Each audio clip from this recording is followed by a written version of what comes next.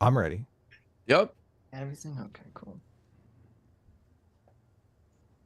Hey now, it's your boy PSA Sitch here with another Tuesday stream with everyone's favorites problematic sunglasses You're fired. Never mind. digestive With everyone's favorite issued Adam. man. And we're also here with You can't fire me. I fire you. Look at this. Already butthurt. We're here with I'm Really Important. Are you primarily on Twitch or are you primarily on YouTube? Primarily on Twitch, though I do have a YouTube channel with some highlights under the same name. Okay. Nice. I think Wicked Supreme put me in touch with you on Discord. And you are obviously, I'm taking it from your background, you're a lefty. I see like Biden Harris. I see Stacey Abrams for governor. I see Warnock. What else is there? Yeah. But I see you look, you're not afraid. You're not afraid to sport the American flag, which some people on the left, I feel, they're like, are people going to think I voted for Trump if I wear this in public? Oh, shit. Mm-hmm. That's true. No, I'm a proud patriot, man. I think we on the left need to take back some of that patriotism. Well, I like that. I definitely like that. So I've watched some of your content. I haven't watched a super lot of it. I don't know if you've watched any of our content. Like we pitch ourselves as enlightened centrists, which is kind of like a little bit tongue in cheek, but we definitely cover right-wing stuff and left-wing stuff. And our audience is I mean, we would like it to be 50-50, but it's probably closer to 60-40. So which way? 60-40, which way? 60-40 right wing, left wing. 60 Interesting. Yeah, totally. So I think we attract a lot of right wingers because a lot of people on the left, I think, who cover right wing stuff, the right wingers feel that they straw man their arguments a bit. So we try not to do that. Like I said before the stream began, Sitch is a ball buster for context and all that stuff. So sometimes I let it slide a little bit. Sometimes I'm just like, just show me the clip. Let me enjoy myself here. But Sitch always wants to dig into the detail. I know how terrible. I actually want to know something before I comment on it. I mean, it's not great for entertainment, but it is. But I guess it's good for truth. So, do you want to pitch any of your stuff before we begin? I guess we're going to be talking about Scott Adams a little bit. Yeah, I'll just introduce myself. So I go by I'm Really Important. I've been streaming on Twitch for a couple of years. I mostly focus on electoral politics. I watch a lot of C-SPAN, go over the latest stories with my chat. And I just identify as a liberal, but I support progressive policies. Yeah. No, that we do too. Like, no, you're speaking my language here. Yeah. I think I like taking the term back from people because liberal is more accepted in the real world. Online, it's like you might as well be a fascist if you're a liberal. But so I like to use the label and try to reclaim it. So yeah, that's pretty much my spiel. I guess I should say also I really got into politics once Trump was elected. Before then, I voted every 4, maybe every 2 years, but I was pretty normie. I wasn't really paying that much attention. When you say awesome. Being a liberal is called a fascist, is that from the left or the right? Definitely from the left. I get most of my grief from further left. Right. Wow. So I feel weird, we're among friends here. I feel like this is like, yeah. There you go. Yeah. Well, don't we get that? Like we get labeled right wingers when we're pretty much, I mean, we're center left, if anything. The right wingers in our audience scoff when people call us right wingers. They're like laughing. Ha ha. They're for like universal healthcare and UBI and stuff. Talking about MMT all the time. What the hell? I think unfortunately Tim Pool has ruined the centrist label. Yeah, I think you're probably right. So he's kind of poisoned the entire brand, unfortunately. But yeah, I don't buy his shtick at all. I think he's fully on the right. His 49 state landslide for Trump prediction did it for me. Well, I don't know. Like he might can personally be on like the left, finger quote, but the way that he frames everything he talks about and the way that he does the show is obviously, in my opinion, to placate his audience to a degree. Now he kind of showed that not to be true, at least for some extended period of time with the whole Eliza Blue situation. But he did eventually cave on that, so that's kind of fascinating. But anyways. Well, we have been accused of that as well, but we've covered like the January 6 hearings and stuff like that. So Sitch is definitely not one to placate the audience. Like if he can say something that he feels is true that is going to offend the right leaning people in our audience, like he's not afraid to say it. So thank you. Yeah. I mean, I talk about MMT all the time and they fucking hate that. Well, everyone just hates it because they're bored by it. Yeah. Probably true. So you want to give you said some really interesting things before the stream began on Scott Adams. You covered the Scott Adams situation. So Yeah, sure. I didn't know much about Scott Adams besides he created Dilbert. I heard little rumblings over the last couple of years that he was leaning toward the right. He was putting things out to attract that crowd. But I looked into it, and honestly, I think this guy misinterpreted a partisan poll by Rasmussen with a small handful of people. I know the poll was 1,000, but it said black people only answer this question. So black people are like 13% of America. So imagine 130 black people answered this question that set him off.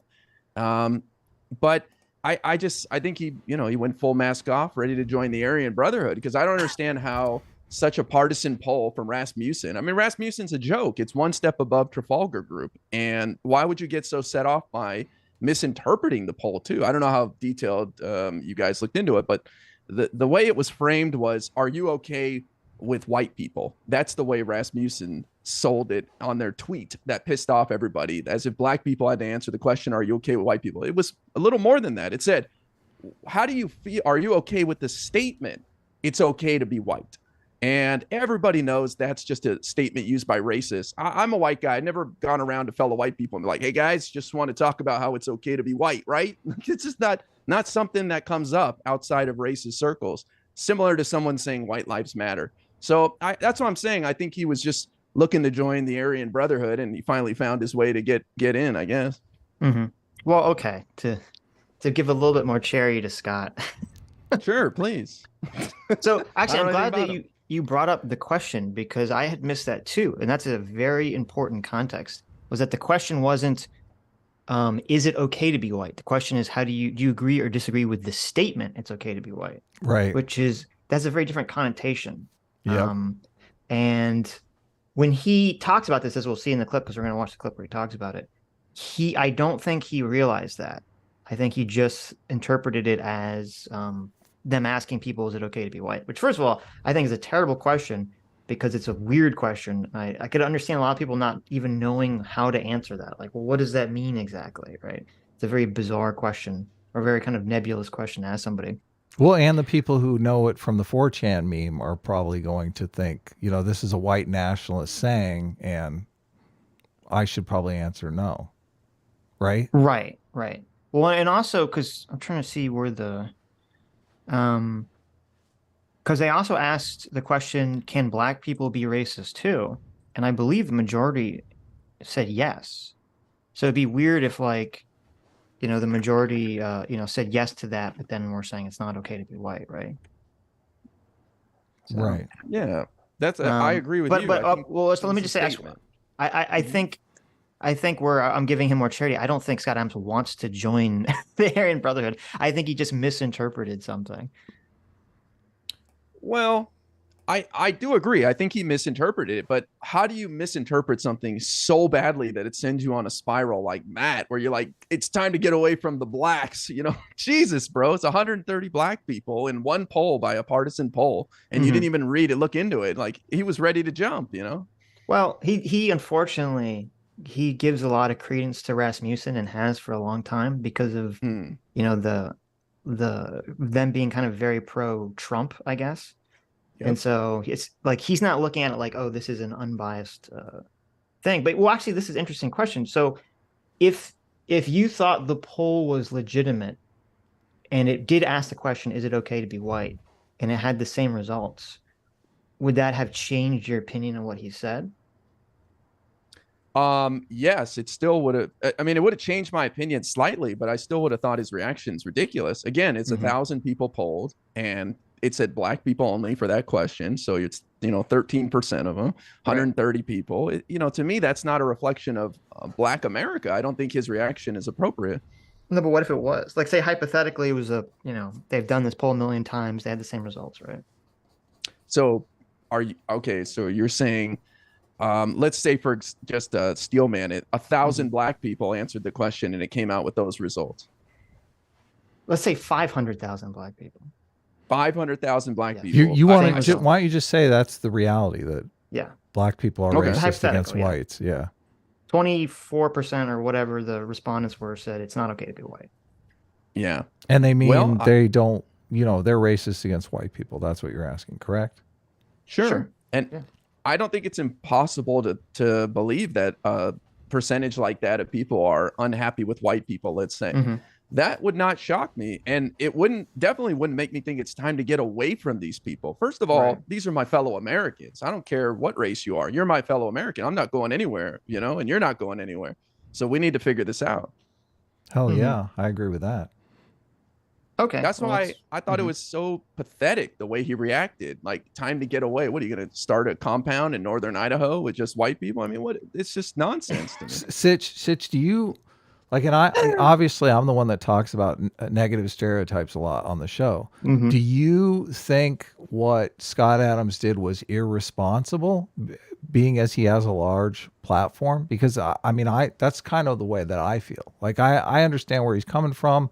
I understand the negative white sentiment. I understand him being angry and speaking out of anger. But I do feel like what he said was completely irresponsible. He's basically just endorsing segregation.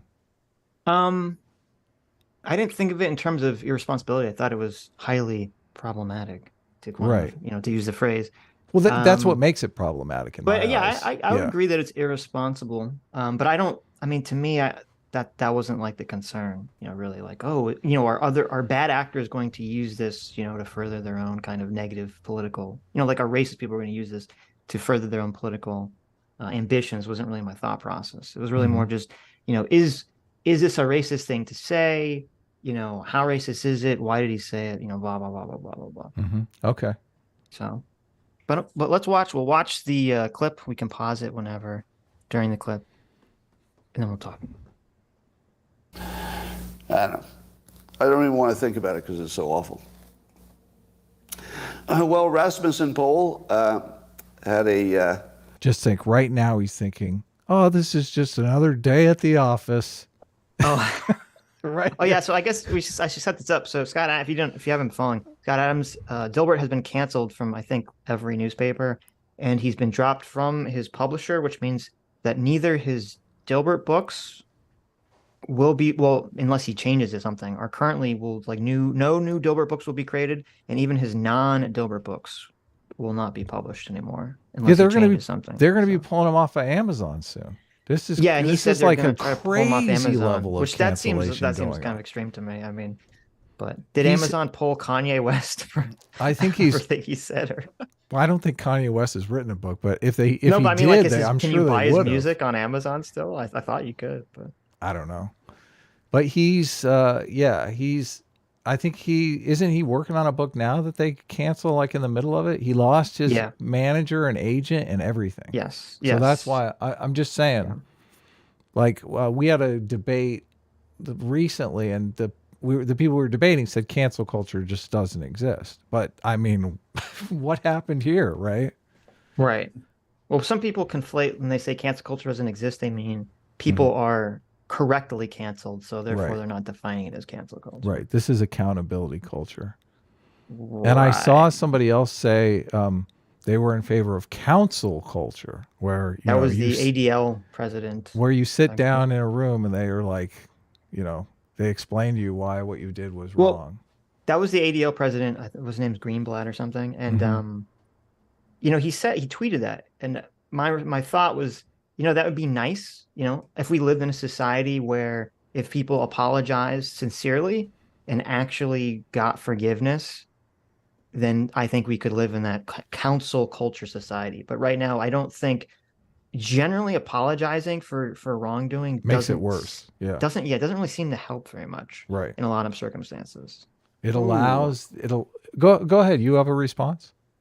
Yeah, I don't know. I haven't really seen a heartfelt apology from somebody who it didn't go over well. I mean, all I see is people fighting it. I'd be curious to see someone actually come say, I'm gonna take some time off, come back and say I learned and I talked to some people and I apologize. I mean, Well, it seems like it's strictly along political lines. So if someone on the left, quote unquote left, says something that's problematic, they will almost always apologize. And if someone on the right says something problematic, they won't apologize generally. Right. I mean, I do agree in general, apologizing doesn't go as far as fighting stuff. You don't get as much as you would think from it. Well, and also, I mean, there's also a difference too, because a lot of people only think about like celebrities, which is always different because there's always going to be people that support them just because they like their work anyway. But when I think of like private citizens who, do something that's considered problematic and then they apologize, it never seems to really, like, it's not like they, don't get fired once they apologize or they get their job back or anything. They lay this out in the book. Why? So you've been publicly shamed. I think it's Ron. Oh, I can never remember. Ron Johnson. Ron Johnson. Is it Ron Johnson or John Ronson? I think it might be John Ronson. I think it might be John Ronson. But he, in that book, and that book was written kind of before the public shaming with a political bent to it was a thing. Well, I guess Justine Sacco, there is kind of a political component to that. She was the one that tweeted out, I'm going to Africa. I hope I don't get AIDS, and she got canceled on the plane before she landed. She said, just kidding, I'm white. Yeah, okay. So obviously there's a political context to that. But the interesting thing about the book, and he goes through maybe a dozen or so examples of people who've been canceled for various things. And there are like authors who, lied in their books and made shit up. And so there's no political component to that. But in the end of the book, he realizes like everybody that apologizes ends up never getting forgiven. And everyone that is like, fuck you, I did what I did, and they fight back and they end up getting their career back. Everyone loses interest as soon as they're not going to get their pound of flesh extracted from the person. So that's interesting. So that's always left me with the impression, it's probably not a good idea to apologize. You should probably just move on. Like you can acknowledge. Well, I guess even acknowledging that you fucked up is like, that's not really an apology, is it? If you say like, I made a mistake. Well, you have to say why what you did was wrong and what you've learned from it and how you hurt people. I think, like in apologizing in a relationship, I think you have to recognize all that. But I rarely hear that. Yeah. I just think the people who are against you, your detractors, are never going to see it as sincere, even if it is the most, sincere you could ever possibly do it. And unfortunately, that's just the atmosphere we live in. So, well, like, if Scott Adams apologized, I'm very skeptical it would change anything that's happening right now. So. He's talked so much, and I've watched his podcast occasionally. Sitch obviously watches him more than me, but he does. It seems like he had a feeling that he was like uncancelable. Like he was immune from this. Have you watched since this has happened? Is he? Yeah. So what's we trying to spin it like this was intentional, which I'm so very skeptical. Well, and also that like it's no big deal. I watched his interview on Hotep Jesus, and he was like, acting like it was no big deal. But I don't know how you could look at this as no big deal. Well, I mean, I'm sure he's got tons of money. He's been doing Dilbert for like 20 years now. So right, he's ready to retire. I wouldn't be so. I mean, he's kind of old. I wouldn't be that surprised if he's not so broken up about it. Except, of course, that any legacy he had will be tarred with like the racist brush now. And they're going to erase his legacy. I'm telling you, right? Like the books are not going to be in print any longer. This is the way that they do it. Oh yeah, his grandkids could have eaten for years off that, but now they won't.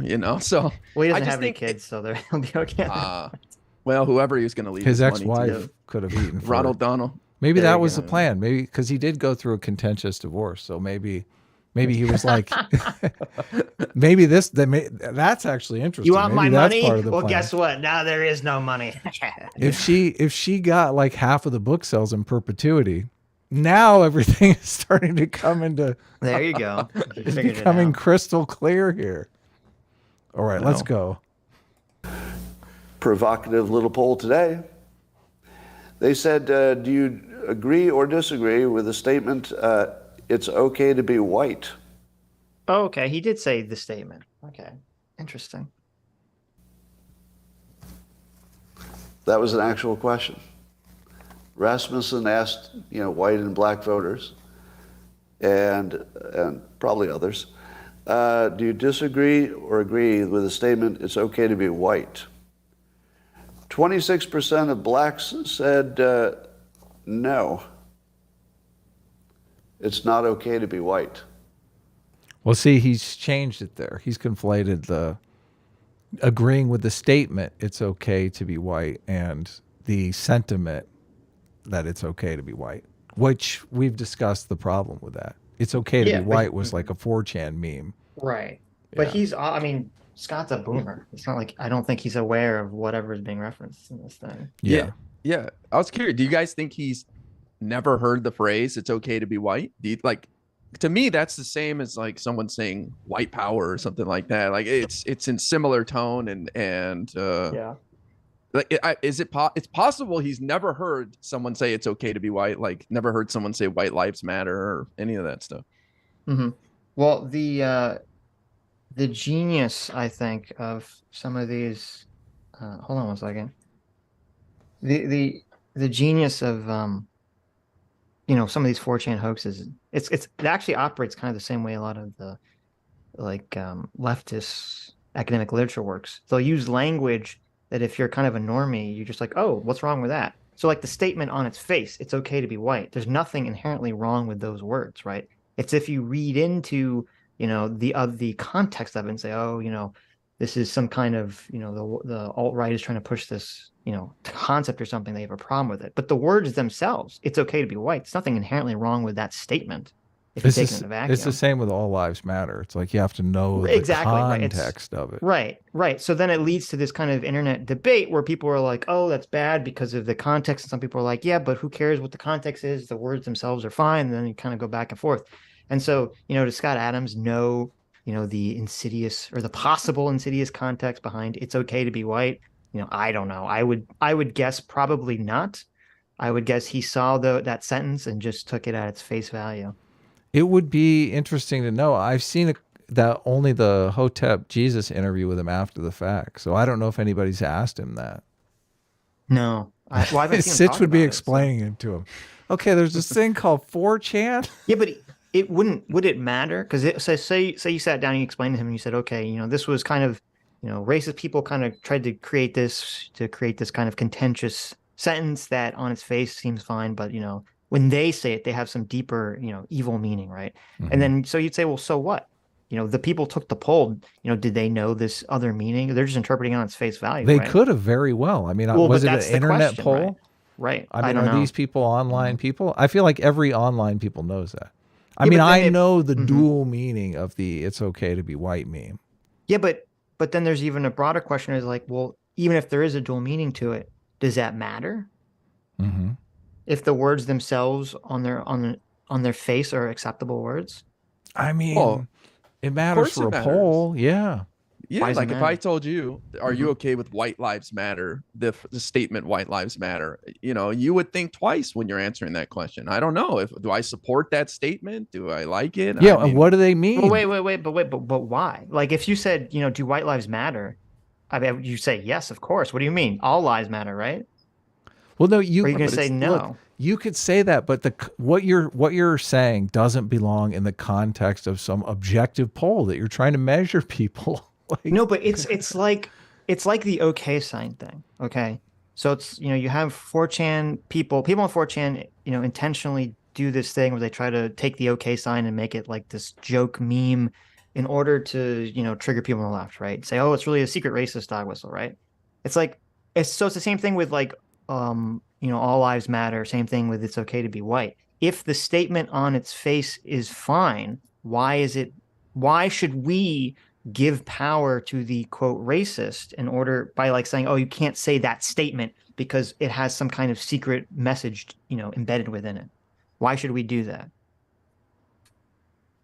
Well, for me, there's two questions here, Sitch. There is the question of whether or not these statements are okay if you take them at face value. And then there's the question of, do you want to get an accurate reading in a poll of whether or not people are racist No, I against understand, whites? but I'm not Like, right. I understand that, and I agree the poll sucks, and I think the Yes. poll was created to be racially contentious by Right. Rasmussen and to cause controversy. I agree with all that. I'm just saying, forgetting the poll for a second, why should we I don't know if we should cede power, I guess, to racist if they're going to, create a sentence that on its face you'd say there's nothing inherently wrong with it, but they embed some kind of secret meaning into it. well, this why is the should we whole cede point that of to the it, though. races? This is the whole point of it. Why? What do you mean? To create conflict.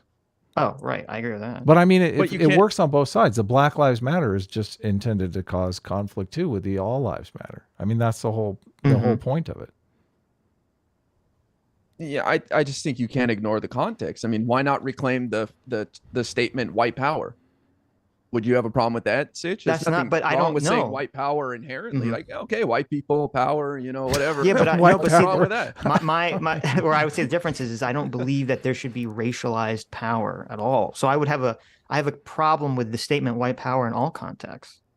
Well, come on. and I also think, black I think power, you're I mean. coping a little bit. I think Wait, you're what? coping. How is that a cope? Because what's the difference? Like, what's the big deal about saying it's okay to be white versus white power? What's the difference? Because Well, okay, so you- white power, even if we could theoretically remove the racist history of white power, right? It still is saying that there should be power generated or gained or conceptualized via race, which I don't agree on any race that there should be power tied into a racial aspect whatsoever. So on its face, I don't like the concept of white power as a sentence. But it's okay to be white doesn't have that embedded in it. It just it'd be like saying it's okay to be black, it's okay to be Asian, right? Unless you see it's okay to be white as the equivalent of saying white power. Yeah, Which, but they don't if we're removing the context and we're just taking the statements in a vacuum, they Right. don't mean that on their face. but at can all. you okay, so obviously if you remove the context and you say it's okay to be white, I accept it at face value. Mm-hmm. But you also have to acknowledge that some people are going to take that as you saying white power, that you're signaling you're in favor of white power. I understand that. Right. But I'm saying, why should we as a society accept that framing? Well, the thing is, society is, some people have accepted that framing and some people haven't. So it's just not, No, it's okay, unclear. you're talking about whether- if you're okay. cool with Right. sending mixed messages to people, knock yourself Okay. out. But you're talking about something different. You're talking about, is it intelligent for a person to use the phrase, it's okay to be white? No, it's not, because of the dual meaning to it. Yeah. right? And to use it in a poll is even more Right. moronic. But as we all acknowledge, the phrase "it's okay to be white" was intentionally created the way it is in order to cause this weird controversy where on its face you say there's nothing wrong with the statement "it's okay to be white." Okay, I'll bite. Right? As a society, we're not going to accept it. But so that's how do what we I'm saying. do? Why should we so accept I that? bite. I accept your premise. How do we do that? What's the technical aspects of Everyone how just this says, is done? "Yeah, it's okay to be white," and they just shrug. So and Say, okay. but unfortunately, as human beings, we don't all have a switch that we go, okay, we're flipping the switch to Well, okay, we're not going to obviously. accept the. Well, no. So there's a technical challenge here. Now, if Yes. you want to advocate for, okay, we shouldn't accept the white nationalist framing and we shouldn't be, forced to live by, some sort of trap that they have set up. Mm-hmm. How do we spread that throughout society and say that we're not going to do that? Like Everyone just some people are people not that going are to play big- along because it's Of course. politically advantageous for them to point out, so-and-so made an okay hand sign and they think they're a white nationalist now. Right. They're not Right. going to play along. I So agree. you kind of but- have to accept the playing field has changed here. Okay. And So- but okay. I what you're saying though, the reason why I'm saying this is because what you're saying is just technically impossible. So Okay. it's really pointless to even have this conversation. agree with you. Okay. That because of the way politics is structured and the way that everyone's looking for the dunk on the other team, what I'm talking about will not happen. Yeah, but People you're will always posing it as interpret. what if unicorns exist? Wouldn't that be great? Stop. I'm like, Stop. okay, unicorns don't exist, Sitch. It would be great if they did. I would ride one to work. Okay, we can have a conversation where you say, listen, I believe that this would be the right course, the right pathway for society or people to take morally, ethically, intellectually. But I also understand that it's highly unlikely that will happen because of the practical realities that we're now faced with. Okay, I would like to ride a unicorn to work. So I agree. I agree with you, Adam, that yes, I don't expect people to suddenly say, listen, the best way to which by the way, this would be the best way to fight back against the racist trolls is to shrug and say, okay, it's okay to be white. Agree, because their intention is to cause the conflict in the first place. But if everyone just shrugged and said they didn't care, then they go, oh well, that didn't work, and they'd be upset about that. Right, but you'd have to get CNN to play along, and CNN is just so happy every time somebody makes an okay sign that they can say, oh my God, look, Ron DeSantis did an okay sign to the crowd. Now he's a white nationalist. I agree. Mr. Important. Yes, sir. Mr. Important. Mr. Important. If Ron DeSantis does an okay sign at a rally, what's going to happen? What do you mean? What's going to happen? What's going to happen? How's the mainstream? How is MSNBC going to respond? I think in 2023 they don't care. George really? Santos did an okay sign during the speaker vote, and it didn't get much attention. Yeah. But people did try to point it out for him.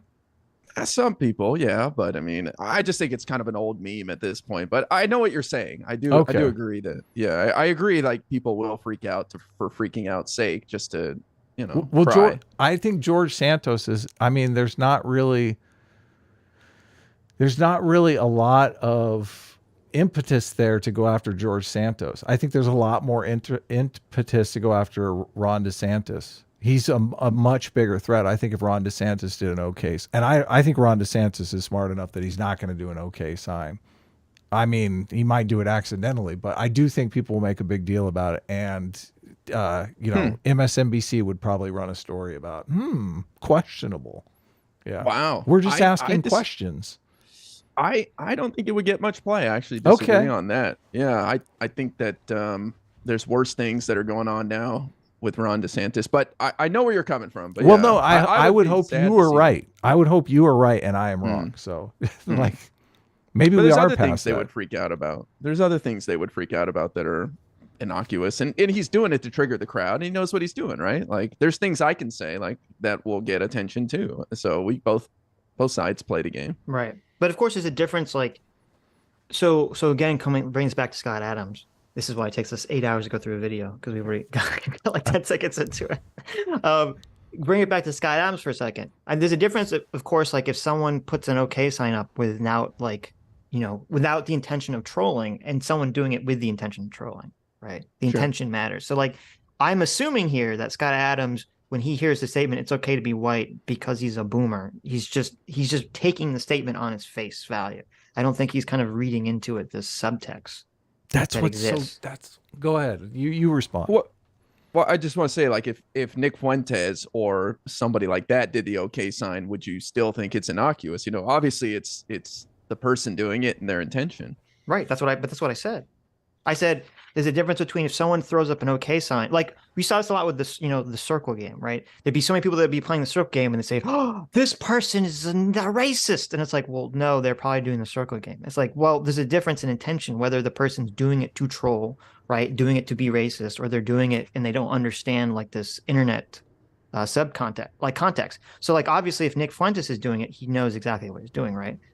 But I don't think, I don't see any evidence that Scott Adams knows about the insidious subtext of the statement, it's okay to be white. Go ahead. Well, and that's why it just blows my mind that he just dived so hard into it based off that without looking further into it. It's like he was just looking for an excuse to call out the blacks, Well, see, this is a little bit of mind reading. Look, this is what is so insidious about the poll, because really it matters if you see Scott Adams as a Nick Fuentes type, then he's a totally different animal than if you just think he's taking it at face value, which is the problem. That's a huge problem here. Look, Mr. Important sees Scott Adams more on the Nick Fuentes spectrum. Am I wrong? No, you're right, because I'm seeing a poll where 130 black people and like 26% of them out of 130 people said I have a problem with the statement. Even if they said I hate white people, even if 26% of black people in a poll said I hate white people, I would not expect that reaction from a well-adjusted grown man. You know what I mean? Like, that's insane. Would you throw away your $75 million career over a poll of 130 people? I mean, it's outrageous. Well, I don't think he anticipated the reaction.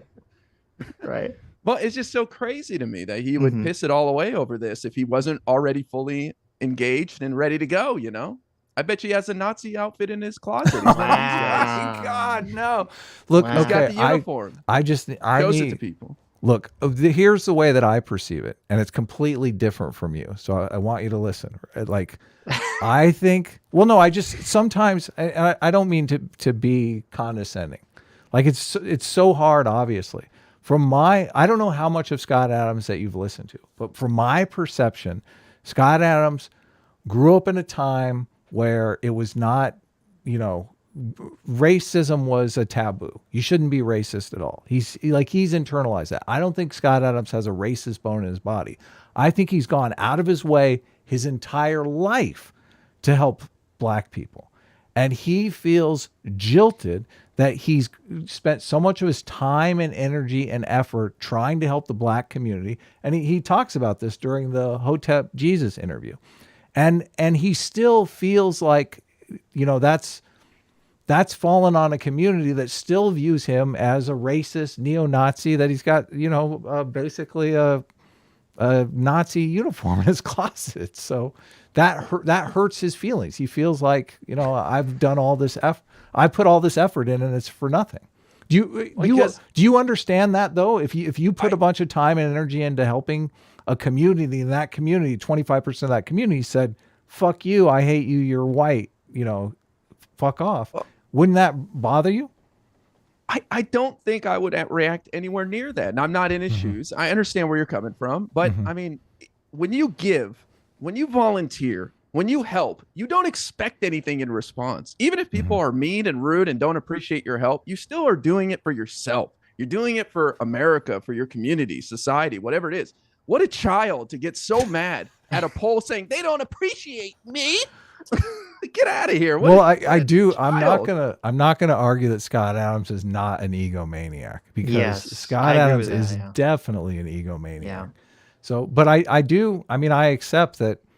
Yeah, I think his reaction was crazy, over the top. I don't know what he was thinking. Maybe he didn't get enough sleep the night before. But I think with a platform of his size, I think what he said was irresponsible. I do. And that's the one, when I listen to the Hotep Jesus interview, that's the thing that Hotep zeroed in on, and I totally agree with him. It's just, you get to a certain point where you have a certain platform size, and you've got to take responsibility for your actions. So I don't think he should be canceled by any means whatsoever. I think the media is completely misrepresenting the situation, and nobody, he's the sacrificial lamb for this week, which is completely unfortunate. Well, can I push back just a little bit here? Sure, go ahead. Please do. You said, and just to push back on your framing, you said that he's been helping the black community, or and I don't know what his involvement is. Maybe he volunteers every weekend coaching high school basketball or something, and he's got 3 black kids that live in his house, and I have no idea what his deal is. But he claims I identified as black for the last year. So forgive me if I'm skeptical of his heart in the right place. You know what I mean? Like, come on. Well, I guess part of what's coloring, I think, mine and Adam's view on this is that, he had a very similar reaction years ago when BLM movement first started. And I remember he was working with someone named Hawk Newson, who was the leader of the BLM chapter in New York. and he was trying to, help. I don't. He was never very specific, right? But he was trying to help out with the cause to some extent, and promote Hawk Newson, and try to kind of build a bridge between racial animosity. And then Hawk Newson said something on Twitter or in an interview that was like pretty, blanket statement that was like kind of racist against white people, just like an anti-white racist statement. And he had the exact same reaction where he's just like, personally offended, like, screw this, screw these, screw Hawk Newson, he's racist. And I think what happened is that because I agree with Adam, I think he is very egotistical, very narcissistic, that when he sees this poll, he takes it personally in like this weird way. Because when we actually get around to watching this clip, when he's saying, he doesn't sound like he, at least from my perspective, it doesn't sound like he's like, about to go on some Richard Spencer rant. He sounds very dejected and demoralized. Yeah, I'm glad we have this conversation before we listen to the clip. So let's listen closely when we do listen to the clip for that, because I do agree with you, Sitch. He does sound like a battered wife. Yes.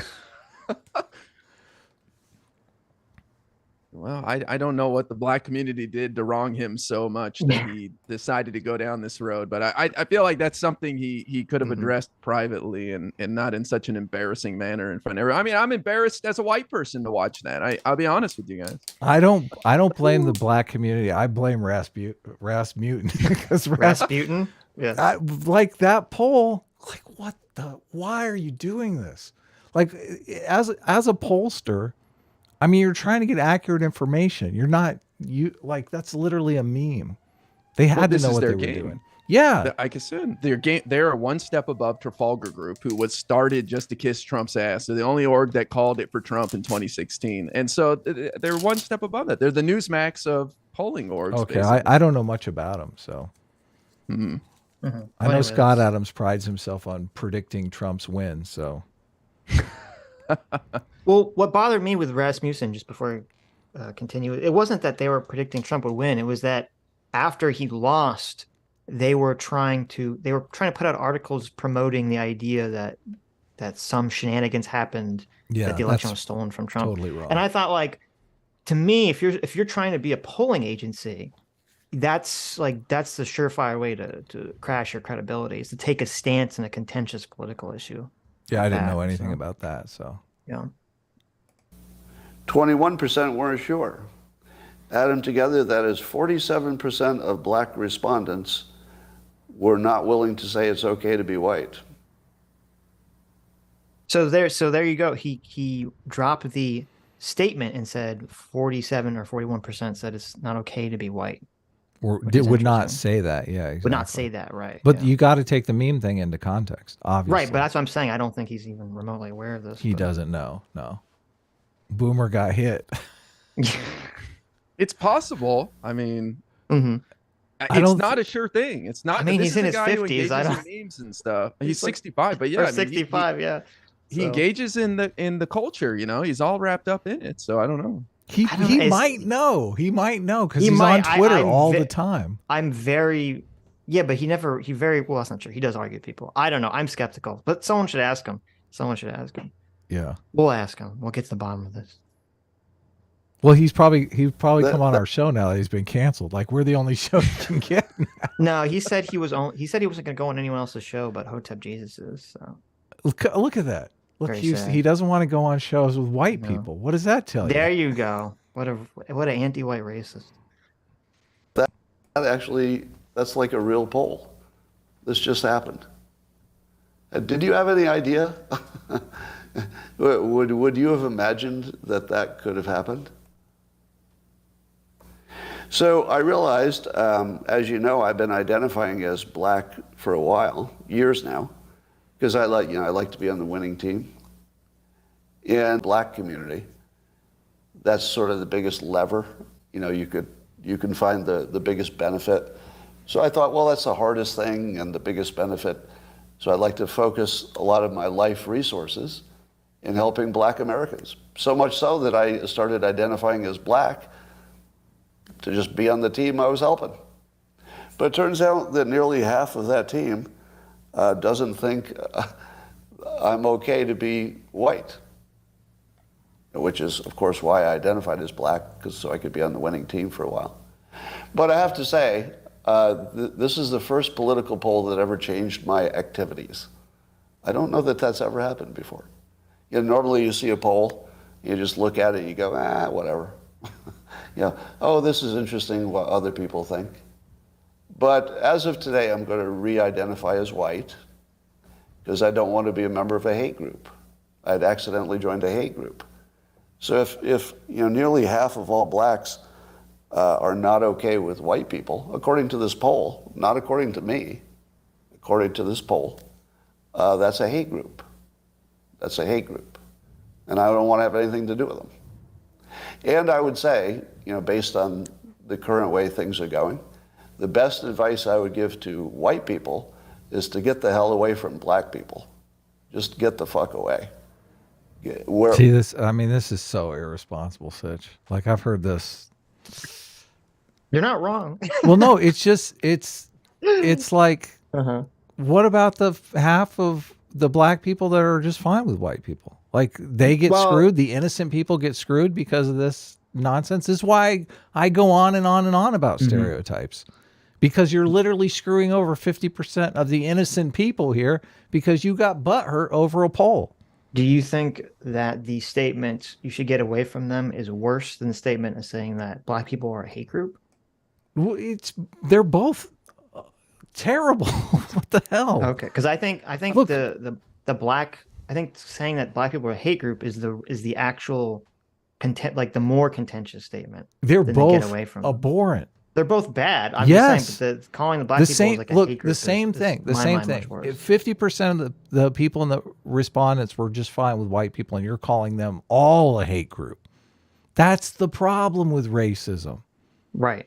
Yeah, but he does differentiate between treating individuals differently. He just said all black people.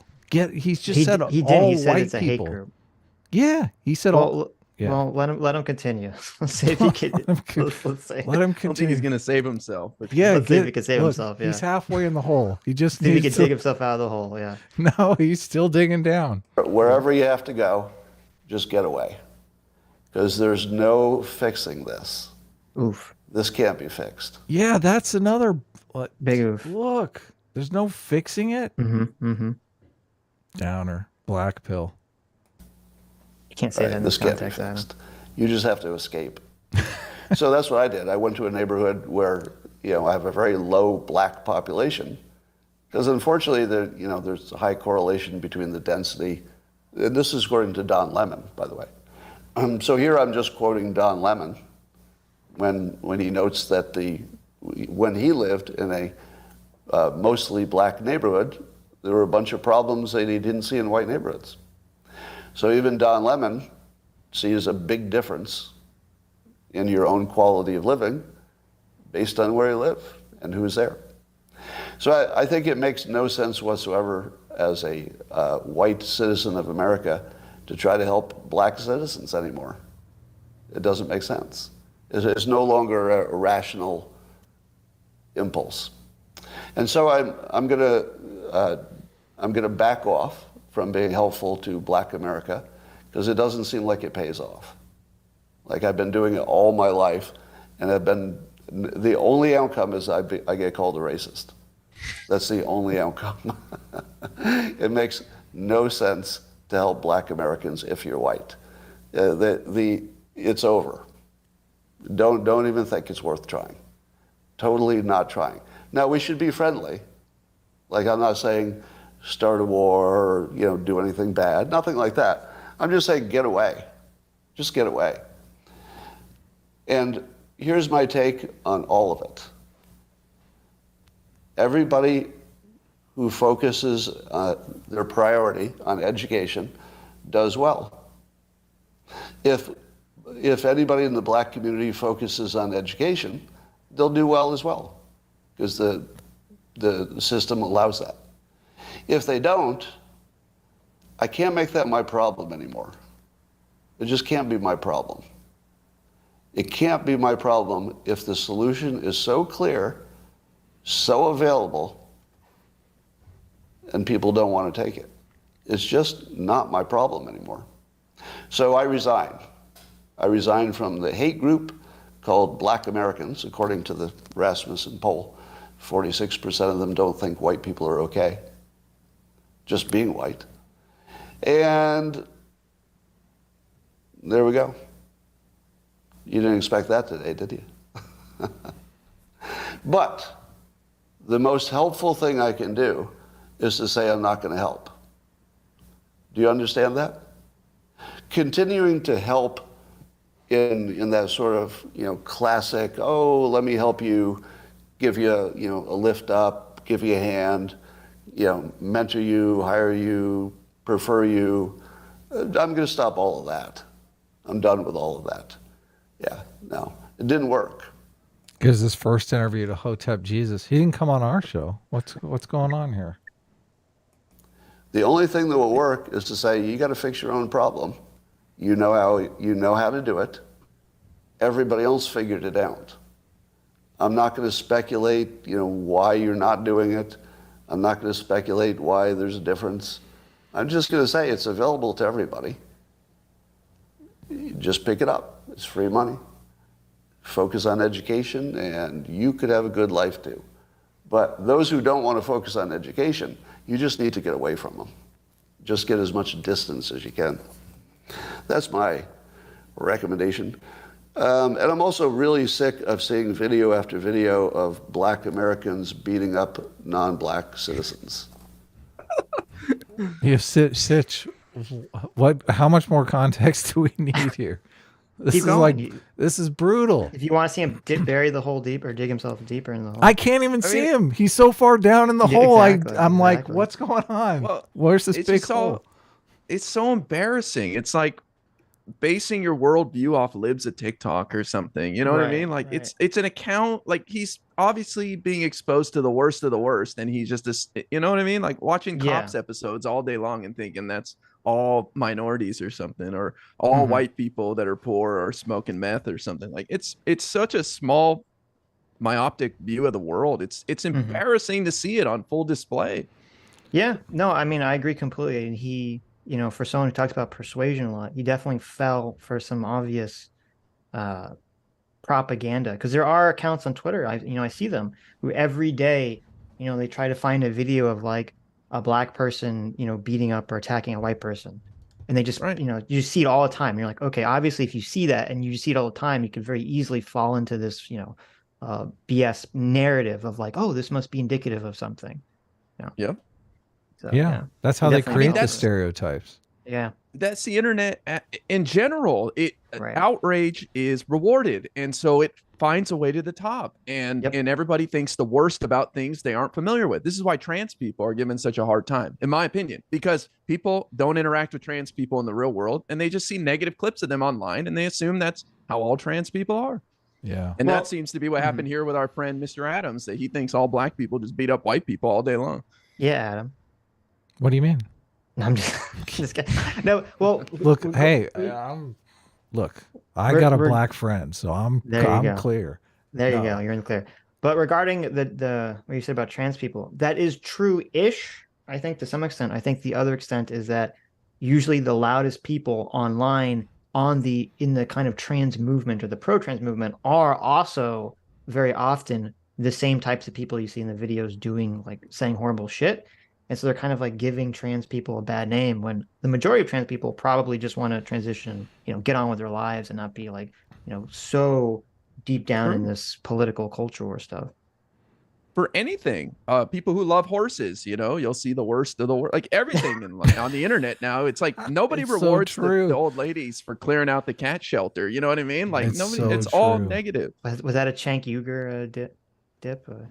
No, I don't know. Did he have something to do with a Mr. Beast will be clearing out the cat shelter and giving them all good homes soon. I mean, even Mr. Beast gave vision to like 1,000 people, and he still got shit for it. I know, and and the people who shit on him got rewarded exactly like you're saying. Yeah. No good deed goes unpunished. That's for sure. But this is why Scott Adams is so pissed, because he's like, I've got a life of good deeds. I did Right, but everything that's why right. To me, doesn't it seem like when you're watching this, it seems like he's taking this like a personal affront. Oh yeah, which no, is weird because look, you're like, why? I see him as like a battered wife, like gathering Mm-hmm. her things as she's leaving the home. Yes. No more. No, you're not kicking me around anymore. I'm leaving. I'm out of here. This is over. It shows how much of a fraud he is, in that he says, I've been helping black people all this time. Do you have no relationships with black people that would trump a random poll? Like, it's just so strange. You have no, how do you That's not have the any thing. experience with black people? It feels so fictitious, his claim to helping the black community. You would have at least made some connections that would never have you say what he said. That's the thing. Cause I mean, I ran a screenwriters lab for a long time, and there's been I've had a ton of black friends through there. And I always see them whenever I think in this kind of way. Like you can't, sure, there are, some 50% of black people might actually hate white people, but that means 50% of black people have no problem with white people. And you can't throw them under the bus just because you're angry about the other people. Like, that's the whole point of it. To me, I mean, again, we're trying to like read his thoughts here, but I don't. If he was lying about, helping the black community, whatever that may entail, would he have taken it in this weird personal way, or would he just been like, oh, black people are racist? I think he's one of these people who thinks they're doing good for people and expects to be celebrated. They're not doing it for the right reason. They're not really connecting with it. I don't know. I'm trying to think of an analogy, but yeah, it just doesn't feel like he's authentically done what he claims to have done. Because even if a black person beat him up and robbed him, like, he would still be like, damn, but I have all these great experiences with black people, and I have my friend's black. And it's like, he would never react like this. Okay. Let's let the hold get deeper. I realize it's anecdotal, and it doesn't give me a full picture of what's happening. But every damn day I look on social media and there's some black person beating the shit out of some white person. I'm kind of over it. I'm over it, right? So I quit. And it feels good not to be in a racist hate group anymore. So I'm now independent, not a member of any group. I do not align with any group, not the white supremacists and not the black racists. All right. So I guess also a major mistake here is that he actually didn't. I forgot. It wasn't until the next day when he clarified, in finger quotes, the statement was when he talks about don't be racist against individual people. So not putting that in the original statement is a really bad look. It's not a good look. Well, yeah, obviously. This is just a major. Does I don't know if you saw the second clip. We L. can watch it. I don't know if you want to watch it or not. It's like 9 minutes long. But does him saying, don't be racist against individuals. I'm not saying to, not to kick out black people in your neighborhood or in your family. Does that change anything, or doesn't matter? Well, I'm sure that's, if he would have been thinking clearer here, like, he would have included that stuff. So No, I'm saying, he includes it later, but I'm saying, does that context matter at all to you, to either of you, adding that? Well, I think it does, but it starts a new conversation where, do we want to move beyond, like, calling a group black people or something like that? And but I think if we're going to even go down that road, we have to include black people. First of all, have any black people been involved in any of this? You know what I mean? Besides a poll. Well, Hotep Jesus is a black guy, and he's the one that did the interview with him after the fact. That's why I was saying, look, he's saying I quit, but then, the first interview he does after this is with a black guy. And he did, he's done interviews with Hotep Jesus, probably thinking, oh, I'm helping raise this guy's platform up. So he thinks he's doing him a favor, obviously. Okay, I haven't seen that interview. I think it would be interesting to check that out if we have time. If not, I'll check it out later. But yeah, that's just like, blows in the face of what he said. Then, like, get away from black people. Well, I guess his friend Hotep is one of the educated ones, right? Oh my god! Oh, that's what he said. No, look. This guy, his whole shtick is about persuasion, and he's made like every single mistake in this one video. Like when he I was agree. talking about education, I was thinking, well, that can be seen multiple ways. Like that's terrible. Right. That's not a clear articulation of what you want to say there. So And welcome. I feel like we had to watch the follow up. okay. But this is cancellation. I feel like this is when he's still thinking, "Oh, I'm not going to be canceled." Like he's been flaunting every time I listen to him, he's flaunting cancellation. Like a regular thing on his show. And since I listen infrequently, I'm just assuming he says this on every show because he says it in like every show I listen to. He says something to the effect of, "Well, that'll get me canceled today," or "So that should get me canceled now." Right? I mean, that's like a regular thing. Right. Well, he's always, and obviously as part of his ego, he's always given himself or perceived himself as having this greater importance than I think anyone, than reality. Yeah, I think so. Part of the reason he wasn't canceled before this was, first of all, he wasn't saying anything that offensive. But secondly, I don't think most people ever really cared about Scott Adams. Well, he's also dipping into this like white savior complex as if he owes some people something, and he's like, I've been, and this is all just a minefield he walked through, and it's just so embarrassing to watch. You go. I worked in a black community years ago. I worked for a city councilman who represented a part of Queens, Jamaica, Queens. I was the only white guy in the room all the time, and like people don't want to be. They don't want to be treated like this. Like they're just normal people trying to live their lives. They're not looking for you to come down and hook them up and save them. So it's just so cringe to listen to.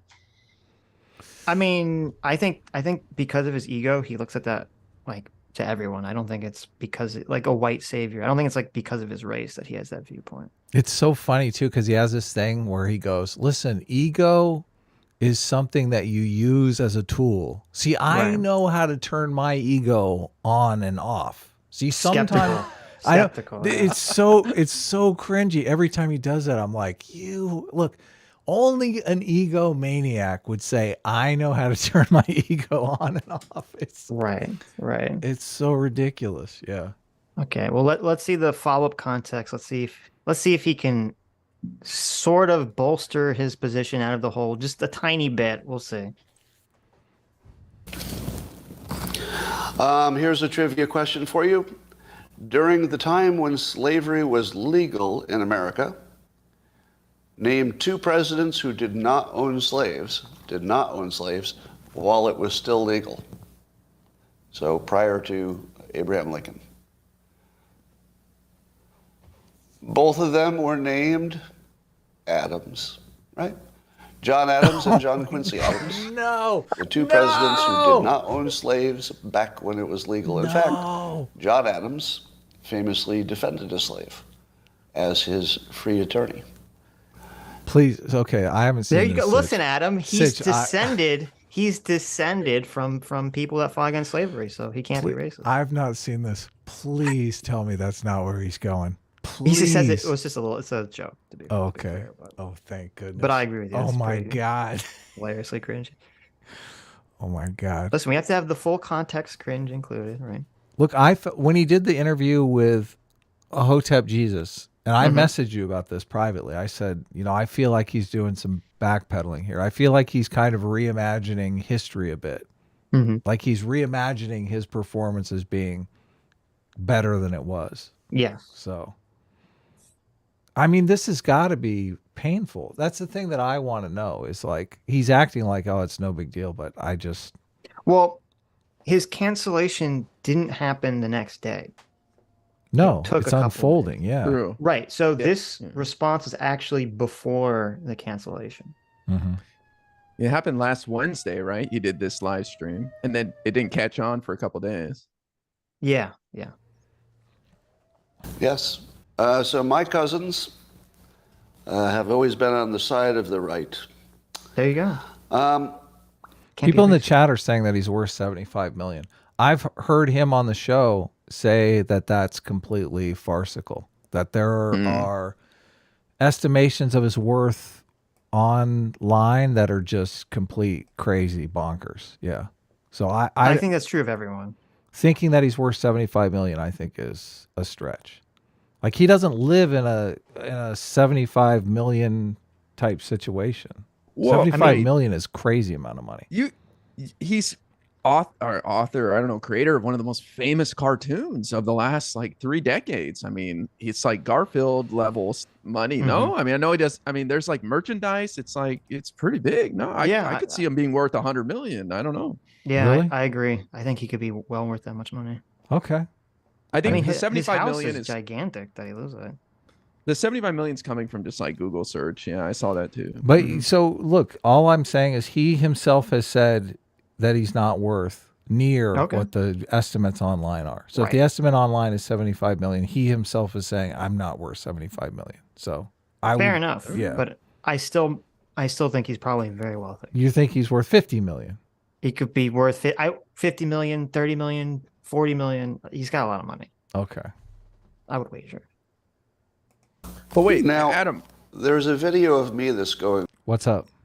oh, I was gonna say, what does that matter though? If he's not super rich, does it change anything for you? Well, I think it matters to, just the idea of whether or not he's worried about income. Like if his book sales are taken, like obviously I think his legacy's shot, but I mean, he doesn't really have any kids or anything to leave. I mean, it's a kind of a sad story. I guess he had a first wife that she had a son from a previous marriage, and that son ended up dying from fentanyl overdose. So I don't think he really has any heirs. He got married to one of these Instagram models who was probably like 25 or 26. And she ended up, I mean, she left him, and I don't know how much of I'm serious when I say like he might be trying to destroy the book sales because she ended up getting half of them in the divorce settlement. And that would be, I mean, if he's doing that, I mean, that's a great fuck you. It really I don't buy, like that clip we just watched, nothing about that seems calculated or like a cold calculation. Seems very emotional. I was thinking he might have some stage 4 cancer or something that led him to just pop off couple weeks before he croaks or something. But yeah, I don't know. In all honesty, like I understand that you think like he's secretly racist. I don't think that's the case, though. I really don't. Like I don't think he's. Yeah, I don't think you're he's leaning on the boomer. You think he's just a boomer? There's a lot of these guys out there. Yeah, yeah. I mean, I could believe it. I live by Orange County, Huntington Beach, and like there's a ton of guys just like him. They look like him, they talk like him, and they got a black friend, and they don't think they're racist at all. You know what I mean? Well, and the black friend though makes it seem like they are. Well, I was just joking when I said I have a black friend. Obviously, I don't have any every single black one friends. of these guys. Every single one of these guys has a black guy in their life. Every single one. Well, I agree with what you said, though. If you don't have relationships with black people, even like working relationships with black people, I've worked with a bunch of black people, and you don't think, oh, well, those people are cool. Obviously, they don't hate white people. Then you're in a situation where you can start being manipulated by these stupid polls. True. Yeah, well, I think you kind of nailed it with like, he's probably going through some personal stuff. Whenever I see racist people, and you and I can disagree on if he's racist or not, but whenever I see racist people, I see somebody crying for help. I see someone hurt. I see, what did life do to you that brought you to this point, bro?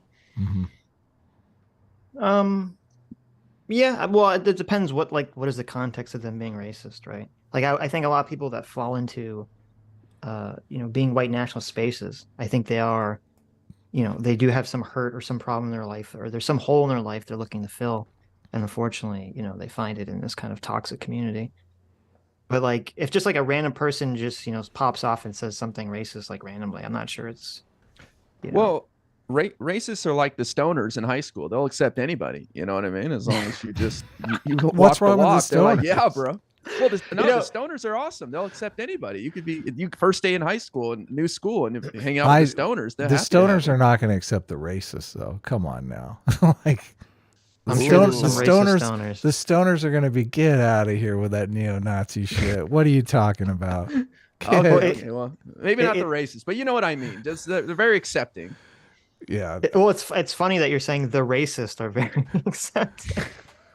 Well, I mean, isn't the Klan like accepting black people now because the membership is so low? Well, that's kind of, I mean, that's kind of the joke. You look at like, who's the big white nationalist nowadays? It's Nick Fuentes, right? And it's, it's kind of funny that in America, the racism has been so beaten back that the racists have to keep expanding the definition of white. Because, in the 20s, it was like, oh, whites only meant, Brits and Germans. Like all the Irish and the Swedes were not really technically white, right? And then it's like the label of white just keeps getting broader and broader and broader until suddenly it can include people of like Hispanic heritage, like Nick Fuentes. Around, in which I said in no uncertain terms that based on opinion polls from Rasmussen, about half of black Americans don't think it's cool to be white. It's just not okay to be white. So since I've designated that to be a hate group, black Americans, a hate group, collectively, not every individual, obviously. Anything I say about a group, you're all smart enough to know that doesn't apply to all individuals, right? You know that, right? That's total bullshit. That's foul. Like, obviously, you define the KKK as a hate group because hate is like their primary thing. Mm-hmm. You don't define all black people as a hate group. That's ridiculous. I agree with what you're saying. Yeah. If I say that most of the presidents until Obama, or all of them, I guess, were white, that doesn't mean I was the president. You get that, right? You can talk about groups, and it doesn't mean anything about any individual. So if I say that black Americans are a hate group, does that mean I don't like my neighbor who is black and a doctor? Why don't you go knock on his door and tell him, "Hey, you're a member of a hate group." See what he see what he says to you. He's probably going to be like, "Man, the HOA meeting is going to be lit this month." Well, what a great opportunity! Could have gone next door and previewed this content with his neighbor. Like, what do you think about me telling black people to just go educate themselves and I can stay away from the ones that don't? Like, his neighbor would have set him straight. Listen, Scott, sit down for a minute. Let me talk to you for a moment. This is so crazy. It's like pulling out the black neighbor thing. Yeah. It's better than a black friend. It's a black neighbor. Why is the black neighbor not sitting next to him? Hey, here's my black neighbor.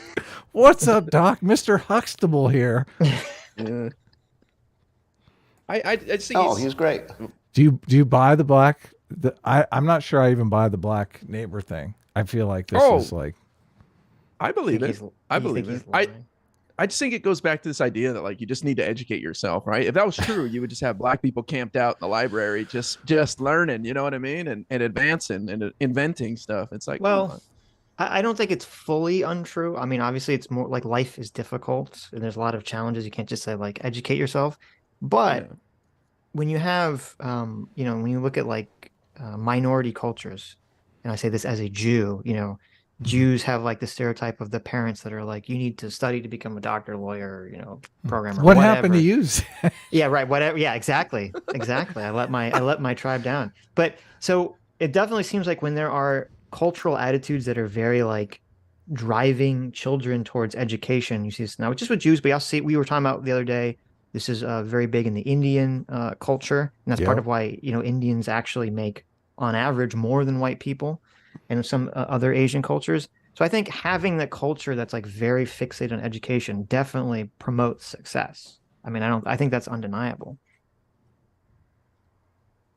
Yeah, but I mean, is there a reason to believe the black community isn't fixated or wouldn't embrace education if they had opportunity to do so? I mean, I feel like there's other factors. Like, there's no difference between black and Indian and Asian. I mean, do you really think that there's no biological difference, obviously? Well, there is. Do you think are there not cultural differences between various ethnic groups? I don't think when it comes to something like education, I feel we all prize education. I would find it hard to believe that the Black community prioritizes something above education compared to other groups. Why What could it do you be? think Indians and Jews on average make more money than white people who are not Jewish? Why do I think they make more money? Yeah, on average. I don't know. I'd have to explore it. I mean, They send their kids to college and like graduate school and stuff like that. That's my guess. Yeah, but why? oh, It's based on the culture. Because the mom comes in and says, "Listen, you're going to go to college, or I'm going to beat you within an inch of your Right. life." Yeah. But that's a culture. Wow. Well, but so I disagree with what you're saying because, and we've talked about this before. Mhm. And there's a difficulty here too, because when we talk about like Jewish culture, Indian culture, white culture, right? Like these are giant labels to encompass, especially when you talk about like white culture or black culture. Like it's like Yeah, a that's myth that there's ridiculous. one, yeah, it's a myth that there's like a unifying racial culture. Yeah. Really, what people are talking about, when they talk about like black culture in finger quotes, is, they're talking about like lower income black areas and the cultures that kind of stem up in those areas. And as I've always said, culture by its own existence has to be self-perpetuating. And the problem is that this isn't like a black issue. This is a class issue. If you go to like an area that's like lower income white, people, or white trash, if we're going to use that term, there's going to be a culture that's going to arise in lower income white areas that is going to be self-defeating in terms of success in society. Yeah. Because otherwise, Hillbilly if they're elegy. right, exactly. And if there wasn't, then everyone would just get educated and they would just lead these communities, or they would just build these communities better. And you wouldn't really have a lower income culture whatsoever. You wouldn't have sort of the, October skies, you're not going to get out of the coal mining town unless it's on a football scholarship, attitude, right? I'm not going to promote, I'm not going to help my son, try to make rocket ships kind of attitude. Well, and the good people are, they're going to get a job and help their family out. They're not going to go to college. They're going to be like, I got to support my, my siblings and stuff. Right. So I do think that in lower income areas, a culture will arise that is very self-defeating and is not promoting education, regardless of race. Yeah, I don't disagree. I mean, I think you're nailing it with the class issue. It's just happens to be poor communities, Right. and more black people are poor than white people or Asians or Indians. I mean, there's stats out there showing this. So I have to think it's other forces that are preventing the black community from coming up.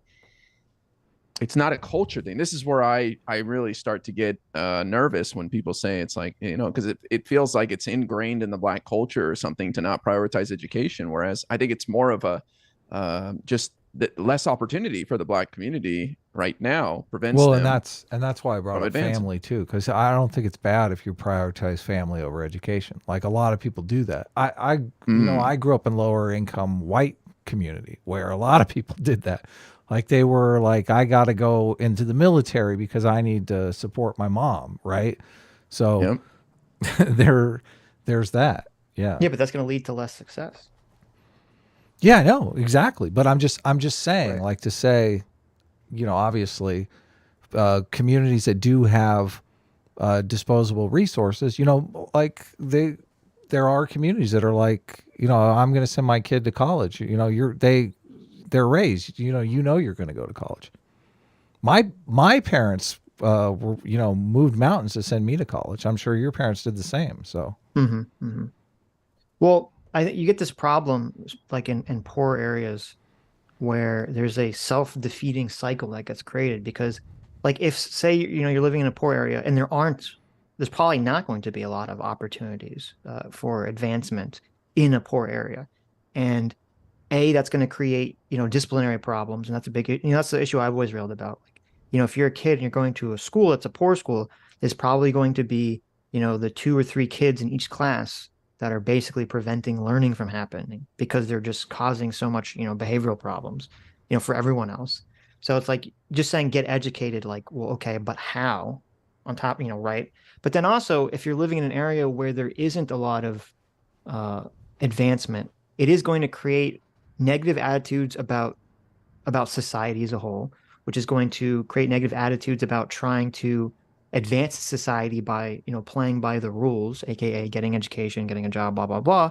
And then also, if getting education and getting a good job is not available to you, and the only ways to get a good money is by doing criminal activity, that's definitely, people are going to choose that option because it's just going to make the most sense. But then it's even more problematic because then once that idea or that culture has been established in a poor area, even if you fix it, even if you say, okay, well, we've done whatever, we waved their magic wand so that now there is advancement opportunities to play by the rules, to fit into society in a pro-social way, it's still going to take a lot of time for that cultural attitude to shift away from the way it's been for the last, 50 years or however long it's been.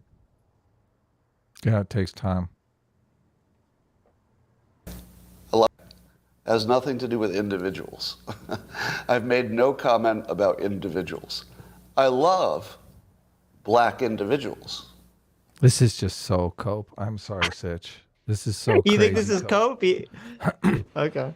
Look, this is I don't want to get my ass kicked on this is why look, this is why, and people give me a hard time all the time. This is why I drone on and on and on about stereotypes, because inadvertently, anytime you use a stereotype is like all Asian people are bad drivers.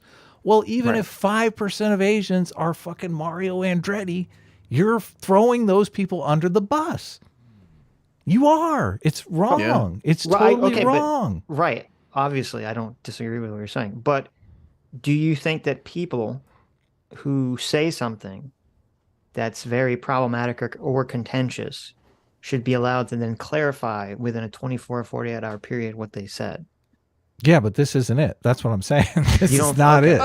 Okay. This is not it. But wait, like if he came out and said, listen, I misspoke. Listen, I understand there are 50% of black people that have no problem with white people, and I threw them under the bus, and I shouldn't have done that. Okay. Then we're having a conversation here. So now he's like, my black neighbor next door had no problem with what I said. It's like, what? I understand what you're saying. I guess I don't know what you mean by cope, because generally when I think someone says, oh, they're coping, it's like, oh, well, they're either deluding themselves or they're being dishonest. He's deluding himself. Right. But but you're saying you're accepting, do you accept what he's saying, that he actually believes it, or are you saying that you don't think he actually believes it and is just saying it? I'm saying that Mr. Persuasion here should understand the framing of what he said. I understand that, but are you saying you think that he believes what he's saying, but even that doesn't matter because it doesn't fix the original statement? It doesn't fix the original statement. But you obviously, yeah. But do you think when he's saying honest? I'm not talking about individuals. Look, individuals make up groups. I understand. That's how it works. We all understand that. I'm just asking you, do you think what he's saying is truthful or not? About how he was talking about individuals? Look, I've already said he's not talking about individuals. Look, I don't think Scott Adams is racist. Okay. Okay. I think Scott Adams fell into racist thinking, like it's so easy for us to do. It's so easy for us to say, oh, I have this stereotype of people,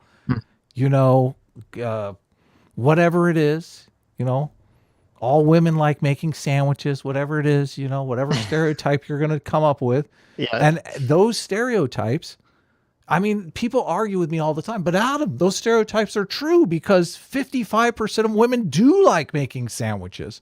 And I'm like, yes, but 45% of women don't like making sandwiches and are going to give you the finger for lumping them in with those sandwich makers, those dirty sandwich makers. You're not going to call women a sandwich making group?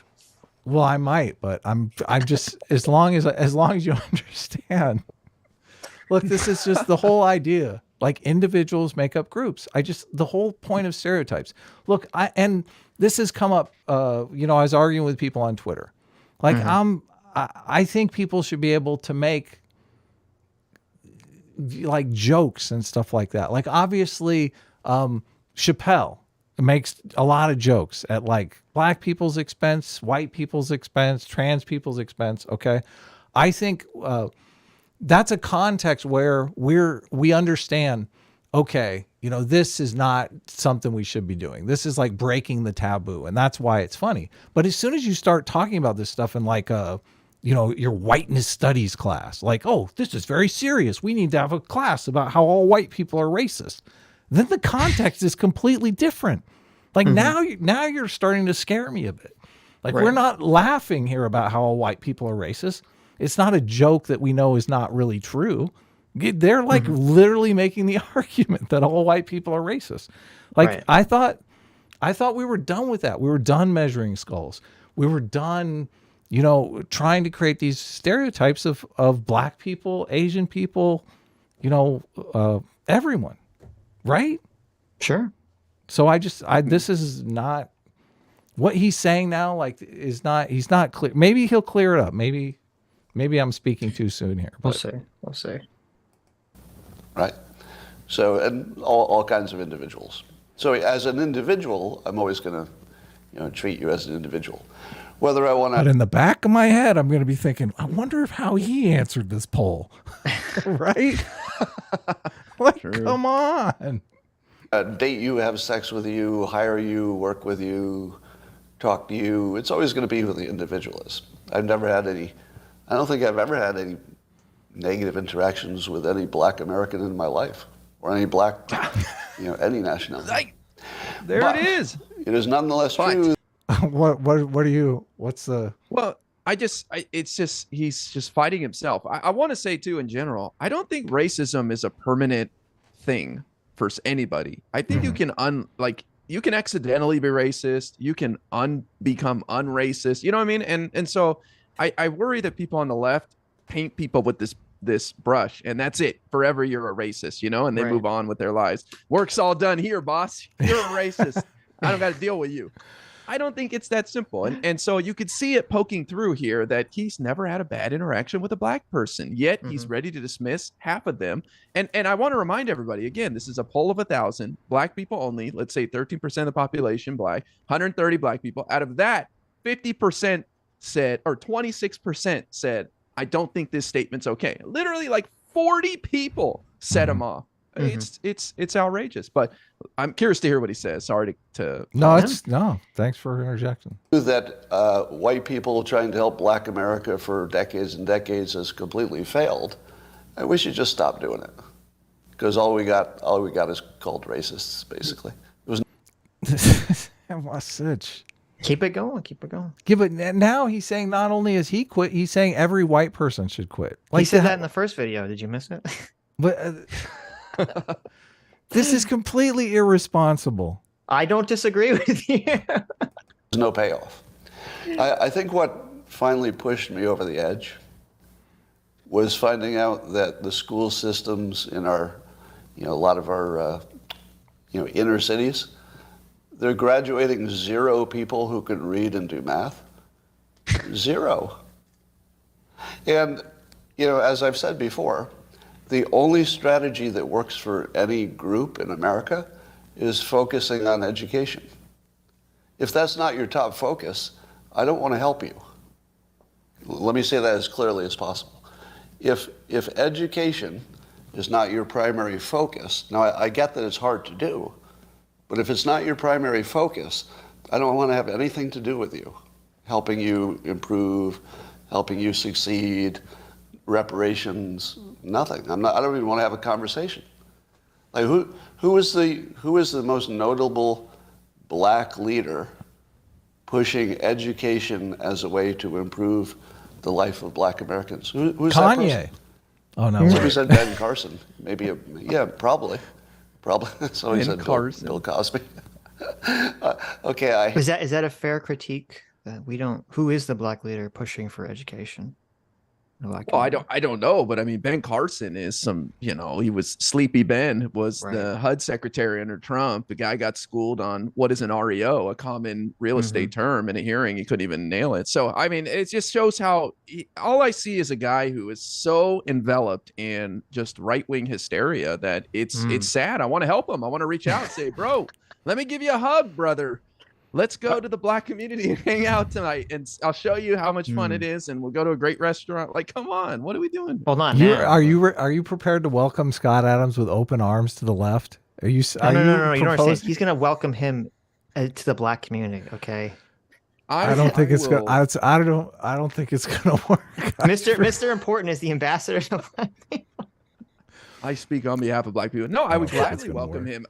I think he needs some one-on-one time, though. I think he needs to chill on the internet and, just get off the internet, bro. This is a perfect example. You said boomer, and I'm starting to feel that way too. Like this is just your brain on Twitter, Yes. He is Well, on Twitter a lot too. I He's think like- he said Ben Carson because he's reading the chat. I don't think he came up with that name himself, but I can't. I mean, I don't. Maybe Larry Elder. I mean, he's on the right too, though. is there any On the left, who's like not conservative black leader who is saying, Jesse Jackson? black youth should focus on getting educated? Obama. Was that really? I don't remember Obama really. I mean, I'm sure he believes that, but I don't remember him really like pushing that. Obama. Well, I believe Obama had the biggest investment in HBCUs before Trump came along and showed it, tried to show it up. Well, that's good. So we got Obama. Well, I'm sure they're out there. I'm not that engaged in like education, so I don't know who the leaders are. Yeah.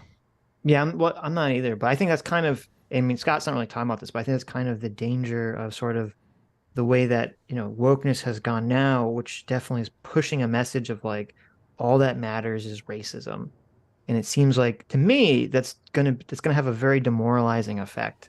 Oh, of, Thomas you Sowell. can't succeed in society because society is basically pegged from the start to be against you.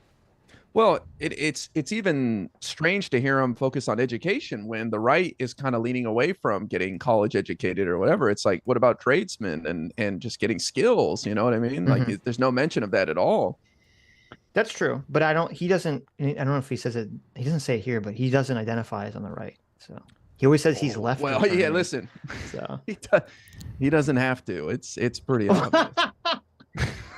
Well, he also identified as black, and that one didn't work out. In terms of his policies that he generally advocates for, I mean, I remember it's funny because he will get in his arguments with his chat, because obviously his chat is very, very right wing and very pro Trump, but he's always been in favor of immigration, and so he always argues with his chat about immigration. Legal immigration, or is he like, let's open legal? the Well, obviously legal immigration. I mean, who's who's in favor of illegal immigration? Well, except for like the open borders people. Amnesty, is he in support of amnesty for the 13 million? Yeah, I believe that so. are here? I believe so. Yeah, I'll take it then. Sure. I guess he's on the left. He was for reparations too. Yeah, he was. Yeah, reparations is kind of like a posturing policy, in my opinion. It's never gonna happen. Come on. It's like, what do you mean? You know what I mean? It's like I'm saying I'll go to Mars if we colonize it. Like, it's just never gonna happen in my lifetime, So it's I understand what you're saying. I mean, you seem pretty young. It seems like you could go to Mars. That's true. That's true. Maybe. Yeah. I understand what you're saying, but even though because you're saying like because it's so unlikely that reparations will ever happen, it doesn't mean anything to say you support it. But I disagree, because when people talk about supporting or not supporting reparations, even if it's unlikely, it still has a heavy political cost associated with it when people bring it up. If Donald Trump came out and said he was in favor of reparations, like I think a lot of people would be like, what the fuck? Like a lot of people on the right would be mad at him for saying that. It's fair enough. I think there's a serious conversation to be had about reparations. I don't think it's in the way that it's presented nowadays, but I do think there is a serious conversation. We've done reparations before, so it is what it is. We're at an hour and 30 minutes, Sitch. We have Mr. Important for 2 hours, so I just want to give you a heads up. I don't know how much longer. So we're gonna let's listen to some more. There's Scott 5 Adams. minutes left if we just want to listen to it. Unpausing. Unmolested. Yeah. I hate the fact that that's true. I think it's true that Bill Cosby was big on education, wasn't he? Yeah. Tim Scott, good.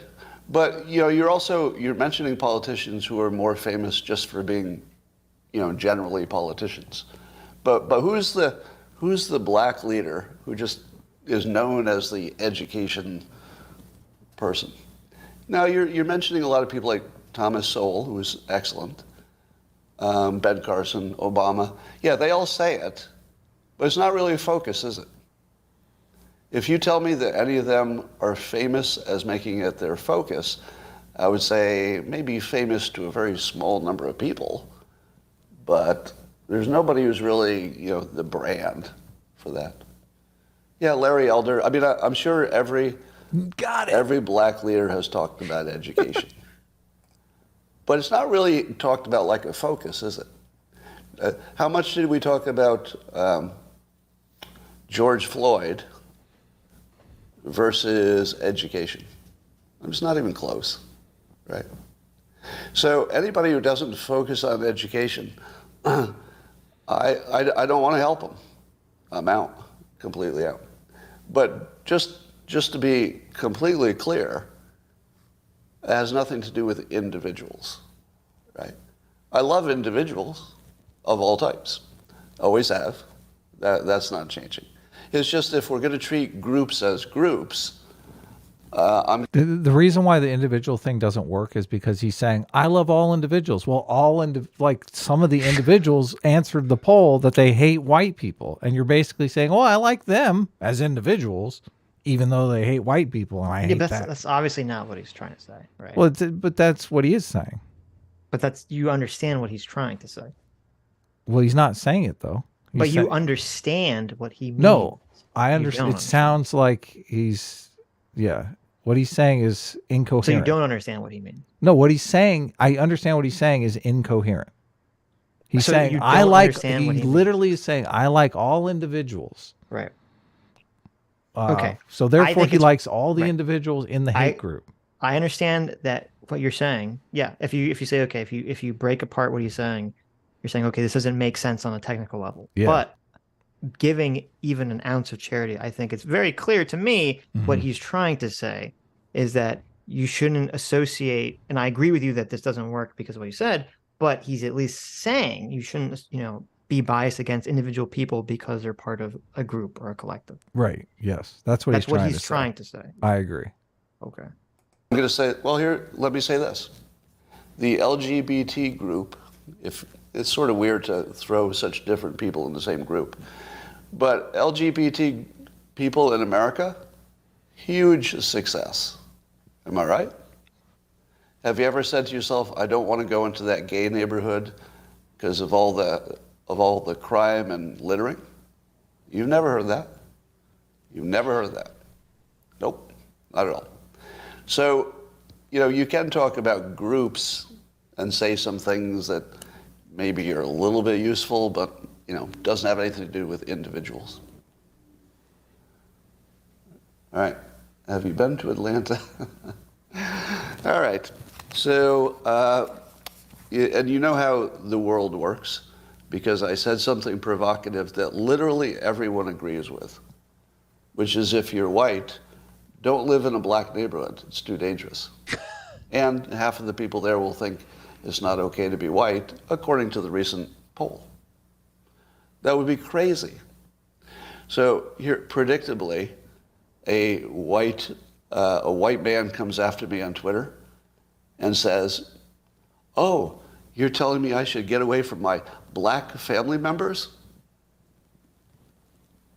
Does that sound like something I would say? That you should get away from your black family members? I'm assuming in-laws, I don't know. That's stupid. That's stupid. And then I asked him, do you live in a mostly black neighborhood? I didn't wait for the answer, because I don't have to. Because the people who are going to come after me all agree with me. There's not a single one of those white people who are going to be, what do you call it, signaling, socially signaling? They're going to come after me to socially signal, but they don't live in black neighborhoods. They're taking my advice. That's all I'm saying. Am I saying that, this one individual's probably a sister-in-law or something like that? Am I saying that his sister-in-law sucks because she's black? No. No, I don't even know your sister-in-law. Don't even know her. Of course not. I'll even go further. I'm not sure that black women are even part of the question. Because, I don't see a ton of danger from black women. I mean, you see videos of them fighting and stuff. Usually it's women fighting with other women most of the time. And it's not old black people. It's not senior citizens. It's not toddlers. So it's not even about black Americans. It's about youngish black males for whatever reason, and I'm no longer interested in finding out. It's a dangerous situation, and you should just stay away. But if any individual young black man comes to ask for a job, should be fully considered with no bias if you can manage it. So yeah, don't discriminate against individuals. Don't do that. But helping as a group would be ridiculous at this point. Did you see the video of Biden? Oh, okay. So there you go. That helps. I just think he undermines this whole argument. Like, what's your point then? Don't help black people in general, but that's a group of individuals. Like, and then to focus on young black men, I mean, can you? I don't even know how that's a starting point. Like, it's just obviously a scared little man. I don't know what else to say. Like, I don't know. It's odd. I would assume what he's trying to say very inartfully is that, like, if, as he said, someone is black and they ask you for a job, you shouldn't be biased against them because they're black. But he and other people shouldn't support broader movements like BLM or some other broader movement that's about, trying to help the black community. Well, I'm assuming that's what he's trying to say. He obviously has no idea what makes young black men tick, and he has no interest in finding out. And I find that sad. Like, when I see a problem, I want to go to it to understand. Like, you'd think somebody in his position would say, okay, I've got money, I got power. Let me go find out what's going on here. And he seems to have come to the conclusion it's a lack of interest in education, which I don't think any young man has an interest in education. I'm sorry. I was a young man once too. I was like, can't wait to get to the library and hit the books. Right. Yeah, but that's kind of the problem is, like, because he's talked about how basically his mother drilled into him this idea that, not going to college was not an option for him. And it's not like he grew up, not wealthy or anything. So he's kind of relating that to his own experience of you basically need a parent to force, especially young men, especially to just keep their head down in the books. I would expect an older gentleman of his years to try to approach it more maturely and figure out, well, what's going on here? What's the difference? But instead, he's just writing off a whole group of his fellow Americans, the neediest group too, according to him. And again, he bases it all off the videos I see online, which is so hard to hear, right? Like, can you imagine basing your worldview or anything about anything, whether you should refrigerate your overnight oats for 4 or 5 days based off videos you see on Twitter? I mean, I wouldn't base anything off some videos I saw offline. Well, unfortunately, I think that's what most people do. Like, especially in these most people, and I'm sure you experience this, like most people who exist in this internet political space, they forget very often that the political normie space is so different from the internet political space. It's just because they're living and saturated with the internet politics, they think this is like what everyone else is experiencing. That's not. True. We're in our own little weird bubble of reality. You don't believe that because you said like you conceptualize young black men as a monolith, that's the thing that bugs me because I don't, and it's work to do this, but I don't want. I don't want young white men to be conceptualized as a monolith. I don't want young black men to be conceptualized as a monolith. Like, it really bothers me when people step up and say, I'm speaking for the black community. It's like, you're just one person. Okay. So, and I do, obviously I went to school in a predominantly white area. We had just fucked up psychopathic kids who were just like, rabble rousers who obviously everybody knew, that person's going to end up in jail. And we had kids that, hit the books and like to study hard, and we had everything in between. So I'm assuming the black community is the same. Like, it has a range of people who are hellraisers and people who are just, I need to get to bed early because I have a math test in the morning. Of course. So I don't like that conceptualization, and Scott Adams is definitely guilty of doing that as well. So I think that's the problem is with these stereotypes. You start thinking like, all young black men are this, and that's not the case. Yeah, I agree. I agree. This is But- why we're starting to realize how dangerous the internet can be, and this is why the Supreme Court heard this case about Google and their algorithms, and is that going further than being a distributor, because they're pushing people in a direction. And obviously Scott Adams got pushed a bunch of videos of young black men fighting, beating up white people, and that altered his view of the world, as opposed to his interactions. It even outweighed his real life interactions, which is wild. Mhm. Yeah. Well, I mean, I feel like I could say a lot about the Section 230 lawsuit. But...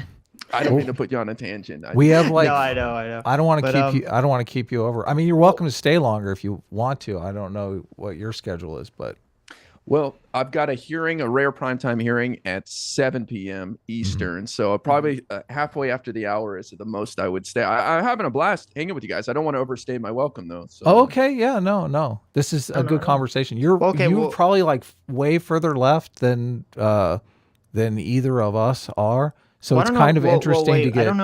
I don't know if he's further left in terms of like policies that we would advocate for. Well, I mean, he's here calling Scott Adams a white supremacist, basically. Right, but so I mean, like he's like, I don't know. It's like what? Well, it could be more of terms of like we just view the left right differently. I think. What is your position on MMT? Have but you wait. looked- Let me ask him. It's actually relevant. Okay. And baby spin. There you go. There you go.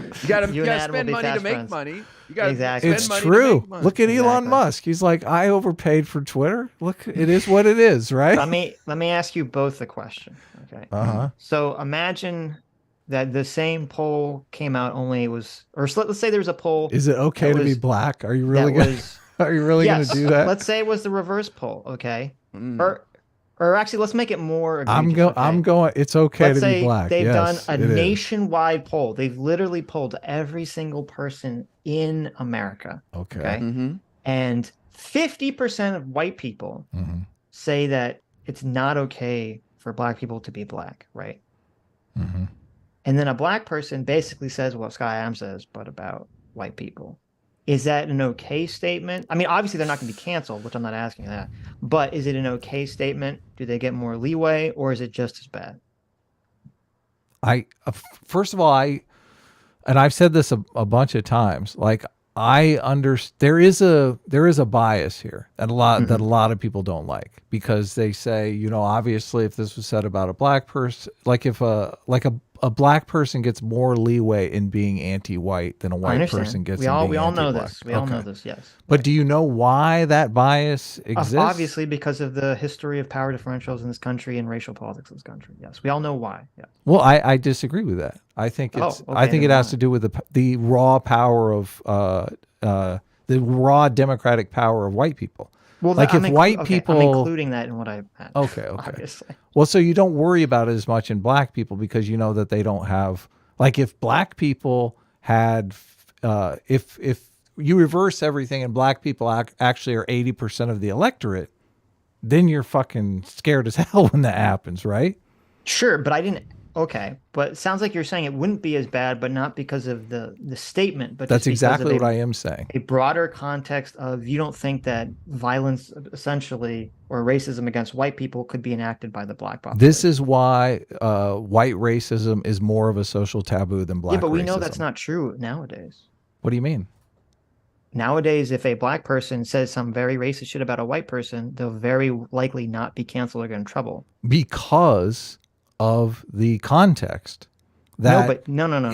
Even if 100% of black people are racist as fuck, we don't have to worry about that. In the next couple of elections, we have all black leaders that are deporting all the white people. Okay, well, wait a minute. Go piece through what you're saying. You're saying that the reason it's acceptable in your mind, or more acceptable, or less egregious. Let me say less egregious. Okay, it's not acceptable in my mind. I know. The reason why there is the bias, the reason why people are less. I know.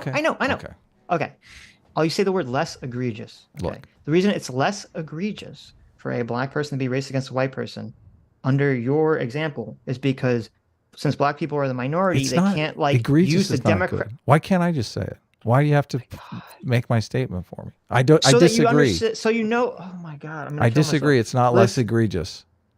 It's just as egregious both ways. Less threatening? Is that a better way of saying it? Less threatening. There you go. Okay. The reason it's less threatening is because black people are in the minority. so they can't use their majority democratic power to vote for some harmful policy against white people. Okay? Exactly. The reason why we have a Bill of Rights and why we have a protection for the minority is because the majority is protected by the vote. Here's the problem with what you're saying. Okay. You're thinking of it purely along strict racial lines. Obviously, that's not the way society is operating right now. So right now, as I said, because of the majority, because of the ideas behind racism, and because there's agreement with what you're saying, since a white person will get immediately canceled, as Scott Adams did, for saying anything that's racist or even smacks of racism, where a black person has a lot of leeway to be pretty fucking racist before they get canceled. Okay, look at Nick Cannon, for example.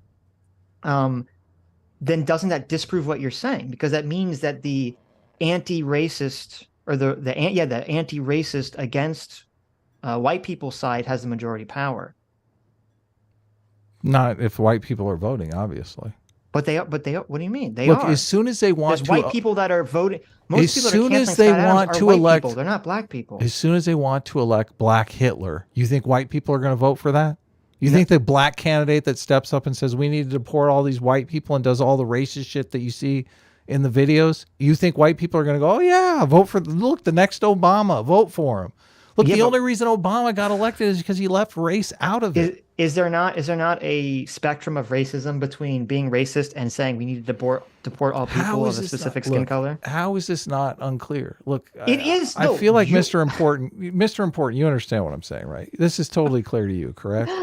I think I'm with Adam mostly here. I see what Sitch is trying to say, but I think the power dynamic gives a lot of leeway for internet cancellations and a few people losing their job because they say something kind of racist. I mean, right. Some people get attacked and it does seem like black people can get away with some more racism than white people right now. But again, that's because of the power dynamic that Adam was talking about. I mean, white people make up a little less than 60% of America, if I'm not mistaken. Well, I guess maybe the best way for me to say it is it's not because of the power dynamic. It's because of a perceived possible power dynamic. Because the power dynamic right now is not in the hands of the white racist at all. But it is not the racist, in the hands of the white people. Yeah, right. But it's not in the hands of the white racist, which is what you're talking about. No, but I mean, white racists. That's what you're both talking, because you're both saying that that's why it's acceptable for black people to essentially be racist, is because there isn't a perceived threat. First of all, it's not acceptable, and neither one of us said it was acceptable. Less threatening. I'm kidding. Right. Look, you seem very reasonable. It seems like you don't like, if you see the black, a lot of people give the black racists a pass. You see anti-white racism, it seems like you're willing to call it out. Sure. Me? Yeah, Mr. Important. Oh, obviously, man. I'm not quick to call out anti-white racism. I think white people have pretty thick skin, and I just think it's so jarring nowadays, and the internet has allowed certain voices to rise so quickly that I think people are kind of caught off guard by anti-white racism, and it just stands out a lot more, and so people are punished because or can be punished for that, or I don't know. Well, I don't really think much about it. I just think white people can take a lot, man. That's kind of how I say it. Like, as a white person, I've experienced racism. I had some old black lady call me a white devil once, yelled at me, and I was like, oh my God. But quickly thereafter, a bunch of other people in the office went and kicked her cane out from under. Wait, you have to be very careful what you're saying, because you're unwittingly promoting racial stereotypes, because you're saying white people have a thick skin, implying that black people don't. No, I think trust me, I think black people have way thicker skin than white people, but I just think that we can handle a little racism after all we've been dealing for so long. Let's put it like that. Would you feel that way if the power dynamic was reversed, as I illustrated? Like I would totally different. Okay, there you go. So because it's a different thing. You're worried, like, in the next election, there's going to be some. Okay, let me ask you another question. If it was true, if there was a true poll that we knew with perfect knowledge was true, that said 50% of the black population, is racist against white people, thinks white people are subhuman, right? And Scott Adams says, I don't think you should live in a black neighborhood. And that's all he said. Yeah. Would that be an acceptable statement or a racist statement? I personally think that would be racist, because as Adam said, what about the 50% that are chill and that are happy to want to make this all work. Like I don't run away from problems. I've lived in a black community and it was nothing but love. I mean, there's people literally throwing dice on the stoop. Right, but I'm talking about a hypothetical. I don't think 50% of black people are racist. I'm just saying a hypothetical situation. Yeah, no, even the hypothetical doesn't change my mind. It doesn't make me hate a group of people or say like Scott Adams has a point. I didn't say you should hate them. I said, should you live in a black area? I think it's perfectly fine if let me in a hypothetical situation. Sure. 50% of black Americans have a problem with white people. I think it's perfectly fine to even encourage white people to live in black neighborhoods. Yeah, to show them that they shouldn't have a problem with white people. Let me ask you, Adam, if we reversed it, if 50% of white Americans said that they thought black people were subhuman and were racist against them, should a black person live in a white area? Hell yeah. Okay. Because they should show them that, look, this is a Daryl Davis 101. You got to go in there and show them, listen, I'm just a regular person, just like you. Yeah, I mean, listen, that's a very brave take. That's a very high-minded take. I think I would be afraid, if I'm part of some group of people that half the people hate me, I'd be afraid to live in that area. Yeah, I'm only asking because I'm trying to figure out I'm trying to distill what is the racism exactly that is being committed by Scott Adams' statements. Well, Scott Adams is lumping everybody into one group. Right. Go ahead. Well, I agree with that. Well, I was just going to say, people don't attack people in their own community. Yeah, that's true. This is why you can live in I could go live in South Central and in some, in the middle in the hood, I could live there and people would be chill. It's like you get to know your neighbors. They see you. Like people don't start trouble in their own neighborhood. That's why his whole point is just so cringe and hard to understand. Like, I mean, you can live anywhere. It's true. People go to other people's neighborhood to raise hell. That's what happens. Yeah. Maybe that's true on a racial level nowadays. That definitely wasn't true in the past. You'd have a black family move into the, white neighborhood and they would try to get hassled and the person would burn the cross on their lawn and try to get them out of the neighborhood. Now you're bringing up examples from 50 years ago. Sitch, it's a completely different world. Well, no, now. I'm saying, no. I'm saying the idea, I don't agree with this idea that people don't hassle people in their own community. Well, first of all, you're only talking about a racial level. Obviously, on a crime level, that's not true, right? Crime is very often in lower income areas perpetuated on people. But it usually is people go to other neighborhoods to commit crime. They don't go to their neighborhood to commit crime. People don't shit where they eat. It's the same thing. Well, only if maybe they think there's better stuff in other areas. Of course. Look, Los Angeles, this happens all the time. We literally have El Salvadorians flying in from fucking who knows where. Right. Going to the burbs and breaking in. I don't agree with this idea that your people from your own community aren't going to be bigoted or racist against you or cause. Well, they could be, but who cares? Look, I'm sure you've known actual legitimate racist people. You've learned to work around them. You're like, that guy's a racist. Right? Yeah. He's a racist piece of shit, but look, he works here. We have to fucking work with him. Sure. It's true. Yeah, it's totally. Your community, there's racist people all around us, and we're all racist to some degree. I say that I really believe that. I'm not maybe saying, you are, but okay. Well, listen, anybody tells me I'm purely not a racist or I never think anything racial, give me a break. That's what Scott Adams is trying to say here. Did you live in Queens? No, I lived in an area it's called Sugar Hill. It was 145th Street on Upper Manhattan. Yeah. But it was a predominantly black neighborhood. I lived, but I worked out in Jamaica, Queens for a city councilman. Gotcha. I lived 2nd and 3rd Street in Manhattan. So, but I had a bunch of friends in Williamsburg and stuff like that. So, and I mean, my friend took me by it must have been. I mean, it was basically like a crack house, just an abandoned crack house, and it was totally crazy. So, well, but if you come out of the neighborhood and you come visit, then I was like, let's go in and try some, man. This is oh my god, I'm only kidding. But he only basically took me there to scare the shit out of me. So I knew something they'd always try to walk into these abandoned houses that were basically look like they were crack houses. Yeah. No. Like that's a bad idea. That's a bad idea. But Sitch, you got to live a little. You gotta stop being afraid of black people, okay? It's not. they're normal people, just like everybody There you go. else. Thank you. Yes, I've been terrified up in this moment. So, well, I'm wondering if I'm trying to think of it from like his perception, since he buys into that, which I think I agree Scott with Adams you. has never had his friend driving by the crack No. house. I agree with you that it's incredibly foolish for him to buy, first of all, a Rasmussen poll, and then buy one poll to come up with this whole to become so emotionally invested in one poll. To me, is a very foolish thing to do. Yeah, to throw your whole career away over it is just. Right. I mean, I'm like, what the hell? But to me, it's interesting just that I think if the poll was true, I think he would be granted a lot more leeway. So you're trying publicly. to look. People don't care if the poll is true or not. People I think care they what do. he said. I think people do care. Look, Well, that's one of the things about this. He keeps focusing in on how everybody agrees with me. Like he's making this argument that you're racist too. You're just too afraid to say it. And I'm going, that's persuasion. That's from the persuasion guy. You're saying like I'm racist and I just am Listen, it's not being too very much persuasive. of I agree with you there. I'm too much of a pussy to admit it. Like that's your argument, Mr. Persuasion. You just keep peddling that argument around and see how far it goes. Like they're going to be burning your books in the street by the end of the week. Well, guys like him don't think they're racist, though.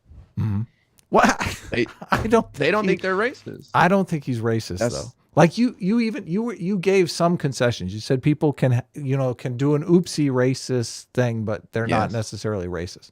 Like I do think I think the language that he's using, I think is a oopsie that was racist. I should have thought it through, but I don't think he in his heart of hearts is like afraid of black people or anything.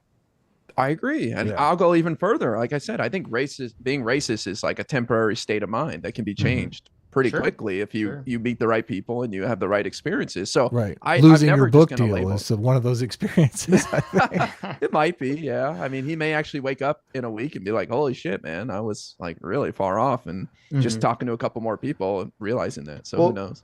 He said he would change his mind if there was a poll that contradicted this poll. So I don't know if like talking to individual people would change anything. Yeah. So here's my thing. I just want to say, if I would love for him to see white people take a poll like that, because I think he'll be pretty shocked at how many white people are racist against black people. Probably more than 26. That would be interesting too, to give that same poll of white people, say, is it okay to be black? Or how do you feel about the statement, is it okay to be black? To see what the response was. But I think we're slipping. I think if you would have given that poll, 20 years ago, it would have been a completely different situation. Yes. That's scary. That is scary to me. I think I would guess if you gave the poll, if Rasmussen gave the poll, is it okay to be black? I think the numbers would be different. I think you'd only get probably like 10% of white people saying no, and like, 80% of white people saying yes. I think it'd be much more skewed. Maybe. I also worry about his solution, though. This is the part that bothers me the most. The racism, like I said, that's temporary. He had a bad day. He talked to the wrong people, watched the wrong videos for a week. I don't know. The solution is what bothers me. If you want to talk about being reckless and with his platform, what is this solution to just get away from them? I mean, that's not very American, in my opinion, to do something like that. Yeah, I agree completely with that. I agree with what you're saying. And also what you said in the beginning of this, Adam. I think he was being very irresponsible. Okay. With his platform and his messaging. Sounds like I won you over. Woo! Go A-Team. No, I think I always thought, because when I first heard this, I was like, what the fuck? It really came out of left field for me when I was listening to this. I was like, holy shit. I immediately thought of all the nice things you've said about Scott Adams in previous live streams and how Lance of the Surfs is digging all of those up and making a compilation of them. Well, it's funny because I've also said a lot of not nice things about Scott. I've said horrible things about Scott because I should have prefaced this conversation with I'm biased because Scott retweeted me and did like a hashtag artist thing. I did a tweet and I thought I was muted by him. I didn't realize he'd responded to me a couple times on Twitter. I had some back and forth with him and then he just stopped responding and I thought, okay, well, he's muted me. And somebody said something and I said something to the effect of, I think Scott Adams really lost his mind after the 2020 election and Trump, lost. Yeah. And his content really deteriorated after that. He spends most of his time talking to the chat. I think you saw the tweet, Sitch. And you responded, well, this is kind of mean. But so I don't remember what the tweet was, but he retweeted that, and he does this thing where he does #artist, and I have artist in my bio, which I don't really think of myself as like a stupid, like it's just another stereotype. There you go. That Scott Adams is guilty of doing. Like, why are all artists, stupid? And right. Look, I haven't been canceled. I'm not dumb enough to go on my platform and say this shit. So #artist, Scott, right? There you go. No, I mean, my position he destroyed you. My position on him has always been, I think I disagree with him 75% of the time, but he says he has always interesting takes, even when I vehemently disagree with them. So that's why I would listen. I don't even think it's that big of a deal. I hate to say that. Obviously, it's interesting to talk about, but as far as his influence goes and this shaping the minds of young men out there or something and other boomers, like I feel like it's pretty minimal. He's going to kind of disappear and shut up. And I think it's more of like kind of an internet right-wing thing for the most part. I was surprised Washington Post even wrote an article, but as somebody who's watching mainstream media all day long, like this is just a tiny little blip in the battle. Well, I am curious as to whether what kind of effect this will have on his internet presence. Will he gain less presence? Will he gain more presence? Will it not make a difference? Will he just stay where he stands? Well, I think outrage is rewarded, and he's caused outrage. People love that. They love the drama. Right. So I think he'll see an uptick in interest, at least, and he'll probably have to dive further into this because it gets addicting. I think, it's hard to just go back to your normal life. What does he normally talk about on his stream? Just current events, politics stuff. Yeah, so it's going to be hard to come down from this high, I think, and he's probably getting a lot of love from people he loves. I mean, you got Elon Musk responding to stuff about him. It's kind of hard to just be normal after that. Well, but I would assume any support he's getting privately is also against, losing his livelihood and his legacy. So I don't know which one is emotionally, weighing on him more. Yeah. Anyways. Well, I guess we're done with Scott Adams' conversation for now. Until he says something crazy later. But do you want to read some super chats? Maybe you want to cut it off here. I don't know. It's up to you guys. What do you want to do? What do you mean? We have a bunch of super chats to read. Do you want to read super chats and then we'll move on? Yeah. Do you think they have anything to do with me, or should I bail and let you guys do your thing? Well, you can stick around for super chats. Well, I'm sure it's going to take us like an hour to get to super chats. Yeah. But you're free to bail anytime. You're free to stick around or bail at your convenience. Right. I'll do like 3 super chats with you guys, or 3 to 5, however quickly you go through them, and then I'll say my goodbyes. Okay. I'll see if there's ones addressed specific to you. Yeah. Okay. Ginger Miss Prime for 8 Aussie bucks says, Mr. Important, let's say it was a good poll asking the question correctly with 100,000 black people. Is there any percentage, I assume responding that would say it's not okay to be white, that would justify Scott's reaction? No, I really just find his reaction to be immature. And even 100%? 100%. If 100% of black people said we hate white people, I would still say we're all Americans. We got to figure this out, and let's get to the bottom of this, not run away from each other. There you go. What was the thing? I was focused on the chat. Everyone's saying, Vaush kick this fool, kick him. Vaush fan for 14 Canadian says, quote, this guy is enveloped in right-wing hysteria. Quote, bro, you literally unironically have a Stacey Abrams poster hanging behind you. I assume they're talking. Do you have a Stacey Abrams poster behind you? We pointed it out before, yeah. I missed it. Proud supporter of Stacey. Obviously, I wish she did better, but go ahead. I don't want to cut you off. Well, I think she's a pretty moderate candidate. She's not like an extremist, or she's like pretty. I mean, Joe Biden considered her for VP, so I find that a little strange to compare her to right-wing extremism, but okay. Mm-hmm. I know nothing about Stacey Abrams, so I really don't have a... I don't know anything about her views. I just always felt like she was, for whatever reason, elevated to some political importance in the Democratic Party that I never understood why she was elevated to such level. Well, she did pretty well against Brian Kemp back in 2018, and that was a big year for politics with the first midterms for Trump. And she started a groundswell movement, an organization to get Black people registered in Georgia, and she's basically responsible for us flipping it in 2020 for Biden. So she is a pretty big deal. Well, there you go. Gene the Angry Penguin for $5 says, is Mr. Important called that because he is an admitted source of racism? How racist do we have to be to him to balance things out? Damn. I don't. Wow. What does that even mean? I don't know. Listen, Gene. I grew up in Orange County, California, and I was kind of racist when I grew up because I was in what I call the white bubble. Yeah, I wasn't going around saying the N-word, but I would make colored jokes and stuff and off-color jokes. And looking back on it, it was probably pretty racist. I had like 12 Black people in my school of 3,000, so that's kind of like victim of my circumstances, sadly. The Orange County is very conservative area. So. Wow, Scott Adams was listening, and he actually donated to us. Oh, nice. Scott Adams, thank you for the $2. See, Scott Adams must be worried about money because he only gave us $2. Scott Adams says, I have decided that I wish to start a new movement. I'll call it Wigtow. White people going their own way. So sad. I think it would be boring, man. The cooking would suck. The music would suck. I don't know, dress like shit. I don't know. Bigot.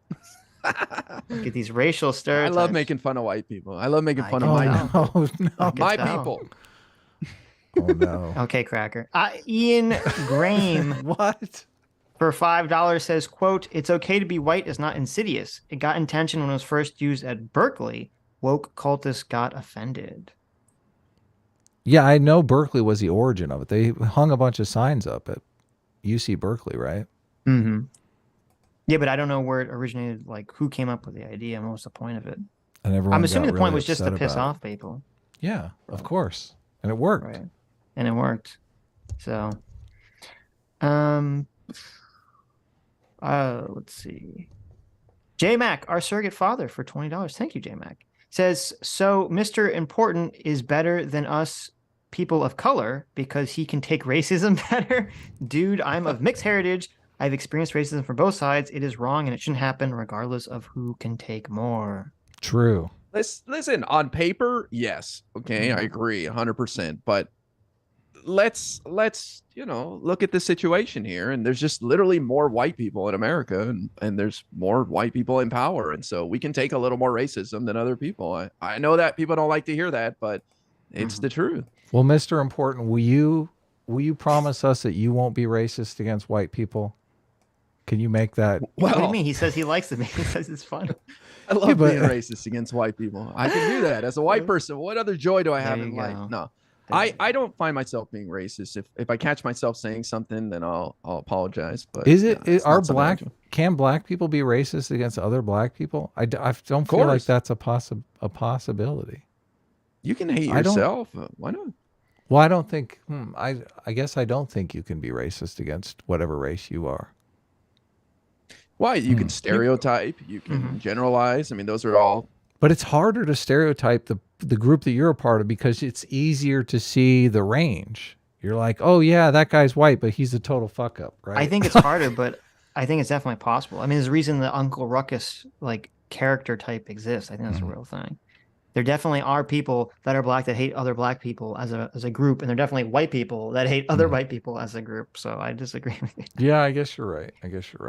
Well, they assume you can also, all white people are like racist. I get that. Well, go ahead. You can also do it to become a member of another group, like imagine you're the only white guy in a prison and you got to, join the Hispanic gang and hate on white people or something. I don't know. Right. Oh, yeah. That's an interesting scenario. Godlike Snake for $5 says, it's not gross to go from racist jokes about black people to racist jokes about white people. I don't know, man. I feel like the people that get all sensitive about racism against white people are just they're just like trying to find something to be outraged about, man. Like it's so minor compared to what other races go through. Okay, hold on a second here. Okay. Like well, there's a guy that comes on the show from time to time, Dialogue Always, that we he's a black guy and he's super into critical race theory. And my view of critical race theory is like they have a bunch of, people of color in a classroom talking about the problems of whiteness. And I just feel like, well, if you had a bunch of white people in a classroom talking about the problems of blackness, we would obviously go, okay, they're creating a racist stereotype of black people that's probably not good for society. But because we have this bias, because of the political discrepancy in population that we discussed earlier, we give them a pass. But I don't know that we should be giving them a pass on that. Like if you want to sit down in a classroom and create negative stereotypes about an entire group of people, I think we should probably put the kibosh on that. Well, I think it might be, not to give you a hard time, but it might be a bit of a misinterpretation of critical race theory where it's more about just like the black experience in white society, where things like microaggressions and it's not about let's talk about shitty white people are. It's more about how is life different for black Americans. Well, this is what dialogue always says. We'll have to have you come on for an extended talk on CRT if you want to, because that's a whole nother sidetrack. What I would say regarding the whole, it's okay to basically make jokes about white people or whatever. I agree that obviously the threat seems significantly less, whether, in terms of canceling, obviously, but in terms of like physical violence for a lot of people, at least it's perceived as being less. So it's perceived as being acceptable by society. However, that aside, I would argue that from a pragmatic sense, if you're trying to create a society that is less racist, that having it be acceptable to be racist against white people, whether it be jokes or obviously white people can make jokes about it, but jokes or not jokes, I think all that does is basically activate white people to be more racist. So I think it causes a societal harm at the end of the day. Yeah, look, fair enough. I think it's a valid point. And yeah, I totally see where you're coming from. I do agree. I just think when I make fun of white people, it's to point out how ridiculous it is. It's not to normalize racism. Right. Which I think obviously the joking context I think is the right context for it. The reason why I brought up the critical race theory is because that's not the joking context. It's like we're going to sit down and academically, study these people, which is not really a joking context.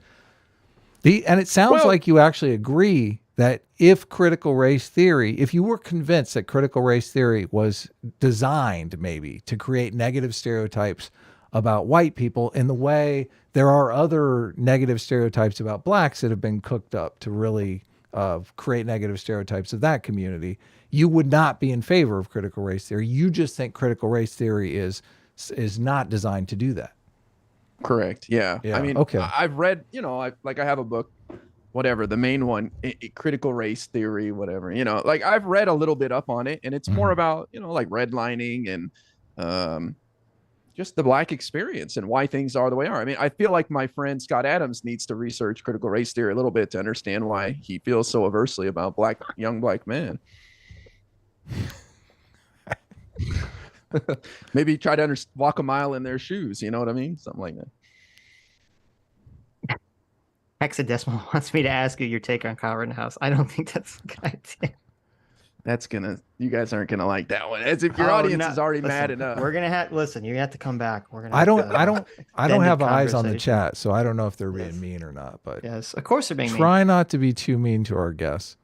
It's all good. It's all good. We can have a Kyle Rittenhouse CRT conversation. I think that could be interesting. I would love to come back and talk some politics with you guys, like electoral stuff, like where you think the things are at, who's going to win 2024. We would love to do that. We're like this electoral race is going to be crazy. Like I can't imagine.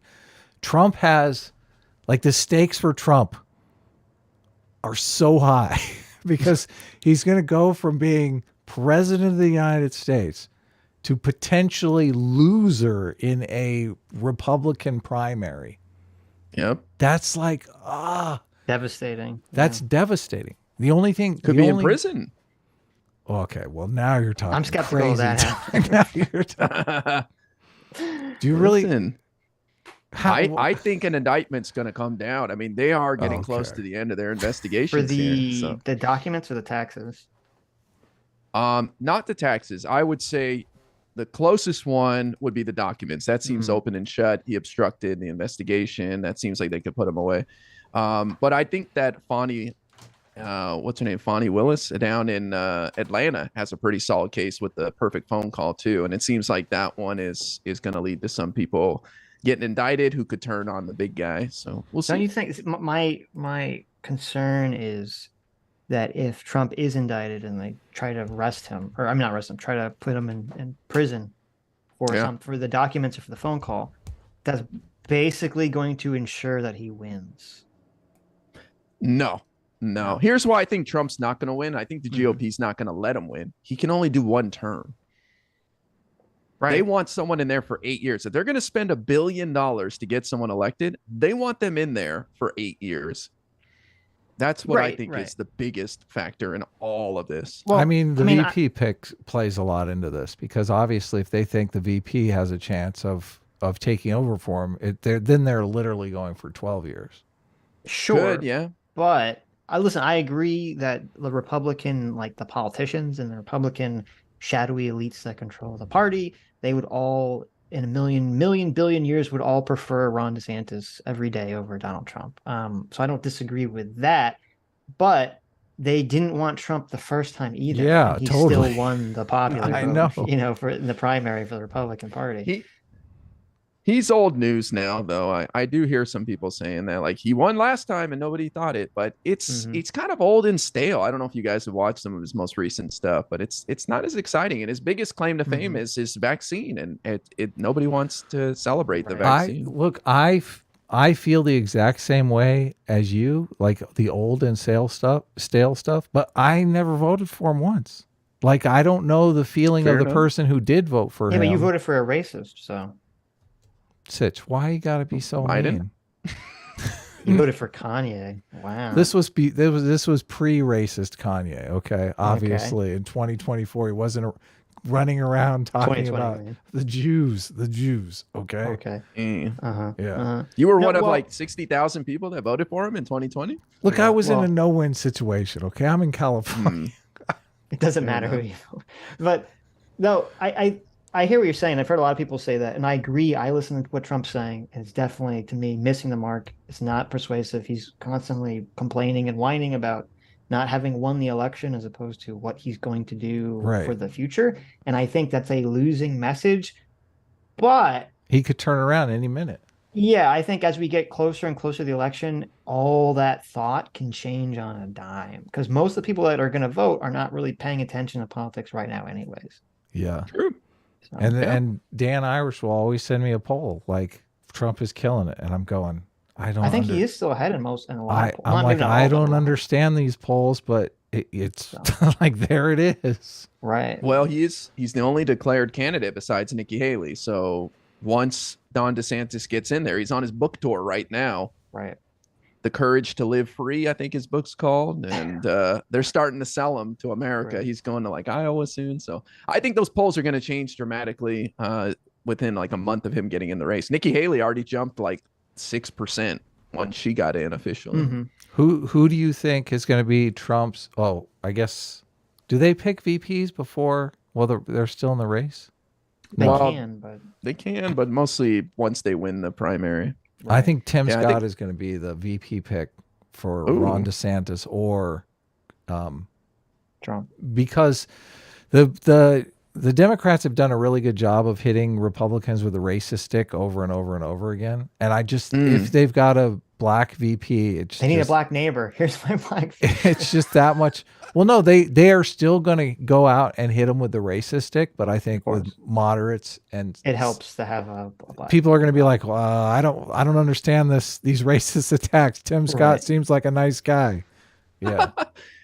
Yeah, I don't know if Donald Trump's in the position to need that, but it's interesting. I haven't really thought about who a VP would be, so I don't know. That's an interesting guess, though, for sure. Well, Tim Scott is already. I think he's getting in the race. If he hasn't announced, I think they're saying he's going to announce. So I He's think hinting at it. Yeah. I think he's gonna, do his, his presidential performance and probably not do as well, but then drop out and be the VP pick. Could be. Yeah. Yeah, That would and be interesting. he for might sure. be the next 8 years. Look at that, a black Republican president. How will that destroy the racist narrative that the Democrats are peddling? Yeah. Well, I don't think any of these people can beat Biden. So that's an unpopular opinion, but You think I'm skeptical Biden's actually gonna run again. Yeah, Sitch keeps saying that. oh, he's running. I know, that's what I keep running. We'll saying. see. He's just so old. Oh my god. Well, Donald Trump is 76. He'll be 78, I believe, by the time yeah, but the their general comes energy around. seems so different. Their energy levels. Maybe. Trump says a bunch of weird stuff too. I think Biden's great. I mean, do you guys see the State of the Union? He was fantastic. He was jousting with the far right, like Marjorie Taylor Greene and all sorts of things. He was having a blast. Dylan Burns said the same thing. I had a DM with Dylan Burns, and he said, "Oh, Biden's speech was great. We should talk about it." And I was like, "Well, I didn't watch that." So a lot of people, even people that are not like just on the left, were saying it was a good State of the Union. So, Well, but I admit I didn't watch it because I find State of the Union. We watched the last one and it was kind of boring. So I think But we watched it usually on not that stream. interesting. Yeah. yeah, Yeah, they're usually not that interesting unless you're really into politics. But So this what time was he had great all the about it? hecklers. What happened? Well, he had hecklers. He had Marjorie Taylor Greene and Lauren Boebert screaming at him, and Oh, he okay. he tussled with them. He pushed back, and he twisted them to say, "Okay, you guys agree we're not going to cut Social Security," because they were booing him when he said that Republicans support cutting Social Security and Medicare, and he's like, "Okay, so you guys agree it's off the table," and they Nice. kind of were stunned. They were like, Got "I 'em. guess so." Wow. How come we Old haven't man seen still that, got it. Sitch? That's I actually. saw that clip. Oh, I haven't seen that clip at Oh, all. okay. Yeah, but it was good because he took on like his biggest opponents right there in real time. So Right. But listen, guys, I'd love to stay all night, but I do have to get out of here so I can get ready for this big hearing coming up. But this has been Yeah. a lot of fun, man. Yeah. I'm sorry we didn't get a chance to hang out before. I don't do a lot of YouTube. I don't do a lot of like watching streams. I'm mostly like obsessed with the news. So, but you got a new fan here. Well, no, this is great. Yeah, we'll have you on again. We'll definitely have you on again to talk Yeah, about election definitely. stuff. We're We gotta- excited. we gotta This pick election apart season. all the contentious topics. Yeah. And I see your glasses there, man. I got the real deal, bro. I don't know, man. Oh, that's hilarious. Because look, I nice. have the real deal too. No, nice. All right. Based. Great minds think alike. Nice. I don't There know we about go. Sitch, Look at though. that. I don't know what he's up to down there. Sitch Adam doesn't know was what. Sitch doesn't know what's up. Yeah. No, exactly. you put on you have the physical meme glasses that you put on over the filter. I know. This is Yeah. great. You're This like is you're like the awesome. living embodiment of the meme with the guy pulling the glasses off of the sunglasses. Yeah. True. That's the problem, Awesome. though. You can't see anything with those things on. So I can't. You're right. That's It's where the totally blind filter with I'll us. I'll teach you how to get the digital ones. You can be just as cool as me. Oh, that's why you do it? I got it. Makes sense. Yes. You give some Take- credibility to have cartoon glasses on his face. Take care, man. Thanks Awesome. for coming on. Yeah. Thanks All for right, coming guys. on. Appreciate you having me on. Thanks so much. Peace. There you go. And then there was two. We gotta have a conversation about Kyle Rittenhouse and CRT. Oh man, I'm excited. Yeah, I mean, You want to talk about politics? Ugh. well, it's like, I don't know, for the longest time I've said, we can't, you can't influence people. Maybe we can influence people, Sitch. We've influenced lots of people. Right. Yeah. I feel like people need to be more, chill. I agree. People don't need to go full Scott Adams. I agree. Before I read the rest of super chats, I want to say someone asked yesterday, and so I went back and I listened to the Eric Weinstein on Joe Rogan. It's very long, but I listened to it, and once I got past the Ukraine stuff, which obviously I disagree with him, Eric Weinstein is someone who seems to be very high in trait neuroticism. Mm-hmm. So he seems to be very True. fear driven. True. So I think that's pulling a lot of his thinking. But he had a long conversation. If you like Eric Weinstein, you will really like the conversation he has with Joe Rogan. If you Oh, don't really? like Eric Weinstein, okay. yes. If you don't like Eric Weinstein because you think he's egotistical, he is like at peak ego in that conversation. Well, maybe I'll just hate watch it then, because Yeah, he's I talking do about hate how, on some Eric Weinstein. because he spends a lot of the conversation talking about how basically the way in which physics is being done today is completely like bullshit and wrong. Is this an old one? Because I feel like No, I've this is just came out. He's had the conversation before, but this is like peak, physics is being stupid. But there are two news important things that came out of that conversation. Okay.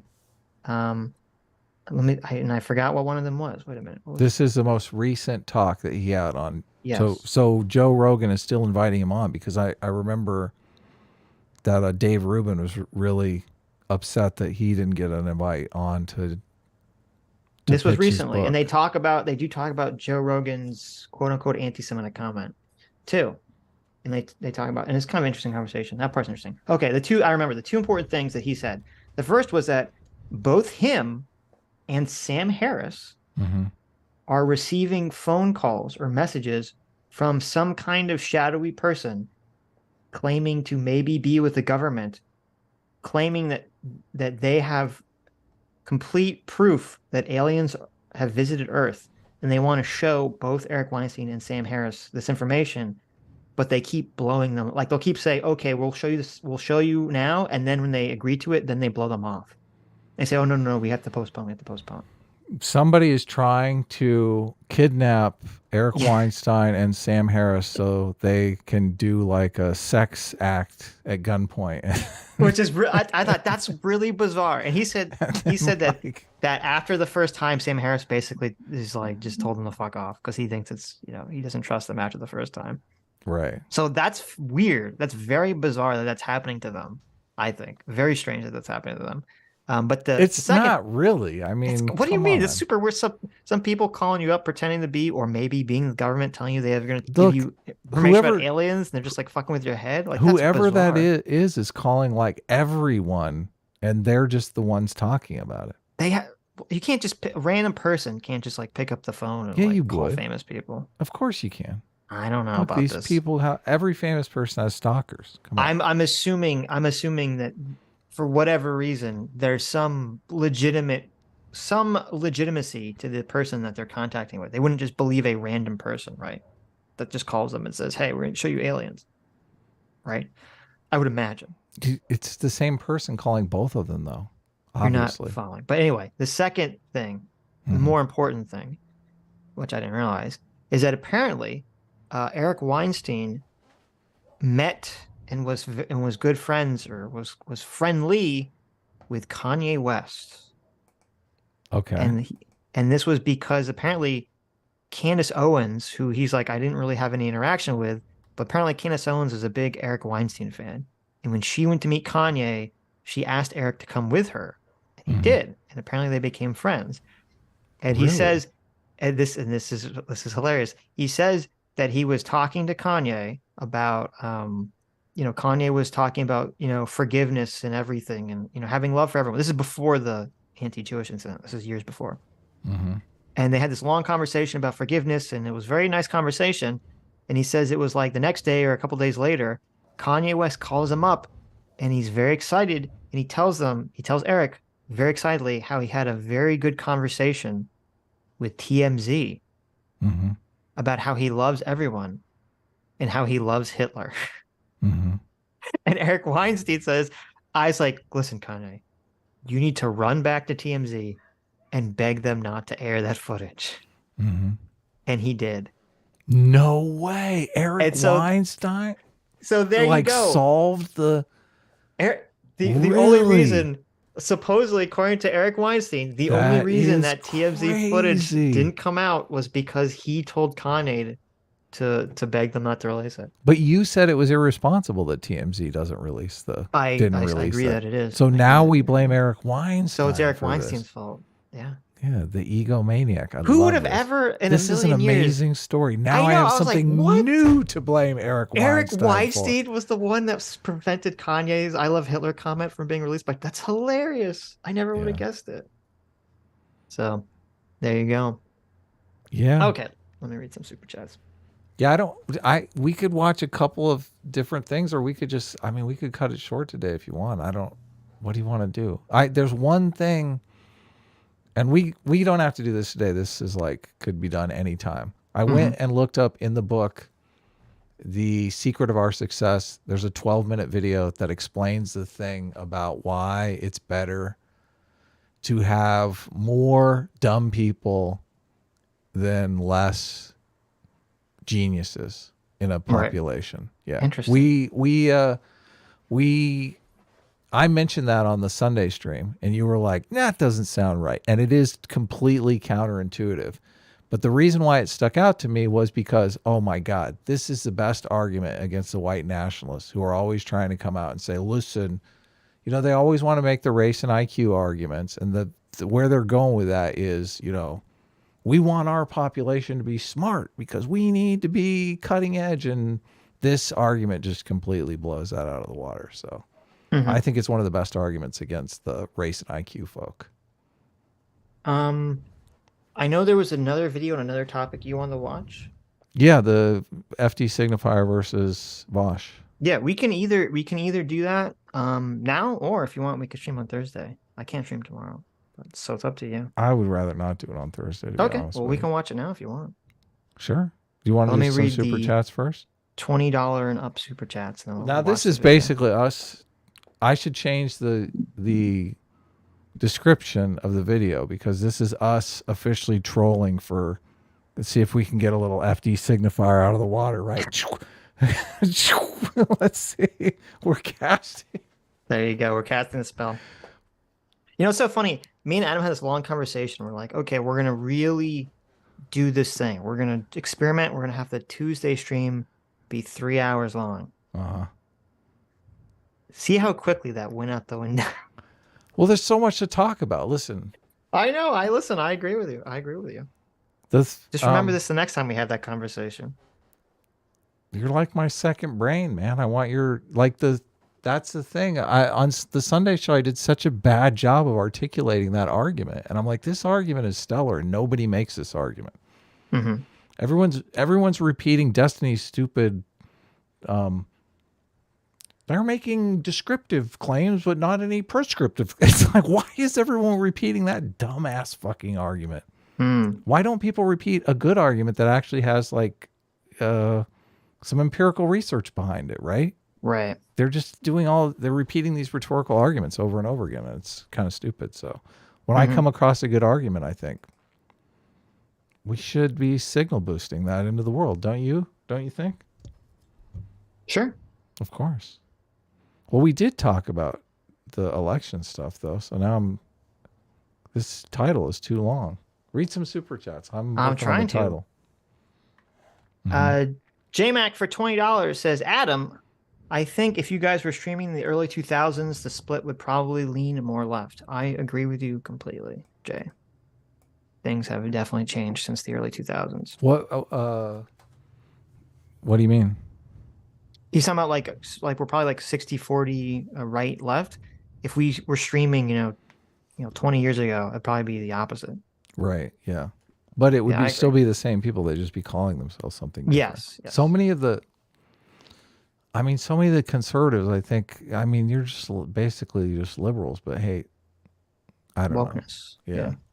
And thank you, our surrogate father, JMac, for the 50 gifted memberships. Thanks a lot. Thank you. Mitchell Line for $50. Thank you, Mitchell. Says, on the blood of our fathers, on the blood of our sons, we swore to uphold the orange man even to our dying breath. Also, A-Team is Bay-Team. There you go.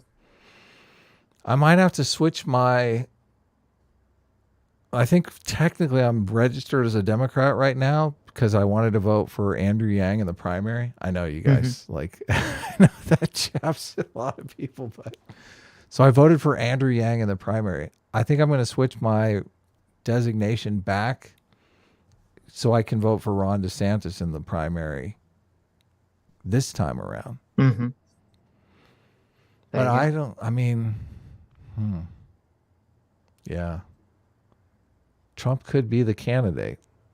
That's We'll going to see. be so weird. Trump versus Biden, 2 elections in a row. I know. I It's going don't. to be insane. Even if he runs, I don't think he's. I don't. I think it's going to be close. I don't believe the people saying, "Oh, he's going to get like destroyed if he runs." I think it'll be close, but I think he. Well, I don't know. It's too. I actually, you know what? I take it back. I think it's way too early to tell. Look, I'm not going to make any predictions. It's way too early to tell whether he'll beat DeSantis or not in the primary.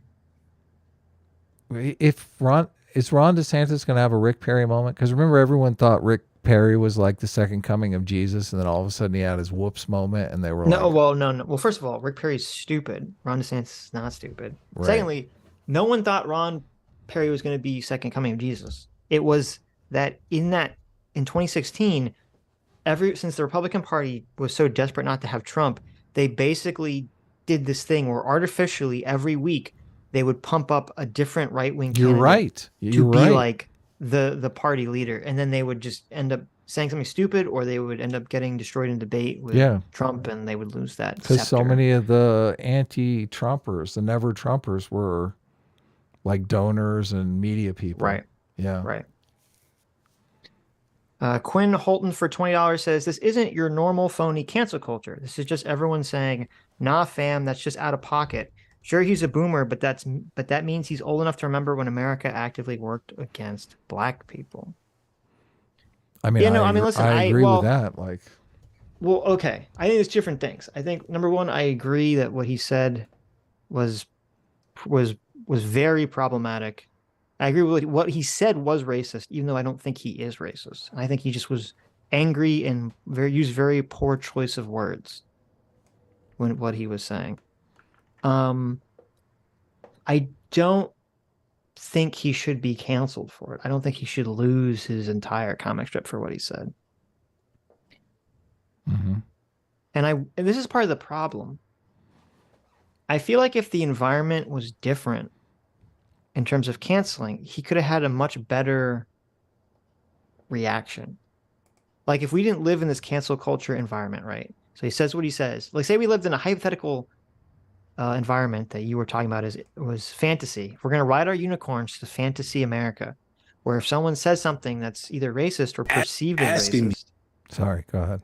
Someone says something that's racist or perceived as racist, and and then they apologize and they give an actual good apology and they actually receive forgiveness for it, right? If we lived in that hypothetical world, I believe, since I don't think Adams is racist, that his reaction would have been, I didn't mean it this way that people are taking it. I meant it X way. I don't think that racism against individuals is a thing that people should tolerate or do.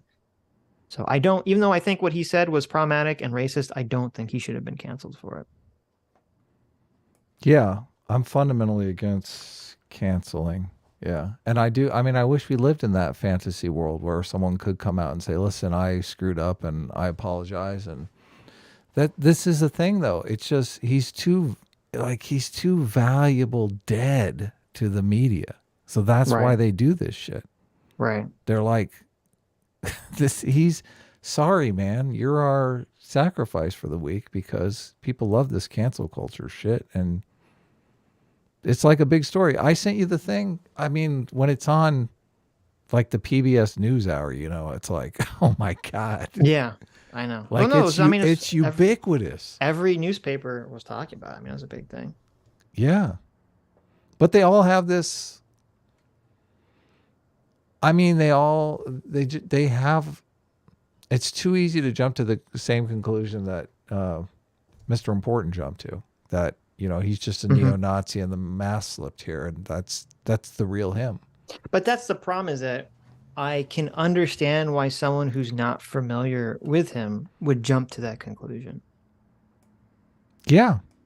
I totally agree, and it's only because I've been listening to him for like years, and I'm like, oh, he's not racist. Like, I don't think he's racist at all. But yeah, anyway, this plays right into the Trump narrative. This is exactly what they're looking for. Look, Vaush Trump's biggest supporter is neo-Nazi. Right. Vaush fan for 14 Canadian says, if the poll is misinterpreted, then if a poll did show that 50% of blacks hate whites, would I'm really approve of Scott Adams' advice? What if it was 70%, 90%? At what point is it okay to self-segregate?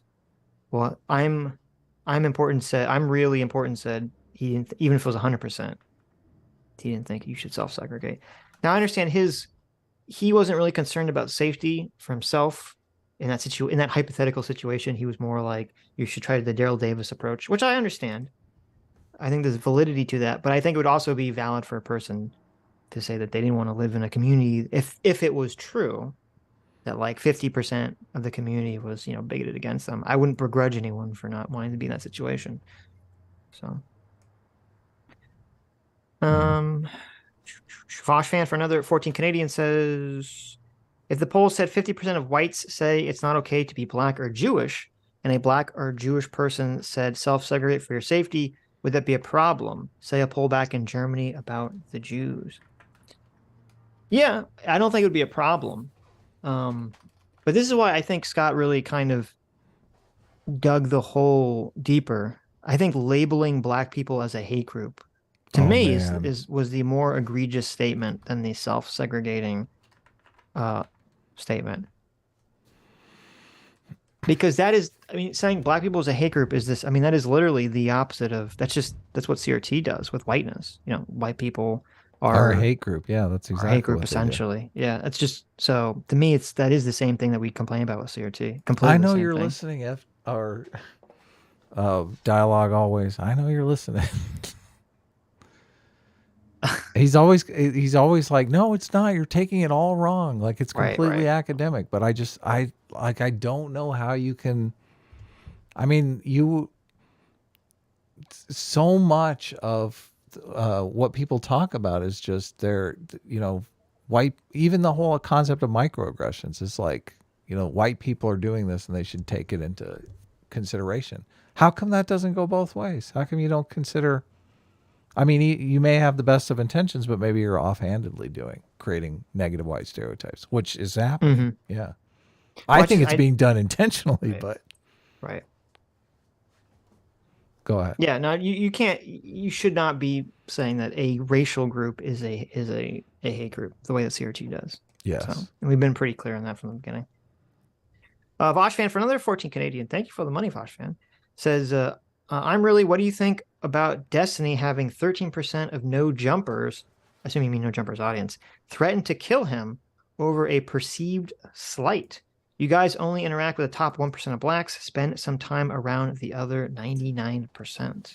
Well, first of all, I'm not familiar with the what you're talking about. With what did Destiny say that what was the perceived slight that got 13% of no jumpers audience to kill him? And how is it? Did he take a poll? Like what? How is it exactly 13%? I'm curious about that. Yeah, what's this? I guess we'll look into that because obviously I'm interested, but. So people got upset with Destiny? You're saying that there were black people that got upset with Destiny? It's the staff. Oh, was it his staff? 13% of No Jumper staff? Interesting. I don't know. So literally the No Jumper staff is going to shoot Destiny and Melina. What happened? Yeah, how did I miss this? Is this recent? I did miss this. Well, obviously we don't want any harm to come to Destiny, and that's pretty bad if they're. Are they? But they're not targeting because he's white. They're targeting because he did something, right? Mm-hmm. I don't know. He said something. He said a reasonable comment about a host's dead mom. Okay. Okay. The dead mom part seems a little. Right. Sus. Mr. Guess01, thank you for the $100. Thank you so much.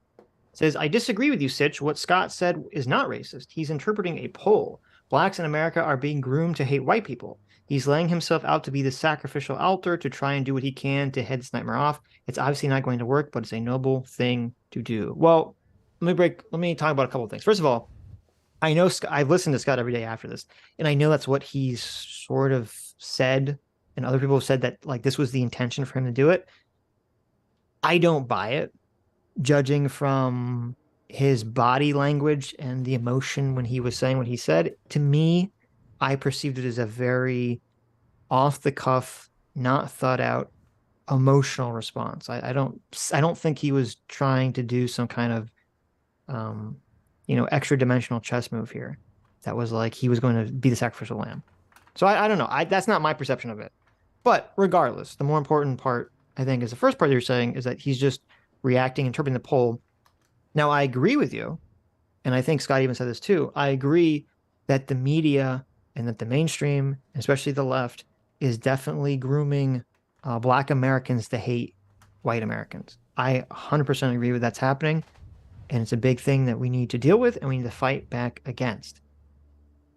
Which However, we do. I mean, we do that a lot, Sitch, right? Right.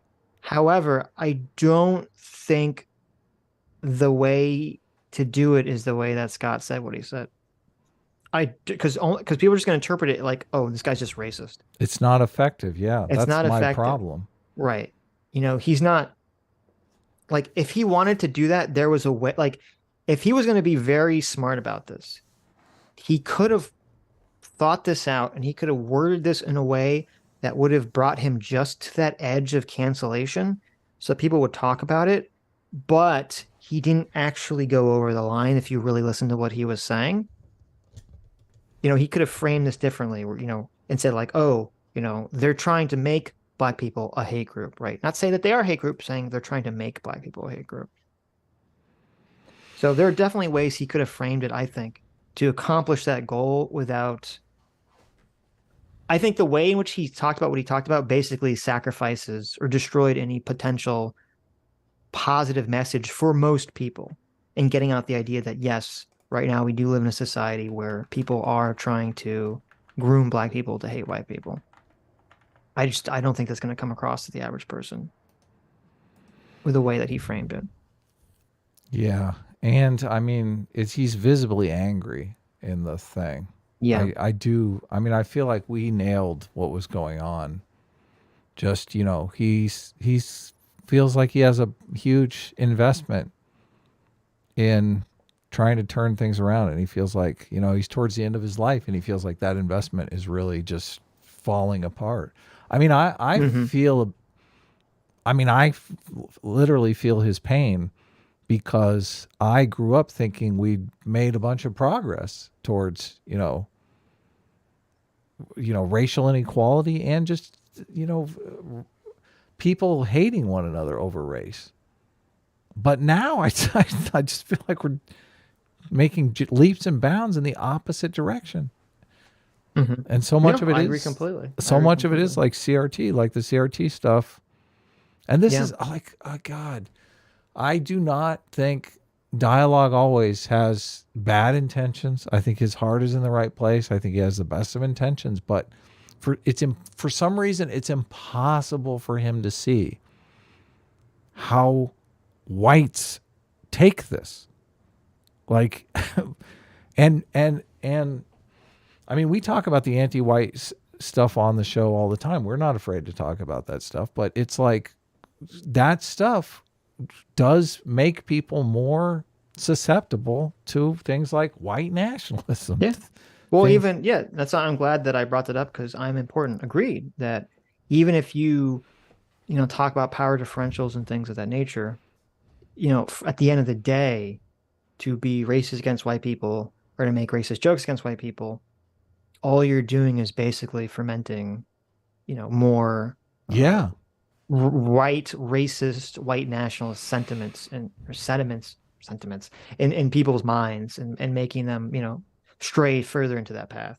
And this by is promoting that. And this is the danger of Scott Adams. This is what I was saying. Like, Scott Adams, I mean, he's basically saying, they need to go back to the ghetto. That's basically what he's saying. Well, no. He's not saying that. It can easily be interpreted that way. It can be. That's not what he's saying. You can interpret it that way, but that's not what he's saying. But that's why it's so irresponsible. Like, this is why those people are flocking to him. This is why those people are okay. Look, do you disagree that I've heard? I mean, I haven't really been paying attention. Do you disagree that he's been showing his analytics and how he's getting all this support now? Where do you think that support's coming from? I don't know if it's all just Nick Fuentes crowd. I hope not. Look, they're going to be solely disappointed because he's going to lose it all again very quickly if that's the case.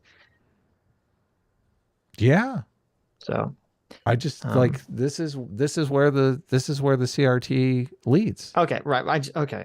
Well, I mean, I know this Hotep Jesus brought this up in their conversation. Mm-hmm. And I don't think Scott gave a good answer to it. But anyway, I don't think it's fair to say that he was telling black people to get back in the ghetto, though. The left is going to interpret it that way. Of course, this is exactly what I'm saying. Like for all his talk about persuasion, I know persuasion and your media training classes, and like the fact that he couldn't see that this is exactly how they're going to spin it on, PBS the News Hour. Like they literally are calling it a racist rant in every single headline. I agree with you that it's like it's a total misconception that like they're painting Scott Adams as a giant racist when I don't, like I've said for an hour and a half, 3 hours now, I don't think Scott Adams is a racist. Right. But the way that he said that, like obviously that's the way people are going to take it. Sure. Mr. Guest for another $50. Thank you so much. Says he seemed personally annoyed. I agree. Yes. Yeah, that was weird. I mean, it's weird to me. It's weird to me that he took it personally, but he did. He very obviously did take it personally. And it made him angry. And it, made him say shit in a very bad way. Yeah. In a very irresponsible way. Vaush fan for another $7. Thank you, Vaush fan, for all the money. Says, I'm real. Is your background ironic? Because it's hilarious if it's ironic. I don't think it was ironic. No. What background? The background that he had behind him. Oh yeah, no. He's a lefty, man. He's like left as can be. What do you? Well, I don't think he's not as lefty. I mean, he's not socialist, right? He didn't seem like a socialist.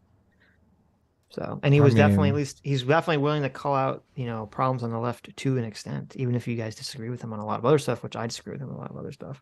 He did say he's a liberal, so that would make me think he's not a socialist, because it's the socialists that are always saying, yeah, he did say that liberal gets the bullet too, right? He did say it was the left that calls liberals fascists. So. Yeah.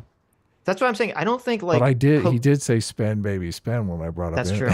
That's why when you said that he's far left and I had contention, I don't think he's politically, like, I'm sure if we went through like position by position, we would have a lot of agreement with him on political positions. Tons of I think the difference is more in that he is in a more of a left-wing bubble. I think the bubble of information he's in is much further to the left than our bubble of information. Maybe that's a better way of saying it. Than like a policy prescription, right? Yeah. Mitchell Line for $20 says NPC guests can only make character attacks.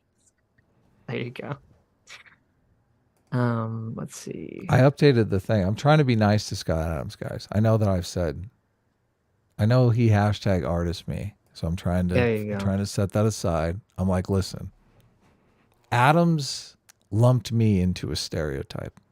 I don't need to lump him into the white racist stereotype just because he did that to me. I'm the bigger man. Alistair Blue for 20 CHF. Thank you. Says, essentially you're saying that the problem is smaller, so it's okay to let it fester. This seems short-sighted. What if culture becomes openly racist against white people, then white people become a minority in 50 years?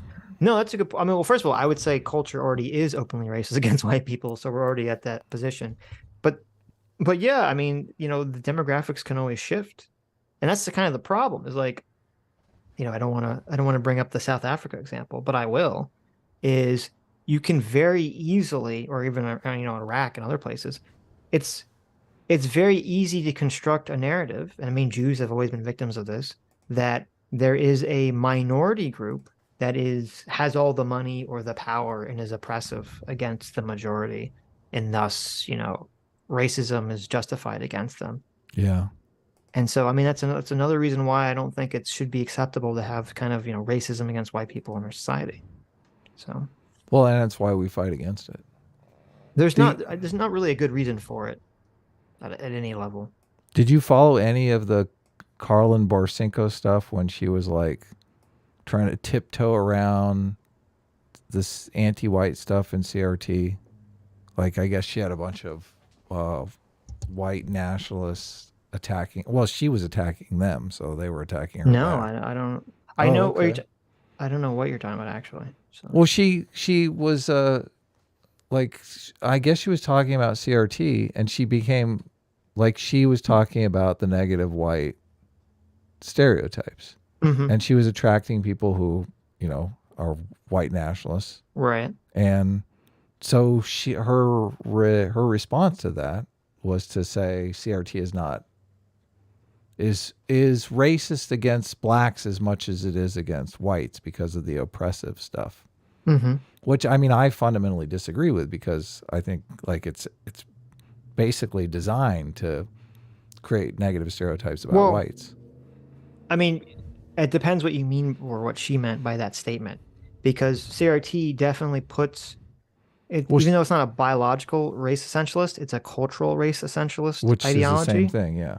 So technically, it is true that it is both racist against black people and white people. Now, it has negative racial stereotypes against white people and positive racial stereotypes for black people, but they're still both racist. But right? she would say that the negative stereotype is that black people are always Are oppressed. victims. Yeah, victims. Yeah. Well, I mean, that's fair-ish, I guess. So.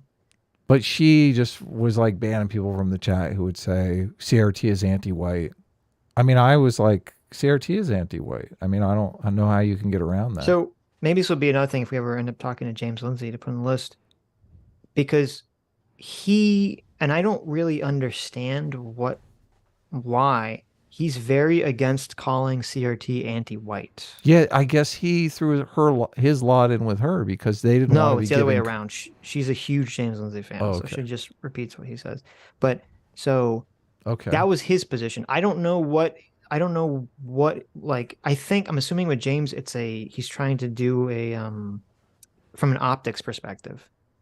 I'm assuming that's what's happening, but I haven't really heard his full argument fleshed out about why you shouldn't call CRT anti-white. Right. So, well, if like Vaush's argument for why he debates white nationalists is that he wants to win white nationalists out of, the white nationalist camp. He doesn't want them to be racist. Like, I agree with that. Like, I don't understand how, doing this tiptoe dance around the fact that CRT is anti-white is going to somehow turn you into a white nationalist and not win white nationalists over to a more sensible position. Right. I don't know what James Lindsay's argument is, because I've seen him say it, but I haven't really seen him flesh out his argument for it. So right. I don't know the answer. I don't know. I mean, I don't buy any of the guilt by association shit. So I'm assuming it's not just a guilt by association thing. Right. JMac, thanks so much for the $20. Says, "No, you Claude," referring to Mr. Important. "We just see racism as a net negative. It doesn't do anything to help racist divides and only serves the ideological lens you've chosen to use to view the world. You are part of the problem and not the solution." Yeah, I mean, I just it's not gonna help at the end of the day to allow basically racism against one group of people under the guise of power dynamics. Well, this is why I had such problems with every way you were wording my statement. I was like, I'm not cool with it. I'm definitely not cool with it. But I do understand, if you, and this, can I even use this analogy without like getting in trouble media wise? Maybe I shouldn't. Look, you understand, you understand the threat level, right? There's a difference in threat from somebody with a knife and someone with a fucking rocket launcher. You're like, oh my God, I'm going to steer clear of the rocket launcher. I agree, but using your own example, just because the guy with the rocket launcher, the guy with a knife can kill you. Yes. That's why that's a better analogy, because I want you to realize, well, it's still a guy with a knife. It's still a guy with a knife who could still kill you. Yeah. And so you still shouldn't tolerate it. Yeah. Right. No, so there you go. That is a good example. Moondoggy for $20. Thank you, Moondoggy. Says, "This man can't say he stopped using racist jokes in New York. He hung out in Jamaica, Queens, and Upper Manhattan. Compared, the black people are being the same. One is highly Hispanic and the other Jamaican." Yeah, Manhattan is like, well, I don't know. There are some harder areas of Manhattan, though. Right. And for another $2, Moondoggy says, "Save me from his quote. I'm the cool white guy." Bull. Well, I you did go. think, I thought it was interesting that he's been in situations where he was like the only white guy. And I've talked on the show before about how I went to an all black Catholic school for a year when I was a kid. And I was like one of 3 white people. Mhm. So, that's makes an impression on you. You realize, oh, I'm the different one here. I don't want to say outcast, but you do. You kind of feel like an outcast. FD Signifiers talked about this. Like FD Signifier has said on his channel that if you're black, you should not send your kid to the all white school. Like your kid should not be the one black kid in the all white school. Mhm. Which I'm like, that's when I was calling him a conservative. I'm like, that seems like the conservative Well, position. to me, it shouldn't be a race issue. It should be a class issue. I wouldn't want to send my kid to a poor school. I would send, if there's like an all black school that was the closest school, Mm-hmm. that it was like a rich, nice school, I wouldn't have a problem sending my white kid to be like in the minority at that school. Right. Yeah, no, So I get it. Yeah. But I've been listening to a bunch of these Scott Adams reactions from black people. One of the videos I wanted to play, but I wouldn't have time to play it now, is from, I think it's called A Black Conservative Perspective is the name of the channel. He did a response video. I saw another one with a guy who has like a tiny channel, but his response was super interesting because he was saying, like, he's a black guy that lives in a predominantly white neighborhood and was kind of agreeing with Scott Adams that, like, he was saying, obviously he doesn't have any problems in the white neighborhood, and his white neighbors love him. Like he gets along with his white neighbors just fine. So, but I'm assuming that's why I think it's mostly class issues, right? Like if a black person moves into a white neighborhood, it's because they're moving up economically, right? Right. But not like I'm moving from my poor, like black neighborhood to the poor white neighborhood. But the reason why I bring it up is because it just, like, I do think left and right, I do think left is more xenophilic and right is more xenophobic. Yes. And when all of these channels I'm listening to, like one's called The Black Conservative Perspective, and the other, this guy, I don't know, he's obviously got a conservative bent. He talks about voting for Trump and stuff. But the guy, if you're like the one black guy that's living in an all white neighborhood, aren't you the xenophilic one? I feel like you are. No, because people can choose. Not everyone's going to choose their race as their primary identifier. That's a very key factor here. Right. So he's like, I'm living in a conservative area. Right. So there could be a black guy who has all the right-wing moral foundations, including the more xenophobic inclinations, but they could identify, like their race isn't their primary identification. It could be their politics, right? And so they could definitely be fine living in an all-white neighborhood. Where the irony is that I think, and this actually happens, I think for a lot of black people who are born, or maybe raised, but I'd say mostly born with more right-wing xenophobic moral foundations, they end up actually going into very far left black nationalist movements. Right. So. Oh yeah. Which is kind of the irony there. Isn't it? Yeah, that's the irony that I wanted to point out. It's like, okay, like you perceive a black nationalism as on the left, but really, is it? Well, black nationalism is only on the left because generally, but not always, black nationalists also agree with socialism, having a social, but so did the Nazis. an economic Marxist framework. But so did the Nazis. Right? Yeah. So it's fascinating. It's fascinating. Doomer Media, look at that. Doomer Media for $2 says Adam is greater than FT Signifier, who is greater than Sitch. Look at that. There you go. Yeah. Doomer said it was correct in the chat. order. I saw him. He said it was okay to discriminate against people of shadow. Oh yeah. Doomer. Thank you. That's a racism right there. Doomer's canceled. Thank you, Doomer.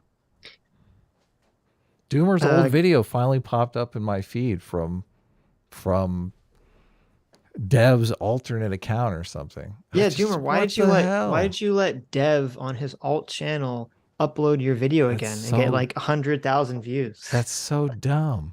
Why are you letting Dev rake in all the money? Well, Why don't you let and us re-upload your video? and you just like that's your claim to fame until you do something better. I just Right. why would you want to would Right. you want to throw your claim to fame away? Look, you have Vaush on the run. He's scared to talk to you. Sitch conflates acknowledgement of actual problems from outside sources with xenophobia. So I'm going to assume that you're a relatively new listener, because Is that a that's super not, chat or was that a it was a regular normal chat, Oh, but I want to address it. I'm assuming you're a relatively new listener because that's not what me or Adam mean when we talk about the xenophilic versus xenophobic left-wing, right-wing bias.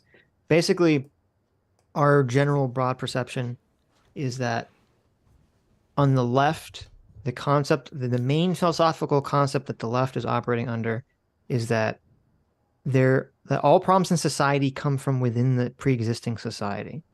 So within pre-existing traditions, and therefore all the answers and fixes to the problem exist outside of the pre-existing framework of society. That's why they're like, what's Europe doing about universal health care? Oh my God, we got to figure this out. And so that's going to naturally lead people on the left with that ideology or that idea or that moral foundation or intuition to be more xenophilic, to be extra loving of the outside. Now, it's not a good thing. It's not necessarily a good or bad thing. It's just we're not using xenophobic or xenophilic in a negative or positive connotation. I'm just saying that's what it means. You're going to be more xenophilic. You're going to be more loving or accepting to things that are outside the pre-existing framework, which can lead you to both great success and great ruin at different times with different people. If they're looking to Stalinist Russia for answers about economics, then you're probably like, maybe don't. Right. And so the inverse of that is that the right-wing way of thinking about things, or the underlying philosophy for the right, I would say, is that people on the right generally have the intuition that all problems stem from outside, that basically the tradition and the culture and the system itself in the history had the right answer, and you have some sort of external force that's coming in and subverting and degenerating existing systems and making them worse. So in order to fix society's problems, you have to shun the outside. You have to build a wall on the outside and go back and look into your traditions, look into your pre-existing systems, histories, and kind of figure out the answer that way. Now, this is a very generalized oversimplification of things, but you kind of have to be when we're talking about these sorts of subjects. But that would then obviously lead people on the right to be more xenophobic towards the outside. So that's what we mean when we say that. Yeah. Obviously, xenophobia has a bad connotation to it. Right. But we don't mean it necessarily in that context. Sometimes people use the term ethnocentrism, which has even worse connotation to it. Well, these days. It's not necessarily ethnocentrism. That's why we're using xenophobic and xenophilic. But yeah, because it's a cultural thing. But an ethnicity is a cultural thing and not necessarily a race. Yeah. So ethnocentrism, if you're like an American multicultural, your ethnocentrism could be American multiculturalism. But obviously no one will get that, and they'll just call you racist because they'll say, look, you're ethnocentric, and I know what that means. But also, even just on a personal level, if you have two brothers, and one brother wants to stay in the town he grew up in with his old friends and run the family business, and one person wants to go and see the world, right? They want to go live in China, where everyone is different and speak a different language. And, I want to experience that. So, I mean, it is kind of scary to go to a place where you're completely, you don't have a support system. Some people love it. Yes, some people do love it. They're energized by it. And I think part of breaking free of the matrix of the programming is to understand that society needs both these ideas to work. Of course. You need both to have the freedom to explore new things and to progress, but you also need the temperance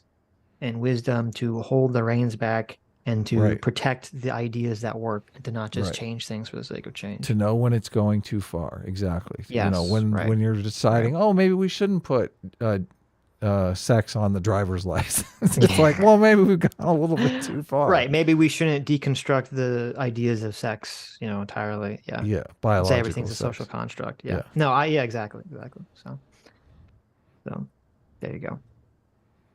Good Faith Gary for $20 says, I see you guys invited my brother on earlier. At least you guys are awesome. Well, thank you, Good Faith Gary. Oh, nice. Yes, Good Faith Gary. We had Bad Faith Barry on earlier, so. Was that me? I mean, Oh, no, I think Good Faith Gary was actually referring to Mr. Important as Bad Faith Barry. oh, okay. Gotcha. There you go. I see what wow. happened there. Hurtful. Well, you did. I mean, I feel like we did make some headway. And if he does see other people just calling Scott Adams, I mean, maybe we didn't. I don't know. You think if he sees someone on Twitter saying, oh, Scott Adams, the mask slipped, he's a total Nazi, you think he's going to be like, oh, yeah, and agree? Or maybe we made some. So I think, I mean, I think we did make headway in terms of a personal understanding. But I think, and I'm not saying this as like a dig, because I like Mr. Important. I want to talk to him more in the future. I kind of get a sense of a Doomer-esque vibe from him. Mm-hmm. And what I mean by that, before people get very agitated, is that a lot of people, including us, people that have internet shows will talk about things in very humorous, hyperbolic ways for entertainment purposes. Oh, okay. And so that's what I mean by that. So he didn't really mean that Scott Adams was a Nazi. Well, I think, with the I don't mass know, slippage. but I'm saying like, so, because I mean, we would say things and you'd say, I agree, right? Say, okay, that's a fair point, and I see what you're saying, and you seem to agree, but sometimes you still say things in funny, hyperbolic ways. So I don't know. We'll see. Anyway, you want to watch what this video? FT Signifier is scared of Vaush. Yeah, we had FT Signifier on the other day. Right. We talked about his FT Signifier's video, the drama video.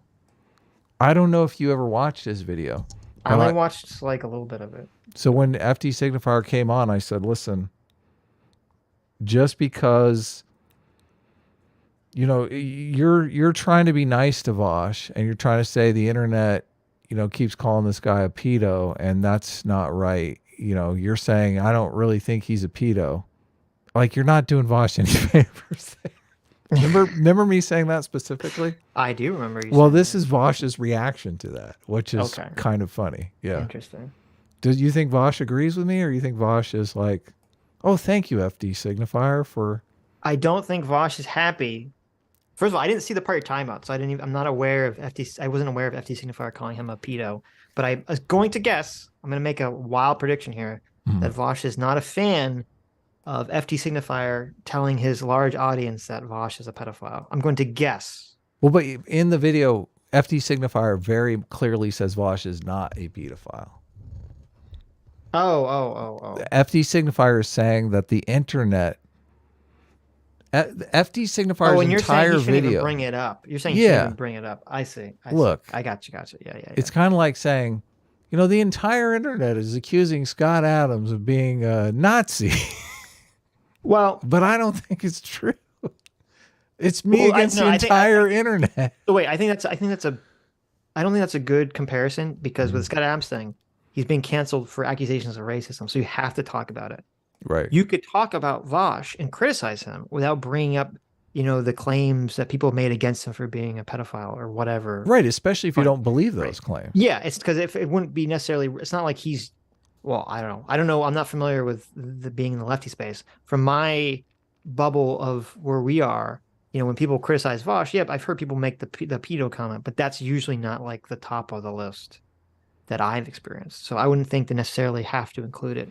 But I don't think FD Signifier included it for nefarious, like this kind of like, 10D chess nefarious reason. Like, I'm going to say I don't think he is, but by saying that I want people to think he is. Like, I don't think that was the intention. Well, this is why I asked him the question, Because when he was on the show, I asked him specifically about this, and we kind of had some laughs about it, but I'm not sure we actually got to the bottom of it. I don't remember what Like the answer Vaush was, has a but- completely different perspective. Look, Okay. we'll listen to Vaush's We'll perspective, and you can weigh in. Ready? Look, I don't know. Can I kick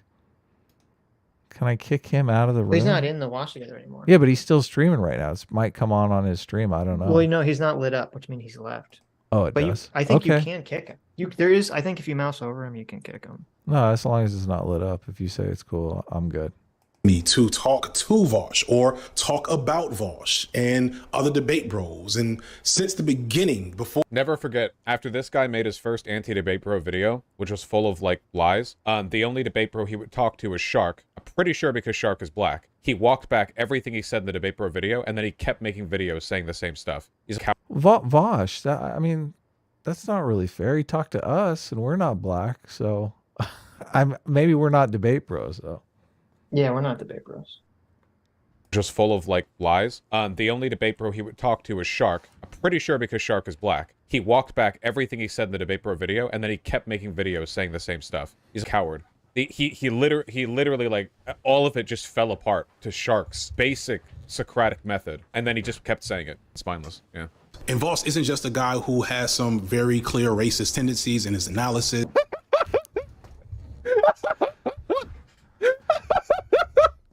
I like how we're doing the reconciliation bit at the end. It's like, hey man, they're not all that bad. They're just people. And then it's like Vaush is okay. Listen, I will acknowledge the fact that Vaush is indeed basically a neo-Nazi, but he's not literally Hitler. He's more like, I don't know, Goebbels or something. Very clear racist. I mean, yeah, go ahead. I was gonna say pretty base FD signifier. The clear racist tendency. I mean, we've called Vaush racist before, right? Sure. Who I'm trying to think if I've heard a more soy laugh on the internet. I'm not sure I Wow. have. Like, I think Vaush might have. Wow. What Okay. was that? I mean, that sounded like some rare species of, like, aquatic bird or something. I don't is that Vaush's laugh? Is that Vaush's real laugh? I don't know. I didn't even really fixate on that. I need to get my birder app out, man. I feel Okay. like that might that might get an answer. Supposed to be above the ad homs app. Come on. Look, it's a comedy show. What what do you want? Okay. What do you want from me? There you go. Look, in all seriousness, Vaush, I don't think that you sound like a bird, but I do think it's a little soy.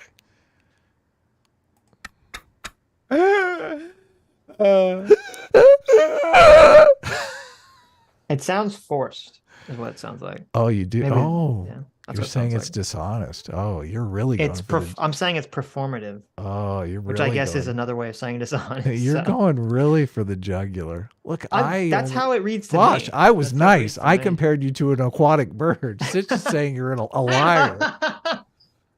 Okay, fair enough. And regularly says offensive things because he wants to be seen as edgy. All good reasons to critique Vaush. I don't even say offensive stuff that much, I don't think. I feel like my stuff is pretty above board, honestly. I think it really just indicates the fragility of the left, that saying there's some kind of, like, ultra edge. I mean, Somebody bleeped out the R word. He Yeah. said retarded, and somebody oh, bleeped that's what it happened. out. Oh, Yeah. interesting. Well, first of all, This might not be a Vaush approved channel. This might be no, this is a clip channel. Well, I mean, I don't Okay. know if it's approved, but it's a clip channel. Right. But first of all, I'm not, obviously the left is far too fragile. I would never disagree with that in a million years. But for Vaush to say that, well, I mean, I don't know what he said recently, but he definitely has a history of saying edgy stuff. I mean, the Glass Israel comments Glass Israel is pretty edgy. was Yeah. pretty edgy. The telling J.K. Rowling's to Get back in the Get back in the kitchen and make a kitchen. sandwich. Yeah. is pretty That's pretty edgy. So I mean, I don't know. This is kind of like, what do you mean? I mean, listen, if you want to say edgy comments, go right ahead, but you got to defend yourself on that ground. Don't pretend like you're not saying edgy comments. I mean, I think he called Professor Flowers a black Nazi. I mean, that's a little Right. edgy. So- Right. I mean, even nowadays, using the word retard is considered edgy. So To the point where his clip channel literally beeped it out. bleeped it out. Yeah. Like, talk right. about- So yeah. So I mean, I don't know. Just own it. I don't know. Don't run away from it. Yeah. I mean, you got that laugh already and you're owning that. Jesus. She hyper distinct. No, like really, it's pretty pathetic, you know. It's like, oh yeah, what an incredibly edgy warrior of controversy. He says the X. I mean, we could go back. We could watch Doomer's video. Doomer is basically Vaush's unironically evil video. Is basically a collection of Vaush saying very edgy things, is it not? Yeah, he was talking about fighting with cops and shit. Right. Yeah. You know, the comments he's made about, you know, basically everyone on the right being fascist and, you know, being evil and being Nazis. I mean, these are the left wouldn't consider them edgy comments. I would consider these edgy comments. He said those in the PF Young debate. Yeah. So I don't know. It's weird. It's weird. I didn't think he'd run away from that, but okay. I thought that was always his brand. Yeah. Live word. No, he's also a pedophile, a CIA agent, and sexually attracted to horses. Yes, these are real things people say about this dude. Dog, if you're gonna call me. Wait. Is that in his video where it just cuts to that clip of the woman? This is all. Vaush is watching FD Signifier's video. And FD Signifier does an interview with Lindsay Ellis. Lindsay Ellis is in his video. That's hilarious. Lindsay Ellis is in his video. I can't remember, DJ Turd or DJ Trump. DJ Turd? I don't know who that is. I doubt his name is DJ Turd, but it's like DJ something. And this video, he does a bunch of interviews with, like he interviews Lindsay Ellis because she's been canceled, right? This video is about cancel culture. Well, she kind of cancels herself, to be fair, but. Sitch, why don't you just watch the video? You can watch it at 2 times speed. Be out of there in like 30 minutes. What are you talking? I think the work stuff you do, you can't listen to videos at the same. Well, I'm just drawing. I can't. It depends what I'm doing. I can't sometimes. Right. I'm drawing, so I can listen to. I just, listen to a bunch of content. Let me pop in. I found where it is in his video, because there's some editing going on. Oh my god! I want to hear. Oh my well, because it was so weird. Because the statement is so bizarre. I was like, wait, what? There's no way Vaush edited this. No, whoever did the clip. Oh, you're right. You're right. Yeah, whoever did the clip edited it. True. Okay, so let's just. So we're at 134. Did you find it in Vaush's? Yeah. You're going to Vaush's stream. I don't know. No, I can't find. I'd have to go on his website to figure out what unlisted stream. Right. He's editing around Vaush's statements, not FD Yeah, I'm assuming Signifiers, Vaush watched it in its entirety. Right. I just wanted to see the clip from Signifier's video that he was talking about. It was at 146:27. So I'll go there. How are you able to pay attention to what's going on and find all this stuff going on at the same time? It's kind of amazing. Thank you. But I mean, listen, YouTube having the searchable there's transcript. The guy. There's the guy. DJ YouTube having the searchable transcript function is like a godsend. Amazing. Oh my god, so good. Yeah. Apologizer. Professor Flowers isn't just a person who didn't perform well in a debate with a hostile audience. They are a reverse racist who wants to genocide white people. Hassan isn't just a young, successful leftist who is just indulging in his money and fame. He's also somehow a sexual predator and everything that's wrong with the left. I don't know why we're not covering this on the Sunday show. He literally interviews Hassan. And Hassan sounds like a critical race theory scholar. We can watch it on Sunday if you want. It's such bullshit. It's so much. Hassan but it sounds like he's defending these people. He's not saying they are these. Oh, he is defending Hassan. Yeah, he's eating everything Hassan is saying up, and I'm going. I mean, that was logically coherent. What he just. But wait, said. Does that mean that he's defending Vaush in the statement, not attacking him? He is. Yeah. That's why I wanted to watch the video, because Vaush is like in FD Signifier's mind, he's supporting Vaush. I know that, but in the clip, it seems like he's attacking Vaush. Because the way the clip that's the thing. Yeah. That's the thing. Right. You tell me. Vaush isn't just a guy who has some very clear racist tendencies in his analysis and regularly says offensive things because he wants to be seen as edgy, all good reasons to critique Vaush. No, he's also a pedophile, a CIA agent, and sexually attracted to horses. Yes, these are real things people say about this dude. It took a long time to kind of pull out of the... Well, okay, wait.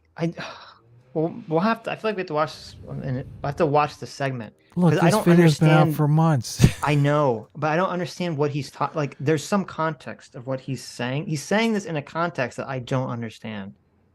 Yeah, because he's saying it in the context of cancel culture. He's saying cancel culture goes too far with people. Right. So he's saying you shouldn't cancel Vaush for XYZ. Well, he's right? saying That's what it sounds like he's saying. Look, he's saying cancel culture goes too far when the left does it to the left, but when the left does it to the right, oh, of course, there's no limit to how far you can go.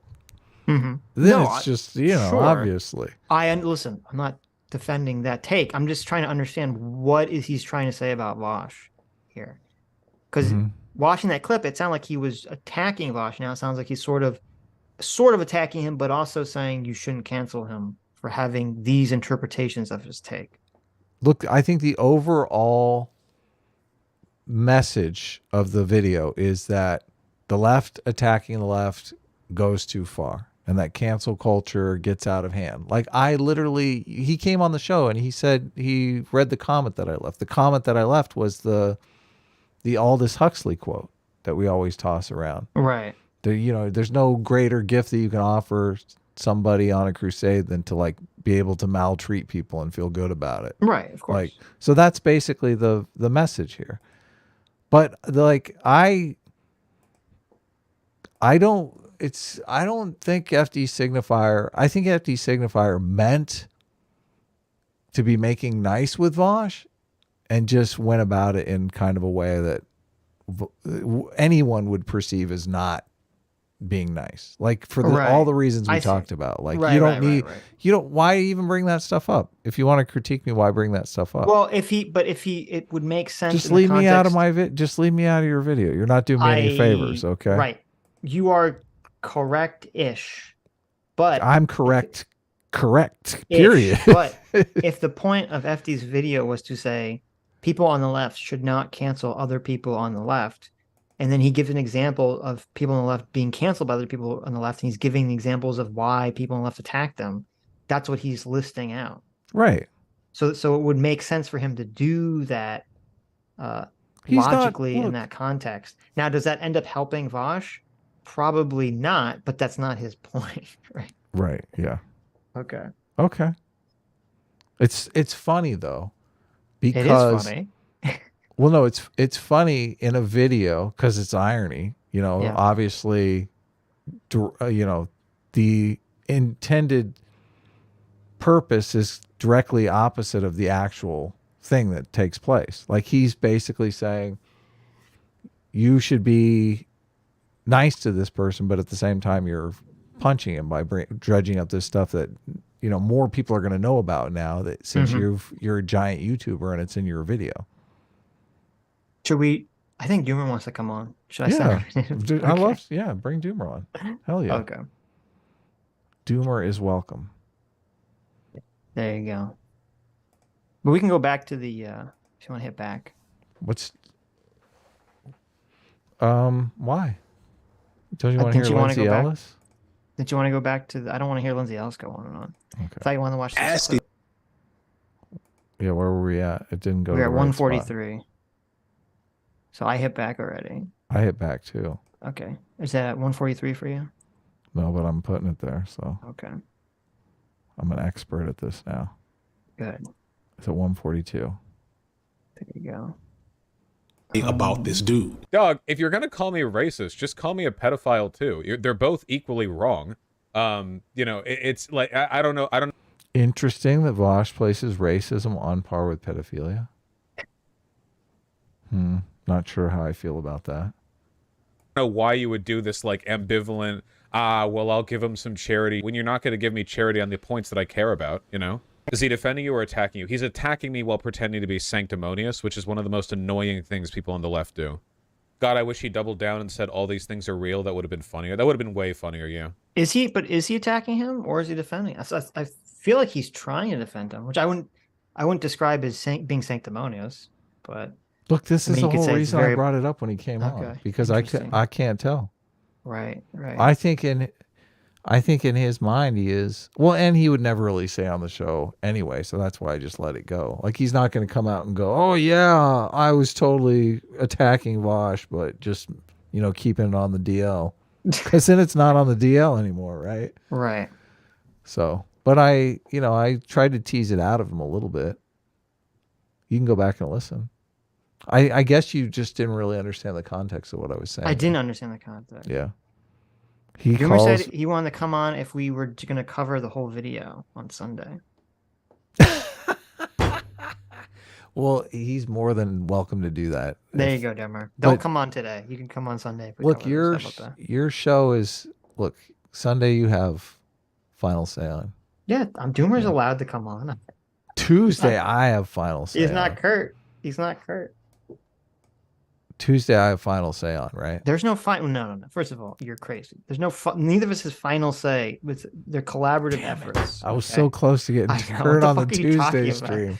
There's okay. Sunday and Tuesday shows are collaborative efforts. I was so But close to getting Kurt on the Generally, Tuesday one of stream. I try to. Generally, I'm in charge of trying to gather the content for Sunday, and you're in charge of trying to gather the content for Tuesday. Right. Look. We want to listen to that debate, that Ukraine debate, right? Yeah. But we need a Peter Hitchens. Maybe Kurt can be that Peter Hitchens. No. What do you say? Let's watch the rest of this. clip. Actually, Kurt would not be a good Peter Hitchens. But No, we wouldn't. We would be able to watch that debate for like 5 seconds. I don't know what like. I we think can't Kurt watch a might. video with Kurt. I don't know. Why you'd I ever think even Kurt think might this. have ADD, but I still You love think? him. I You still love think? him. We love you, Kurt. Don't It's say probably we. also something he thinks, to be honest. I don't know. Within his community, it's a running joke. He FD Signifier literally screenshots somebody calling Vaush a pedophile and puts it in the video. What? Now Oh I'm very my God. confused because like This is How why is that this is why I was saying maybe FD Signifier doesn't understand the psychology. well, I'm assuming it's not a joke in Vaush's community. The person, I mean, I can't see the full tweet because Vaush's box in the way, but it looks like it's not a tweet in support of what he's saying. No, this person is obviously attacking Vaush. Right. Yeah. Yeah, this is a complete mischaracterization by FD Signifier. Yeah. Like, it's a running joke that Vaush is actually a CIA plant meant to derail the radical potential of breadtube, which is laughable on multiple levels. There's also Keep lots laughing. of accusations that Vaush is, I'll say, a pedophile. If you catch what I'm getting at there, you know, trying not We that sensitive? Oh yeah, okay. to get this demonetized. Now, this is because What is this? Vaush has said some ridiculous things about Pedialyte drinking in the past. No, I haven't. It was all pretty above board. See, this is what I mean with like the sanctimonious attacking. The like people who come away from this, like the kind of people who watch FD Signifier, you know, not the brightest.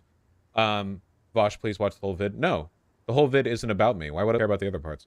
Aren't going to come away from this being like, well, I've now been given a more nuanced view of it's always like you know, denunciation through like a paternalistic, condescending.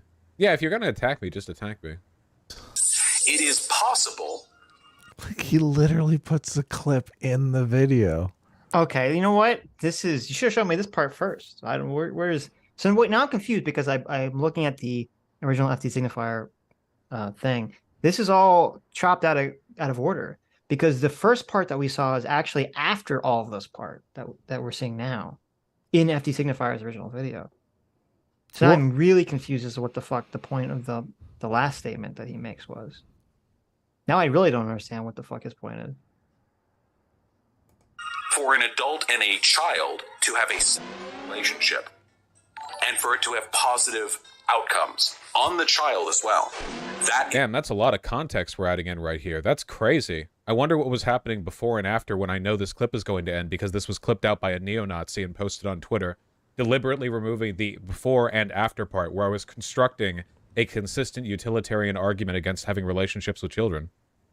Is Sitch, Huh? you I don't know buy if that? that's true or not. So do you think where are you so at now- on the FD signifier Well, now I'm really attacking confused. or So okay, protecting?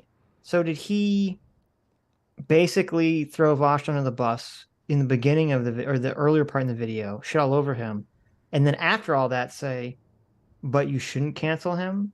Because then I would agree, if that's what happened, I would agree that's very not honest, or Well, it feels like ridiculous. You I mean, know, it's if I'm gonna give FTC the fire, it feels like a preposterous it's thing to been do. like a week or two since I watched the video, so I don't remember it in that detail. I just remember the broad strokes of it. And you're saying all this is out of order, and obviously you'll take away something different from the Well, video. no, so the than part me. that we're watching now with the examples of Vaush, that comes first in FD Signifier's video, and then the part with him saying, talking about that we watched from his video, that's after all this. So now I'm kind of confused as about what exactly the point is to all this. Okay. But we'd have to watch that part of the video if you really want to figure it out, which I don't know I don't know what our time is, but possible. And nobody should be saying those types of things publicly. And Yeah, this FD Signifier guy is definitely engaging in good faith and definitely trying to convince people that I'm not a pedophile, which is why in this 2.5-hour video, he's made apparently just a bunch of out of hat, like, hey, so this is crazy, but like, here's why other people say he's a pedophile. Haha, like 50 times. And then in the end it's like, okay, well, he is a racist, but like, that's it. I don't know. I do feel like you could get him on stream. No, not in a million years would he go on stream. Why edit a clip already edited out of context? I feel like it was edited like an additional time because I have no idea why all the clips in this video are so crispy. FD is so dishonest. Yeah, for sure. It's so easy to find context. No, well, they don't want to find context, obviously. Nobody will put up an out of context clip like thinking, well, if they just address this, then I will amend my statement and I will no longer do or say this. What they want to do is basically just like drop it on the conversation and then run. It's a well poisoning kind of thing, you know? And why provide... It's interesting that, first of all, that's 100% true. I find it interesting that Vaush is hyper aware this one is done against him. I know. I was thinking the exact same thing. I was I like, don't- oh my God, it's so amazing. I'd be very curious if he's willing to give this amount of charity to anyone. No, of course on the not. They're all right, Nazi okay. right wingers, Right, that so- want to trans genocide everyone. Right. Yeah. So A it's Matt Walsh fascinating. clip was taken out of context? No. Right. providing out of context clips and not like finding or providing any of the incredibly easy to find contextualization, any of the really obvious stuff that you could find from my community where it's like, hey, if you look at the before and after, this actually is completely sensical and you would agree with it. The goal here is... No one's agreeing with that take, Vaush. Come on. We all know what you were doing with that take. No one's agreeing I'll be with it. honest. I don't think I've ever seen the original context of the clip, so I can't weigh in on it. No one or one's the other. no one's agreeing with the take. The only reason he made the comparison because he wanted to say that basically capitalism is as bad as pedophilia. I thought that's that's the a only different reason take, why he made the I comparison. thought that was a different take. So he's brought up pedophilia in multiple clips. I believe so. Oh, okay. Well, maybe I've only I know seen one. that doesn't help the argument. I know. Maybe maybe I've only seen one. I've only 'Cause seen the I've one seen the where he makes like capitalist- a utilitarian argument for like pedophilia, and I'm like, dude, Is it? Well, maybe someone in the chat knows. Is that the same clip? I've seen that clip of the capitalist clip, Yeah. which I agree he wasn't advocating for it, but I think it was an insane comparison to make. But, Media training tells me to steer away from it. well, to say that like, well, whatever. But Yeah. is to just leave the audience with the impression that he's being charitable by not calling me a pedo, but actually he does think it and they should think it too. You guys know what I mean? Yeah. It is genuinely disgusting. I really do feel like these are like remarkably bad people. See, this is why I thought this clip was interesting because if FD Signifier showed me this video ahead of time, I would have been able to say, well, this is exactly how Vaush is going to take it. This, regardless of what your intention is, this is how he's going to perceive it. Right. And FD Signifier might say, no, he'll get it. He'll understand. I'm on his side. I don't think people should be making these wild attacks on him. And I'd be thinking, nah, he's not going to think that. Right. Yeah. So people in the chat are saying it was a different clip. So I guess he's talked about Oh, this interesting. stuff more Okay. than once. Yike. Someone else brought up a good thing I didn't notice. Someone didn't learn their lesson. Is FT sitting on the floor? What do you mean? There's a power outlet right like under his arm. I mean, I have power outlets high up on my wall. Oh, really? If I'm in the kitchen. Like up, well, in the kitchen. Well, maybe he's in the kitchen. Outlets. Look, do you know that he's not in the kitchen? Do you know that is? Wait a minute.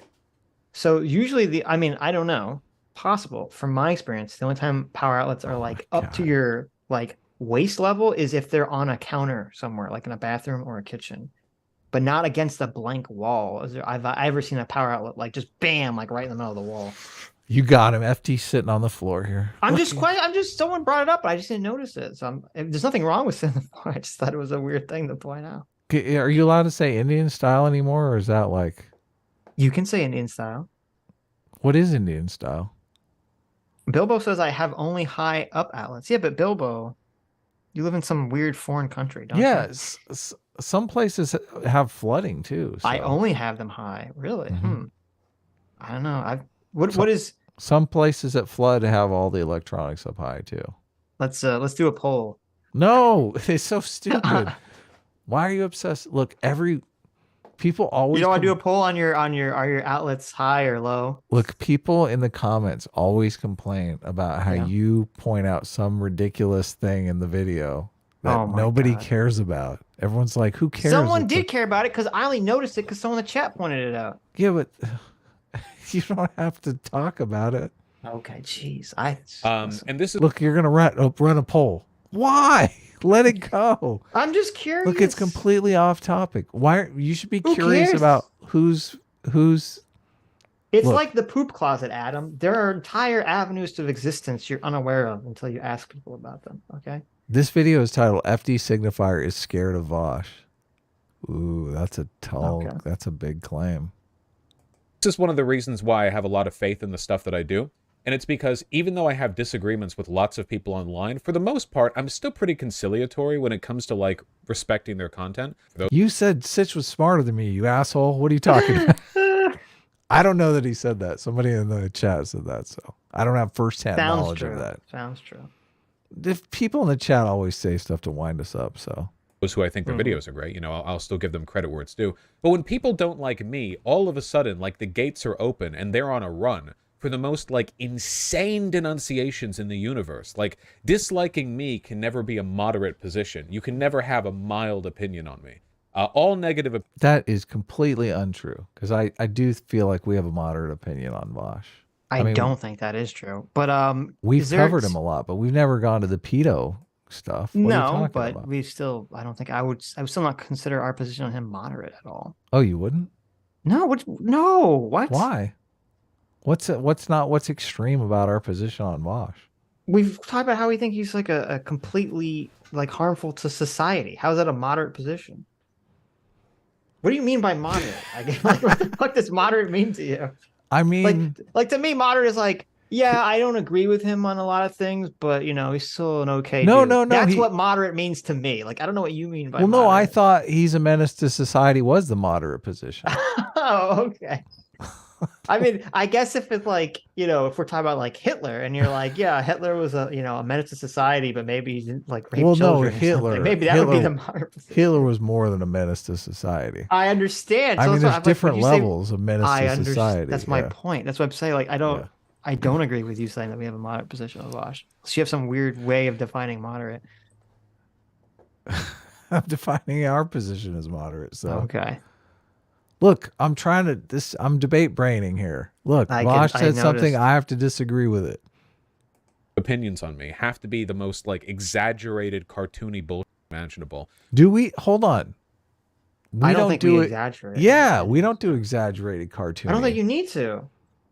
Yes, that's why our position is moderate. I'm Yeah. telling you, Well, we're okay, just sticking to the facts.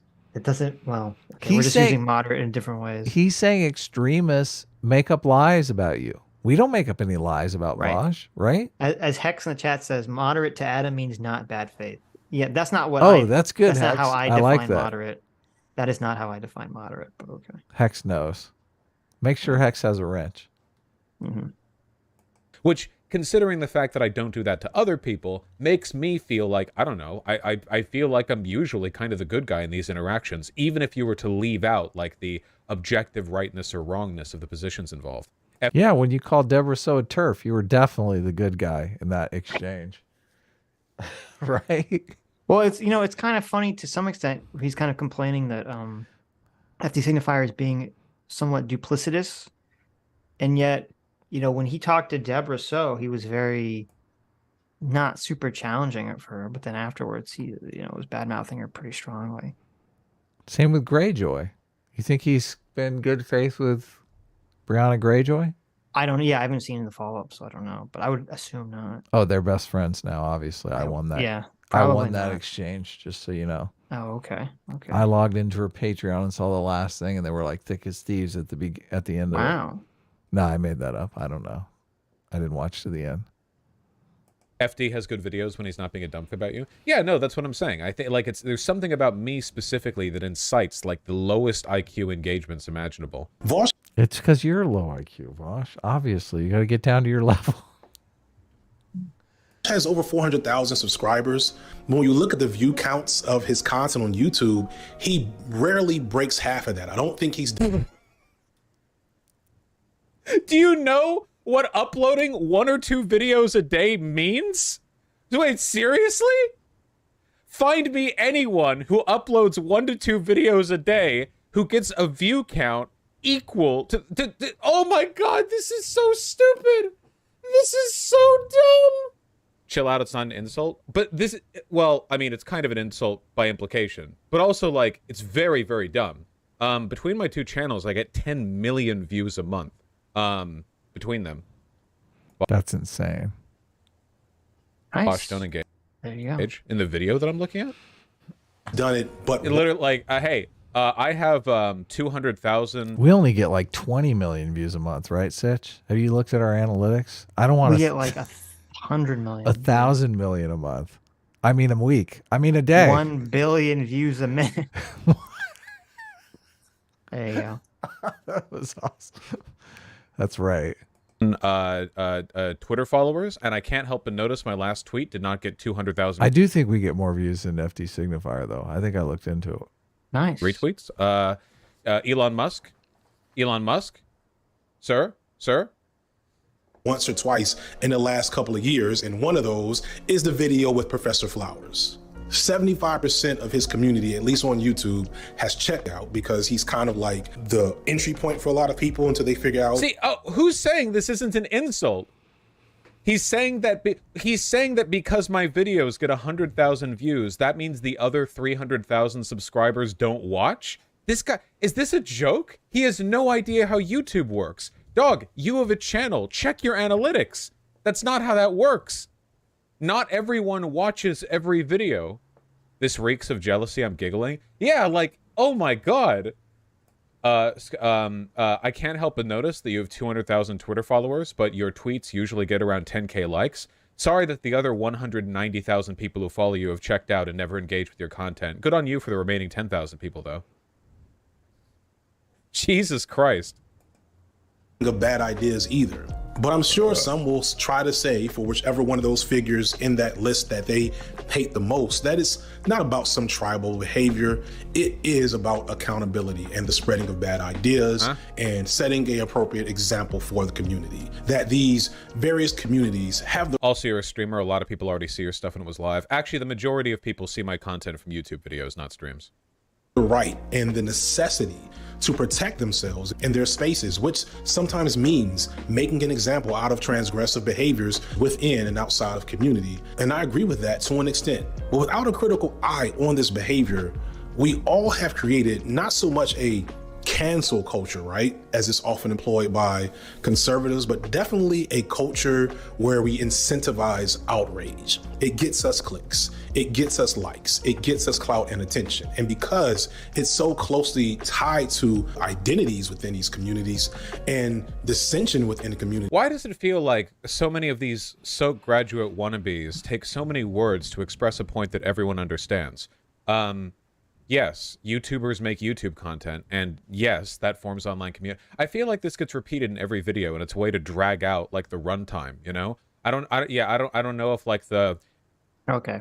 Does Vaush understand what he's saying? I don't feel like he does. So I want to go back to FD's video for a second.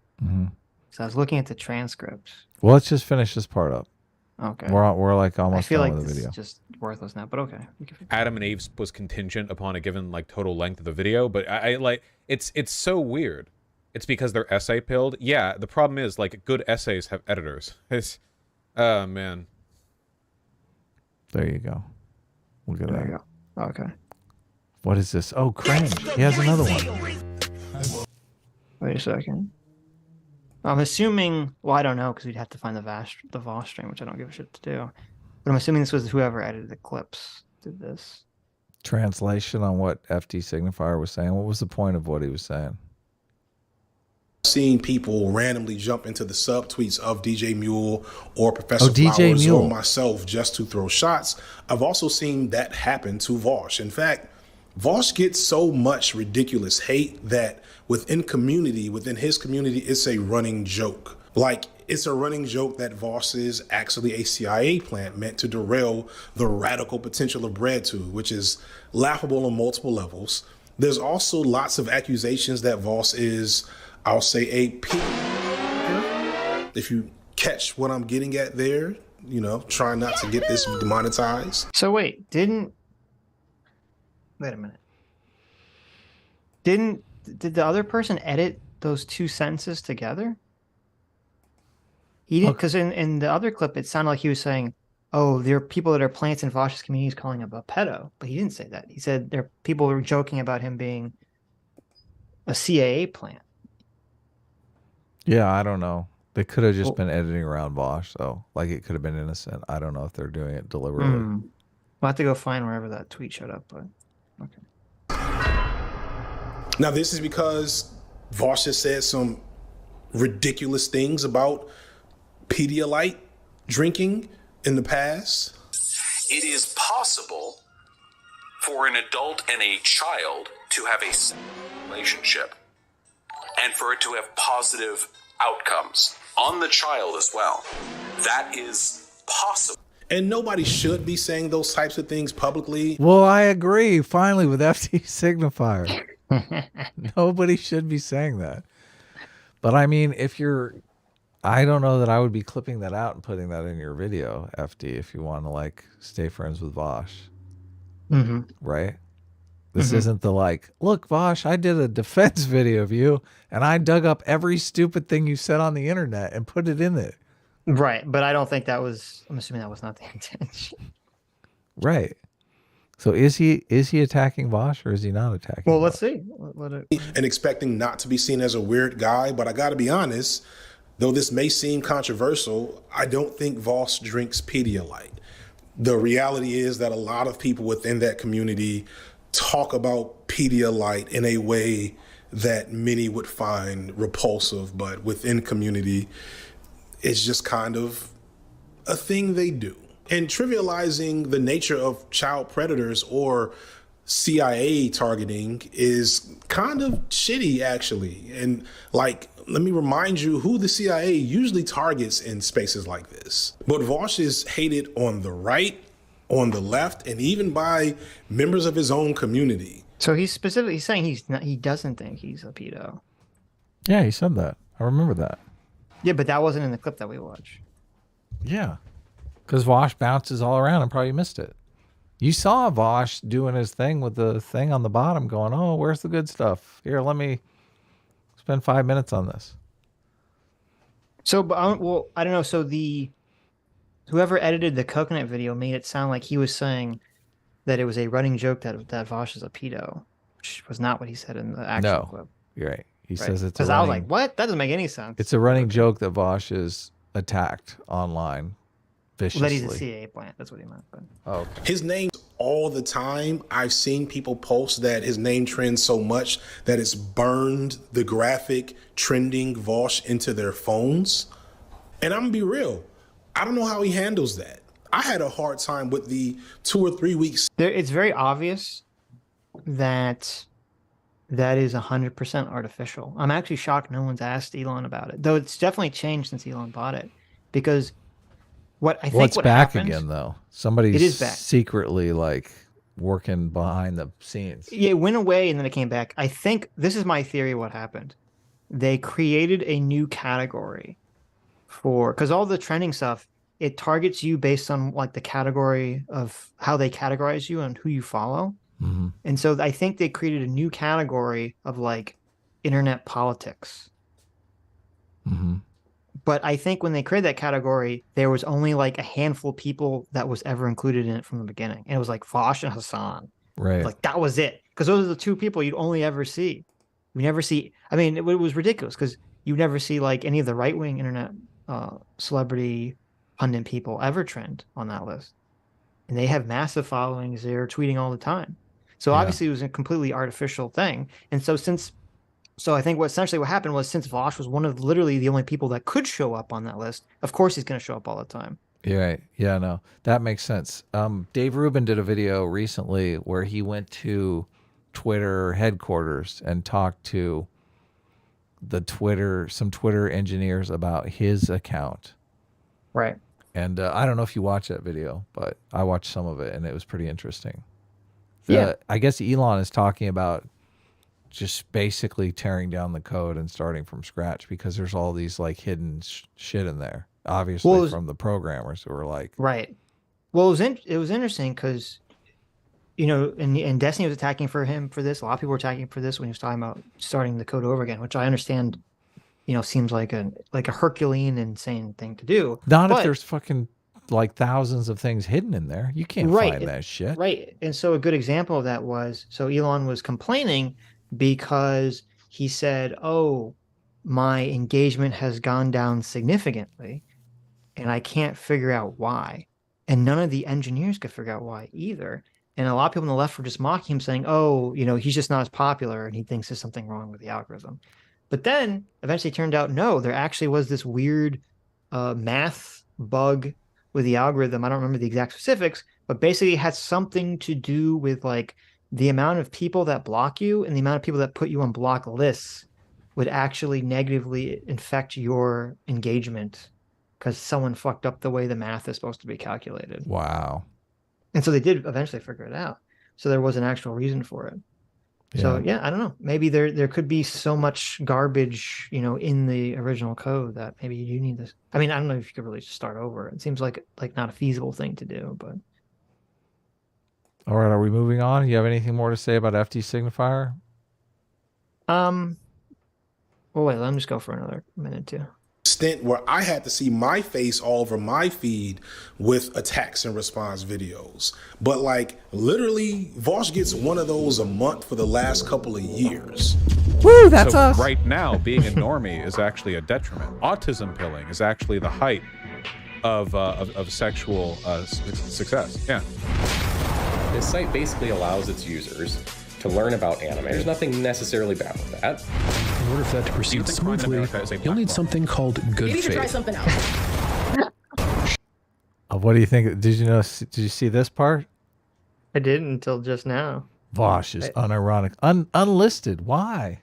Let's go back. Allows its users Chosen for myself. about anime. There's nothing necessarily bad with that. In order for that to proceed smoothly, you'll need something called good Maybe you should try faith. something else. There it is. There's our boy. Doomer joins the battle. Not good faith. Is Vaush unironically evil? Yeah, look at that. Unlisted. Doomer, what are you doing?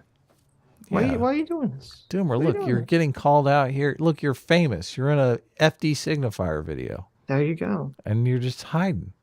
Look, There got you go. CT's artwork there. Yeah. CT, you could hit this video with a copyright claim for that image. Don't do it though, obviously. And I mean, and I'm serious. Don't do it because it's like that's not cool. But Yeah. Then we had Authentic Observer. Where's our cameo? Shut up, bitch. Not something I've chosen for myself, but hey, whatever gets friend of the show. you going. Stupid fucking bitch. Oh, that's not. I mean, that's not moderate. That's a levy, right? Is that is that count as an edgy comment? Yeah, of course it does. I feel like it does. Oh, look, not so erudite's in there too. There you go. Basically, all of the left. There's what's his face? We took the Samson, Noah Samson, yeah. Yeah. With that mustache that I always thought was fake, but it turns out it's real. He's got the cop / pedo mustache. Yeah. The thing that's most frustrating is that many of these videos are these sensational, exaggerated attacks on him that call him a Pedialyte drinker and a CIA operative. Wait, Doomer didn't call him that. Doomer didn't call him any of that stuff. What? This is kind of FD, man. I guess you didn't watch Doomer's video. Well, he's just using it as an example. But yeah, I don't think Doomer had any bad faith attacks on Vaush. He didn't call him a CIA agent. He used actual clips. He didn't call him a pedo. Like, this is total bad faith barrier, FD. Yes. To throw Doomers as like a big graphic. Or, in I your mean, I don't think collager. Authentic Observer didn't call him that either. You're right. Look at this. Look at this. What's going on here? These are honest criticisms of Vaush. Right. No, because they're like right wing. So I don't like Doomer is right wing. Remember when Doomer came on to talk about the January 6th? He's not talking about right wing because he said he had all these clips of the left attacking Vaush. Right.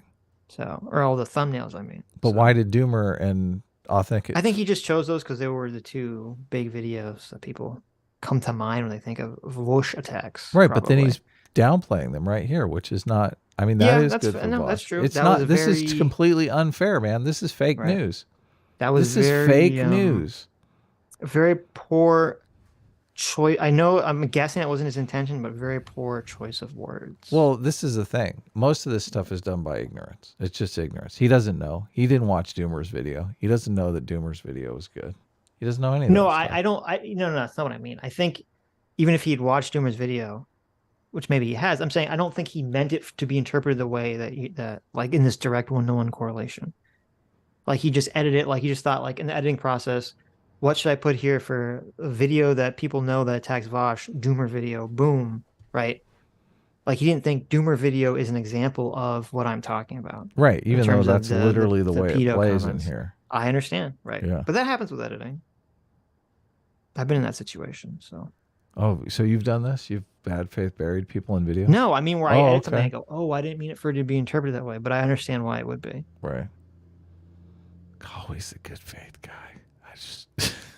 And obfuscate the real critiques on Vaush and obfuscate the real critiques on Vaush. I think Doomer is completely in his right to criticize and call it FD for even if it was an unintentional mistake. Now we know why Doomer wanted to come on Sunday. Right. Doomer's like, fuck this guy. I think if Doomer wants to criticize him, even if it was unintentional, he's completely within his right, because even if it was not the intended purpose, it's definitely framed that like, oh, Doomer is part of this group of people that made bad faith critiques based on garbage of Vaush, which is 100% not true. That's right. And also, Doomer, you can come on Sunday and we'll put FD Signifier's face in the video on the thumbnail very big. So you can argue with him. And the same thing with Authentic Observer. Of course. Yeah. Authentic Observer had a great critique. Right. But see, here's the thing. This is why I think it was just bad editing choices. Because I imagine if we asked FD about this, he would agree that he didn't mean. Well, I'm assuming. I would guess he wouldn't, because he has the clips of Vaush calling her, stupid bitch. So, like, it's not like that doesn't make Vaush necessarily look good. I'm not sure FD is willing to admit that anyone who is not a leftist socialist even has good arguments. To be honest with you. Well, we'll ask him next time he comes on. And give him rooms to dismiss stuff outright. Like, y'all, Vaush isn't a Pedialyte drinker. Stop. And that's why Doomer didn't call him that. That's why Doomer left all that stuff out of the video. Okay. Now, he had a whole section about it, but. Did he really? I don't know. He did? I don't think he did. I don't know. What are you talking about? No, he didn't have that in there. I don't know. No, I know he didn't, but. You don't remember the video? He had a section that he cut out. I don't remember what was in the section. How do you not remember my video? Because it's like I try to put Thank out you, every video Doomer. that's Thank ever goodness. been posted on I try to everything that Thank you do. I goodness try to push Doomer out is of my here. memory as fast Doomer, as possible. please Okay, back well, me up here. I appreciate this. There was no. I feel the same way about you, Sitch. What, Adam? Don't make out in front of me, Did you? guys. I don't feel you comfortable. didn't talk about that. any yeah, pedo the stuff in pedo video, stuff. Did you? Tell us, set us straight here. I avoided like any of those kinds of personal attacks. The only thing I said at the end was like, at the end I basically vague posted that I had avoided that stuff, and there was lots of other shit I could have brought up, but I didn't say. I remember. Yes, but I wasn't talking about the pedo stuff. I was talking about the sexual assault allegations. Or harassment or whatever the fuck it was. Was that the part you cut out? Well, no, I didn't cut it out. It's just at the end. I was like, so here's a good argument for why this guy's evil. And by the way, there's other shit I could have said that like, you know, hitting below the belt. But you know, this is not it, right? That's basically what I said. Well, FD thinks you hit below the belt. FD thinks you put all that stuff in the video because he didn't watch the video, evidently. Yeah, I mean, FD's video is so bad. This is like, if I was still doing drama content, I would be fucking salivating and making a response video to this. Why aren't you doing drama content? Doomer, it's amazing why? How many things he fucked up. I want you to tear this guy up. Doomer, why don't you do that? Look, that's what everybody wants. The trick to YouTube is giving people what they want, Doomer. That's the key. I mean, we need a right next to the well. Well, I think I would rather fail at doing something else than succeed doing drama content. Failing at doing something you love is better than succeeding at doing something you hate. So well, yeah. Unless you're making shit tons of money, right?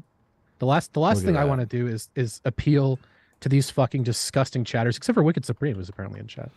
Hey, Wicked Supreme is in? All the rest of you are disgusting. He should come on too, but we're trying to. Are we trying to wrap up? I don't know. I mean, I don't care. I'm not pressed for time, but I like Wicked Supreme. I like Wicked Supreme. Wicked Supreme put me in touch with Mr. Important. Mr. Important, yeah. Yeah. Cool. Yeah. I didn't watch that segment, but I'm assuming he was based and you guys were cringe, so. He was on the cringy side, but we got through it. Mm-hmm. No, he was great. It was awesome. So he was on the Scott Adams' a big old Nazi side. But that was great. What did Scott Adams even do? Because I don't watch your show. You'll have to go back and watch the conversation. Scott Adams basically. You'll never know. You'll never know. Two sentences or less. Scott Adams got a list of his. He basically got a printout of his local city, and he got a red marker, and he started drawing lines around the places where he wanted the white people to live. Wait, really? No, he didn't. No, what he did was he took out a list. He literally started redlining. That sounds like my granddad. Jeez. No, what he did was he took out a map of where he lives in California, and he drew a bunch of boxes around the neighborhood that he lives in, and he said, "No blacks allowed in here." Okay, that's what. Right. Wait, did he actually do? No, of course he didn't do that. He went to. I don't fucking know, dude. He went to his. This shit. He went to his black neighbor who definitely exists, and he told him, "Look, dude, I never got to the neighbor thing." Okay. Look, how I just want to ask you, Sitch. Yeah. Does a neighbor live next door, like 5 doors down, or is it like a finger quotes neighbor, right? Yeah. Or does he live across the housing complex? Like where is the neighbor? I want to know. Right. Where in the neighborhood? Yeah. So what happened was Scott Adams saw a Rasmussen poll that said that 24% of Black Americans who responded said they did not agree with the statement that it was okay to be white, and 20% said they didn't know. And so then, using that information, Scott Adams knocked on his black neighbor's door, and he told him that he should leave the neighborhood. That didn't happen, obviously. I gotta mix in. Listen, you gotta let me gaslight Doomer a little. You've already gaslit me like 5 times in a row. Adam, is any of this true? I'm sorry. The poll part. I'll let you gaslight. Do I have to rely on chat? Tell me. I'll let you gaslight a little longer. You're right. It was unfair. You let me gaslight for a long time. It's gaslighting Doomer? That's part of the best. That's one of the best parts of the show. It's like it should be an Olympic sport. Yeah. Why do I click on links when you guys send them? It's just always. I don't know. You're like an abuse victim. You keep coming back. I have fucking Stockholm syndrome. How do you not know? But I'll like, how do you not know about the Scott Adams thing? Like, I saw it on like the PBS NewsHour. I was like, holy shit. I am based and enlightened and completely removing the news from my life. I don't know anything that happens. I exist in a state of bliss. I just sit with the oceanic feeling all day. It's great. I'm trying to send Wicked Supreme the link. Nobody believes that Doomer exists in a state of bliss. Okay, nobody will believe that. Wow. Listen, I'm desperately trying to think of some convincing lie I can tell you about what Scott Adams did, but I don't. Sitch, I don't care what you say anymore, Sitch. So you say whatever you want, buddy. I'm just gonna. How do I mute someone in a Zoom call? Hold on. I sent Supreme the link on Discord, so if he wants to jump in, he can. I don't know how much longer we're gonna go. I feel like we're kind of wrapping up anyway. We were wrapping up. I don't know why I'm inviting all these people. Just if he's in the chat and he wants to say hi, like, this is a perfect opportunity. He can come on and he doesn't have to stay for like 10 hours because we're wrapping up. That's true. Doomer, how have things been going with you? How's the new channel panning out? I want to watch a Doomer video. When can that happen? It was going great, and then I got really fucking sick, so I didn't get. You got the COVID? What happened? I don't think I got COVID. Is it AIDS? I got a cold, and then I like got better, and then I got something else. I got like jack shit done in February. Oh yeah. I was like literally in bed with like not able to do anything for like 2 weeks. It was fucking awful. It's been freezing in Los Angeles, which has been really difficult on me, but I'm not used to this cold weather. I have a video I'm editing right now. It's like definitely less than a month of work left to do. I'm not sure when exactly it'll get released, but I'm trying to get back to work on it full time now. How come you're letting Dev re-upload your video and make all this money off of it? Listen, he keeps winning the DMCA claims. Like, I don't know what you want me to do. The copyright system on YouTube is fucking disgusting. These people will just re-upload your content. You submit the thing. He just contested the claims twice, and now I have to take him to court if I want to take my video down. Doomer, I might have to. You think we're gonna fall for your gaslighting after we? If you're doing false DMCA's on people, Doomer, I might have to kick you. That's against YouTube. Dev worked hard to re-upload your video. How is it a false DMCA? You know I made the video. Yeah, but it doesn't matter. It. It doesn't matter. You can't look. There's the unwritten rule of YouTube: no filing DMCA's on people, even if they upload your full video. Dev is not people. Well, that's true. Dev is an object to be bullied. Okay? He's Canadian, so he's Canadian. Dev was supposed to come on today. That's right. But I'm kind of glad he flaked because Mr. Important was a great guest. So true. What's up, Wicked Supreme? I think he triggered the chat more than Dev would. What's up, Wicked? How you doing? I'm good. Listen, I don't know why you threw me this invite. I kept saying in chat I don't have a goddamn thing to say about any of these topics, but I love you guys and I hope you're all well. Okay. Thank you. Don't leave yet. Are you up to speed on the Scott Adams story? Do you know anything about it? I don't know. I watched a little bit of it. I gotta be honest. He said a lot of weird shit. I think Sitch, I think you're being way too charitable to the guy. He said some weird fucking shit. Well, Sitch practically lives with the guy. He wants to be on the winning team. That shit's pretty weird. Hold on. Supreme is someone who will not lie. Okay, so what did he say? Scott Adams? Yeah, these fuckballs have been selling me down the gas river here for about. He said about 2 hours worth of shit, and some of it was conflicting, but like some of it is like he's got a chip on his shoulder. You know, I don't know. I think it's more than just he's like disappointed because he's, done so much for black communities or whatever. He's got a fucking chip on his shoulder. Wait, what did he do for black communities? He actually might have, whatever, like donated to some charities or who knows, community outreach. Who fucking knows? Okay. But Scott Adams runs a soup kitchen for underprivileged black youth, Doomer. Did he read the 14 rules and given a Roman salute? Yes. Yeah, I don't know. I mean, he said that Kanye was wrong, but right in theory, just about the wrong race. It's one of those things where I don't get the feeling that Scott Adams is a fucking neo-Nazi or that he's like malicious or trying to be malicious, but it might be one of those things where he's got some like maybe some deep-seated frustration with black people or something like that. Like, why don't they just fucking get their shit together? And this is like his outlet to do it. And he feels like he has some impotence or impetus to fucking do it, or some credential to say it now, or whatever the fuck. That's the feeling that I get. I'm not sure that he's like a full on race, whatever, ethno nationalist or any of that shit. Was it some clean your room shit? Like black people's problems aren't from systemic racism. It's because y'all motherfuckers lazy. Is that what he said? It was quite a bit worse than that. Really? Yeah. Holy shit. Yeah, it was like white people run away from black people as fast as you can. Like don't live near them. These people are ungrateful for all the help I've given them. Yeah, I don't know. Jesus. I don't even know if I'm embellishing. Like I think that sounds accurate. Do you guys think I'm embellishing? Slightly, but okay. I mean, the gist is I kind of don't want to tell. I don't want to ever tell Doomer what he actually said. I want Doomer to forever live in ignorance. Well, it's pretty harsh. We listened to it at the beginning of the video. Yeah. So, I mean, I do think you can extend the utmost charity to him. I mean, Sitch practically lives with the guy. He watches his show every single day. So he feels like he knows Scott Adams inside and out. Wait. So I think everyone here that actually heard it basically agrees. We don't think he's racist, but we think what he said was racist. Yes. Yeah. Okay. So, or out of line or what? I don't even listen. Calling shit racist. Listen, I don't know. I don't know how I feel about. Yeah, I don't know how I feel about labeling things as racist unless we can say it's literally somebody making an argument that races exist in any real capacity and that one is like superior to another or something. Supreme, why are you defending racist right now? I know. Well, I mean, that interpretation could be levied at what the things that Scott Adams said because when Scott he says Adams black people are a hate group, I think that's a racist comment. Yeah. Yeah, fair enough. Yeah, but he said black people are a hate group? Yes. I don't know. Did he, Doomer? He did say what that. The yes. fuck? It's a big part of his thesis too. I've got to go watch this video. It sounds spicy as shit.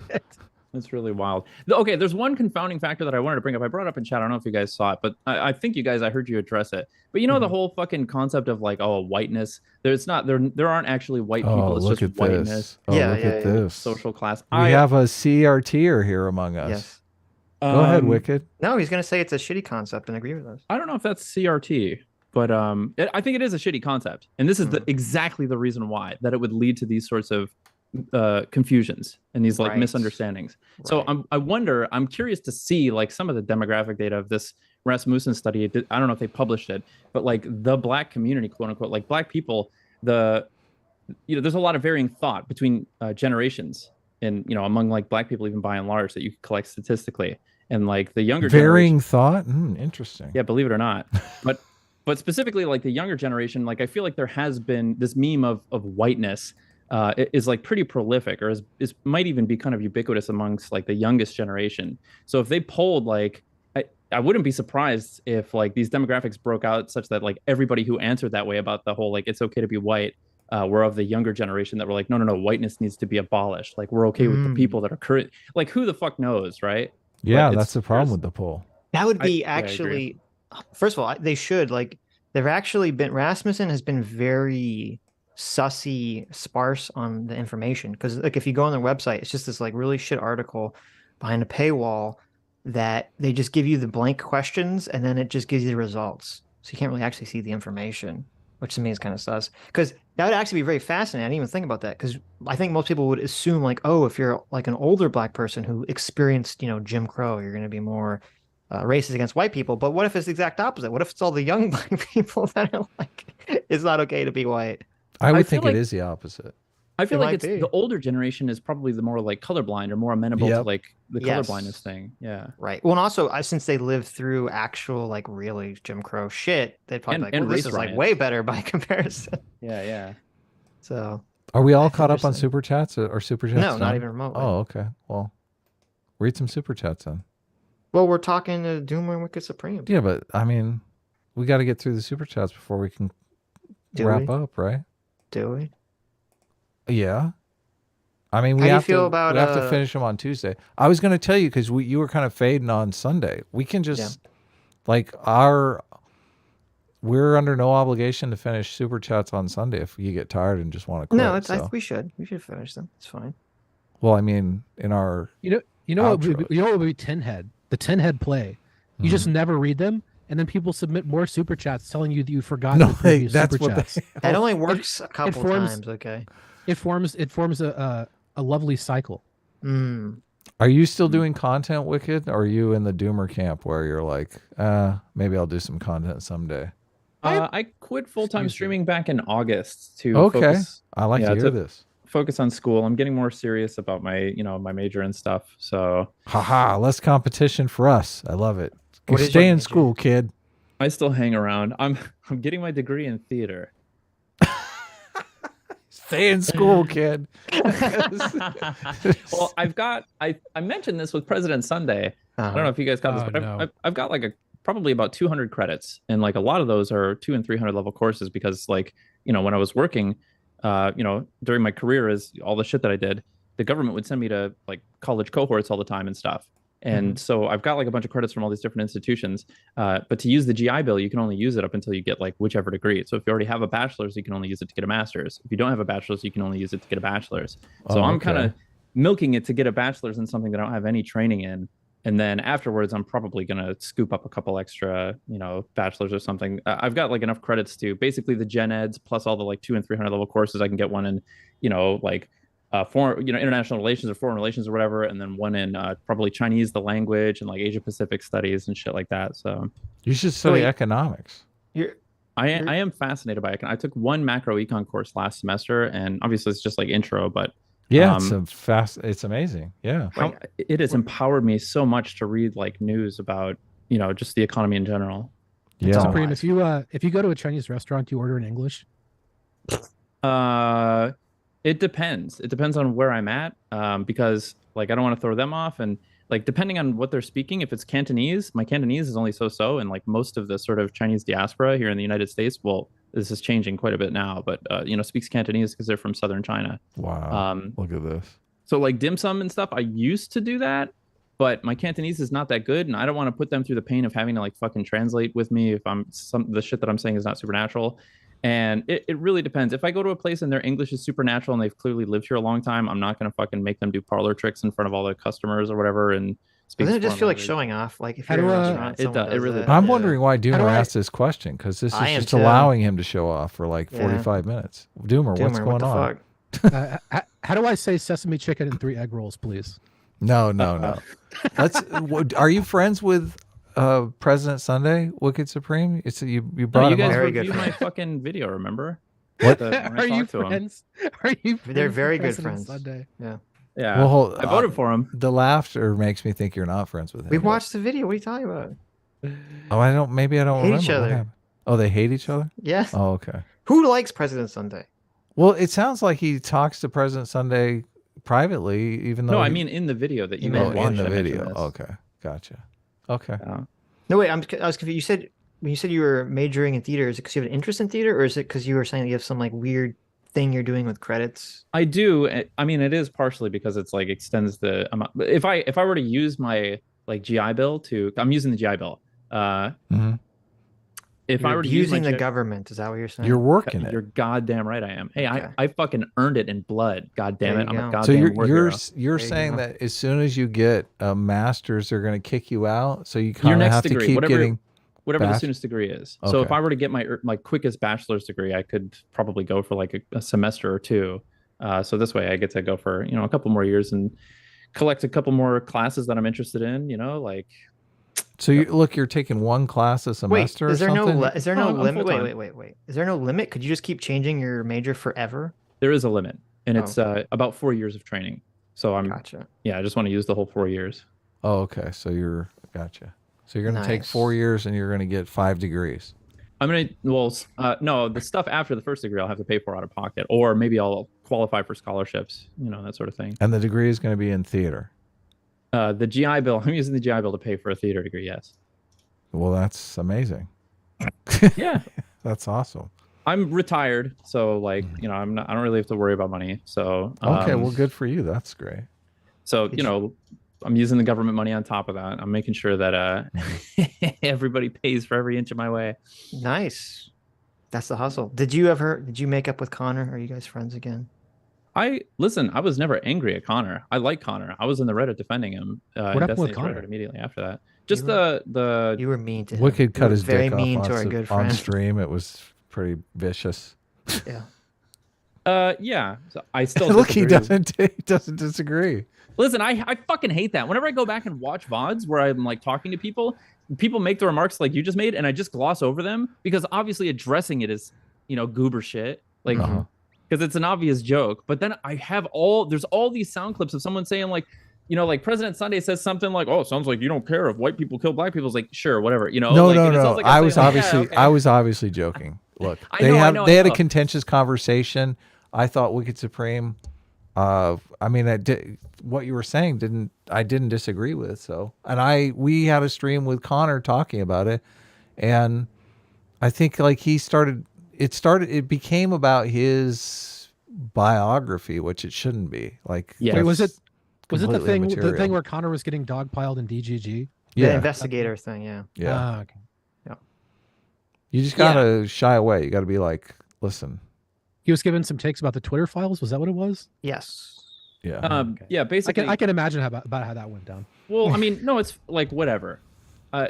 Honestly, he said that his position on the Twitter files is like more moderate than a lot of conservatives, and I agree. Like he basically thinks that the FBI tried to wink, or like nudge, sort of subliminally Twitter to hide the Hunter Biden story in the hopes that it would slightly nudge in the favor of Joe Biden winning the election or something like that, right? Because they thought that the Hunter Biden story being released would damage Joe Biden's chances in the election. They wanted Donald Trump not to be elected. So Connor thinks that it was like intentional on the FBI's part.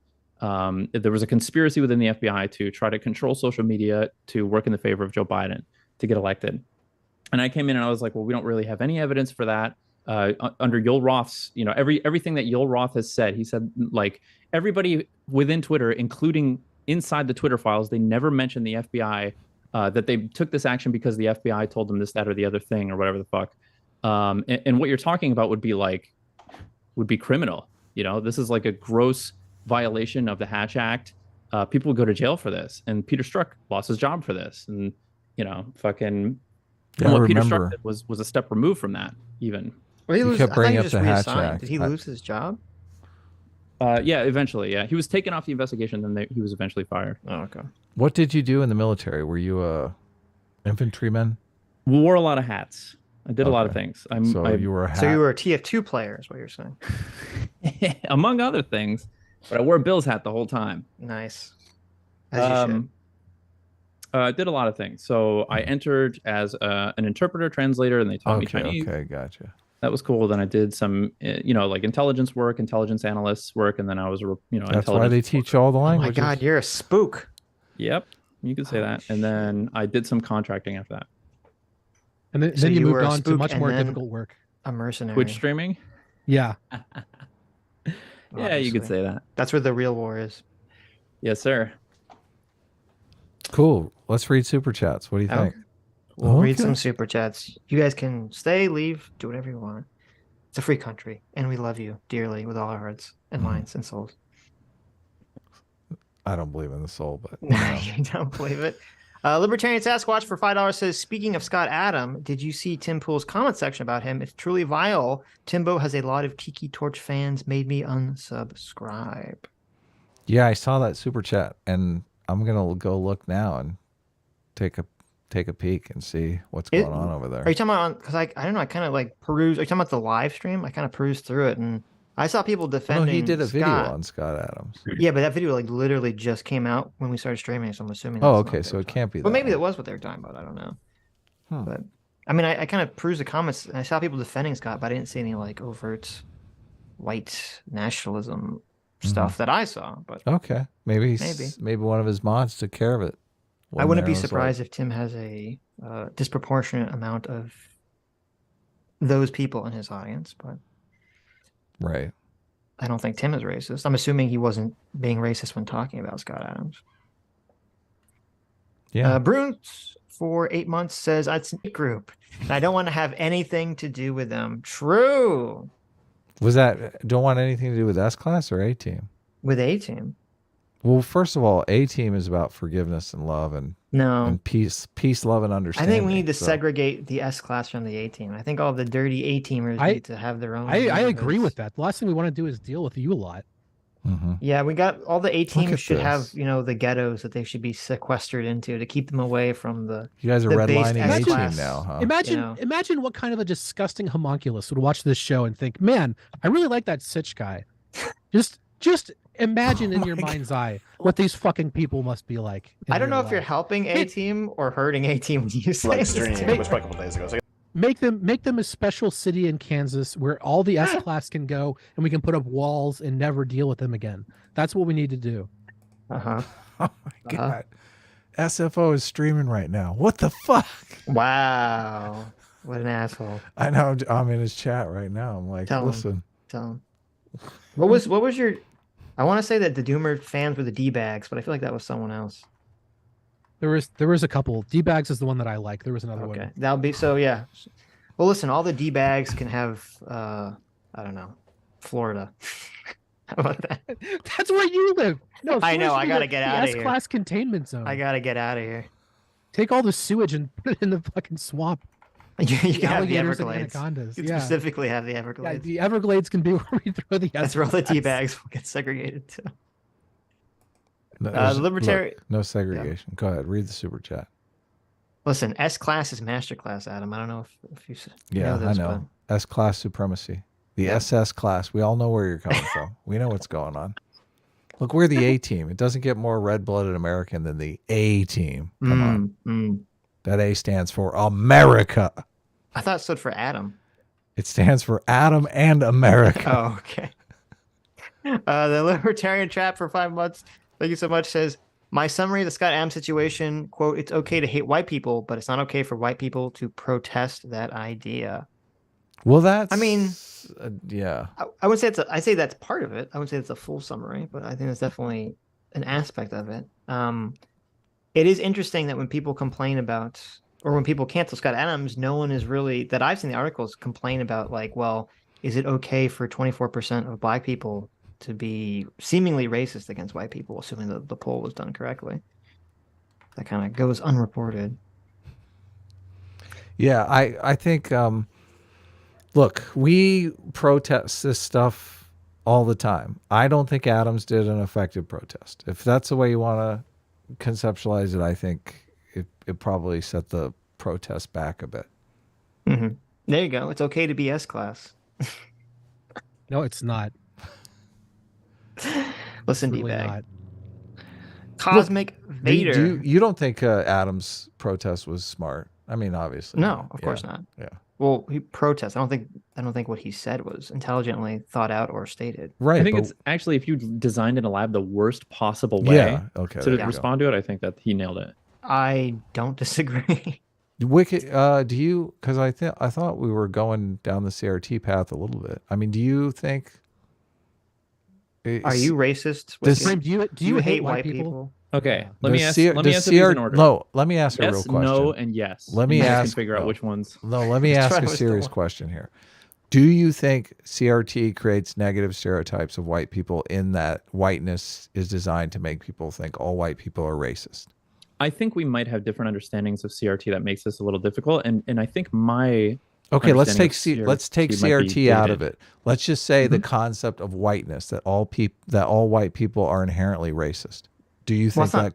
Well, I don't think that's what the concept of whiteness is. See, we're starting on very different lily paths. Okay. We got a lot of chasm. First off, I hate the concept of whiteness and the whole like sure, if you want to say that once upon a time America lived to serve this group of people called white people, and there was this sort of selection or selective placing, whatever groups and races and ethnicities of people in and out of that umbrella or whatever the fuck, and that our systems were set up to specifically benefit these people and detriment everybody else. Fine, whatever. Sounds like you understand CRT pretty well.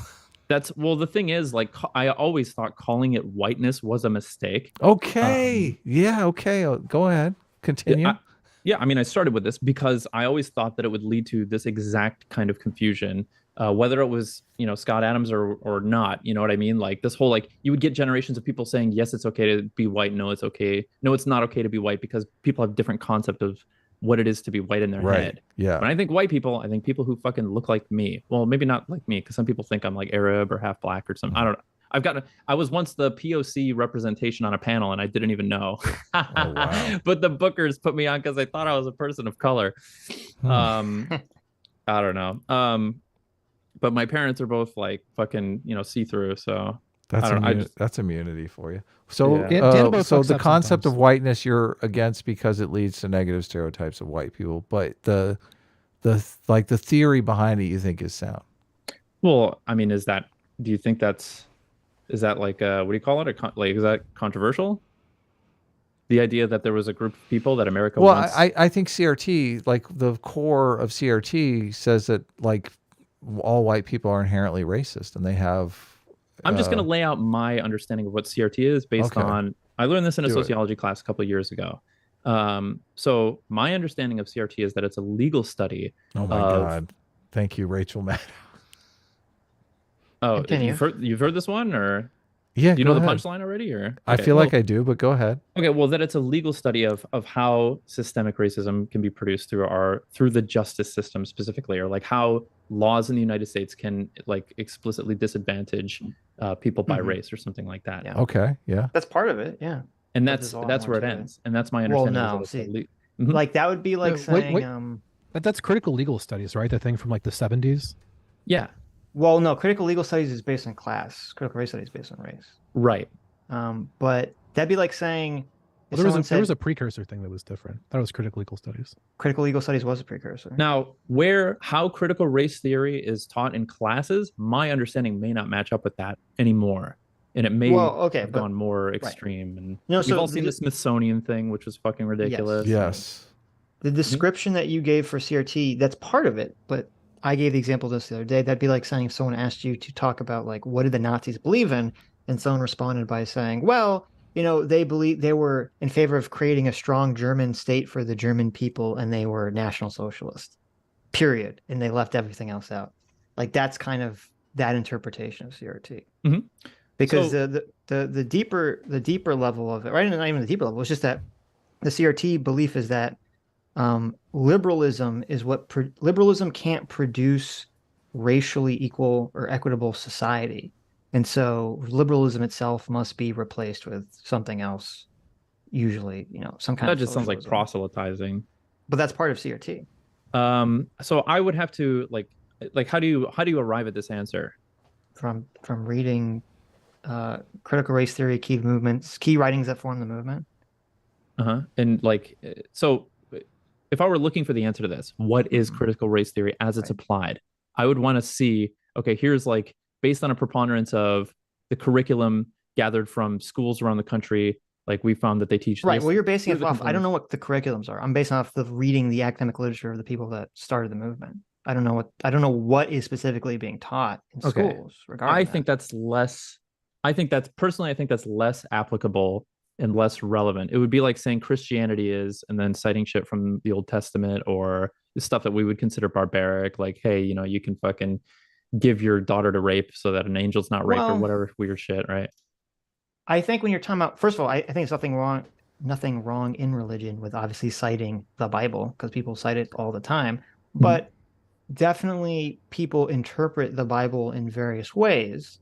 I think it's a little different because that's like a text from thousands of years ago that has been people have interpreted it in a multitude of ways for thousands of years, where CRT is, a couple of decades old.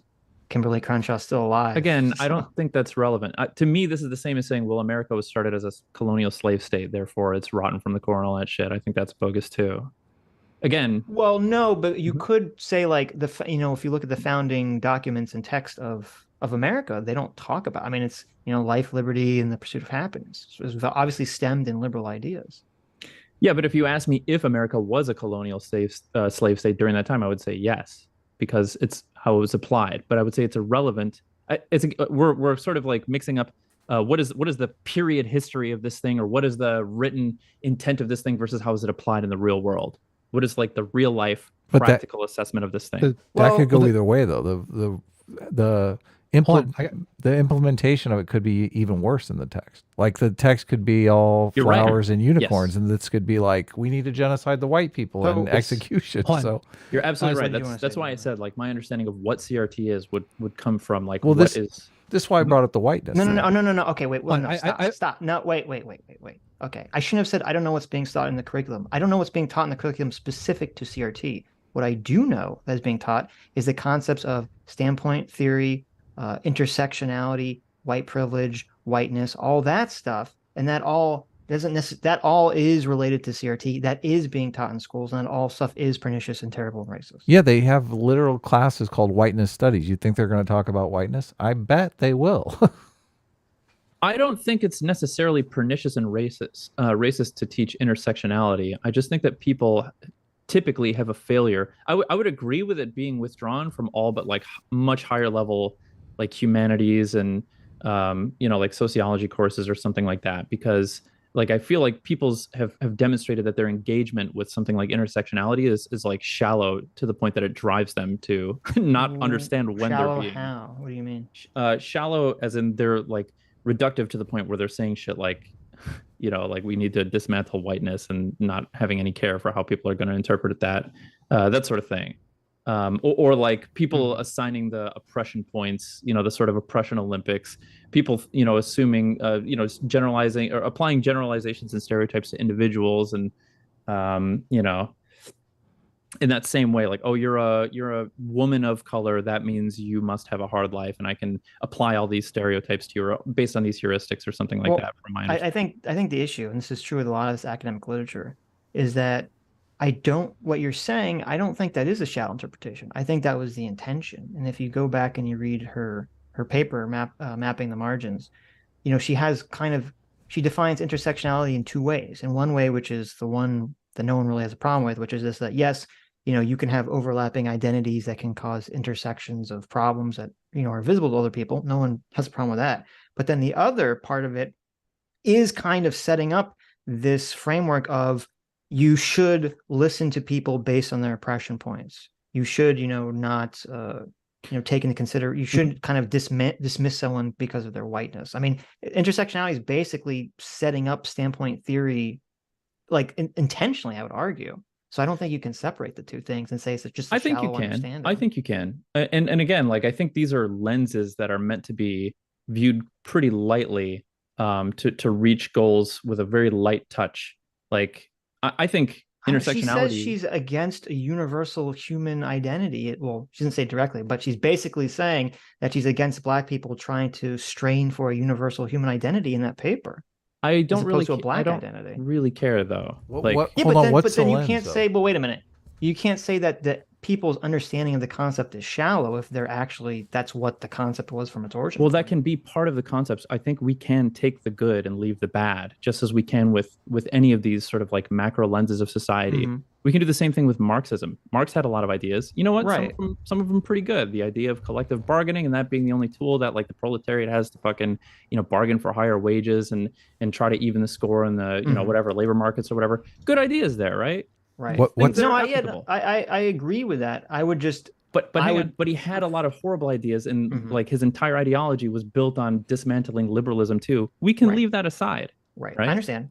Mm-hmm. But what I would say is, I'm fine with taking the good ideas out of some idea and dismantling and throwing away the bad parts of it. I would just say that I think we should then call it something else to prevent this sort of ease of access for people to sneak the bad ideas in.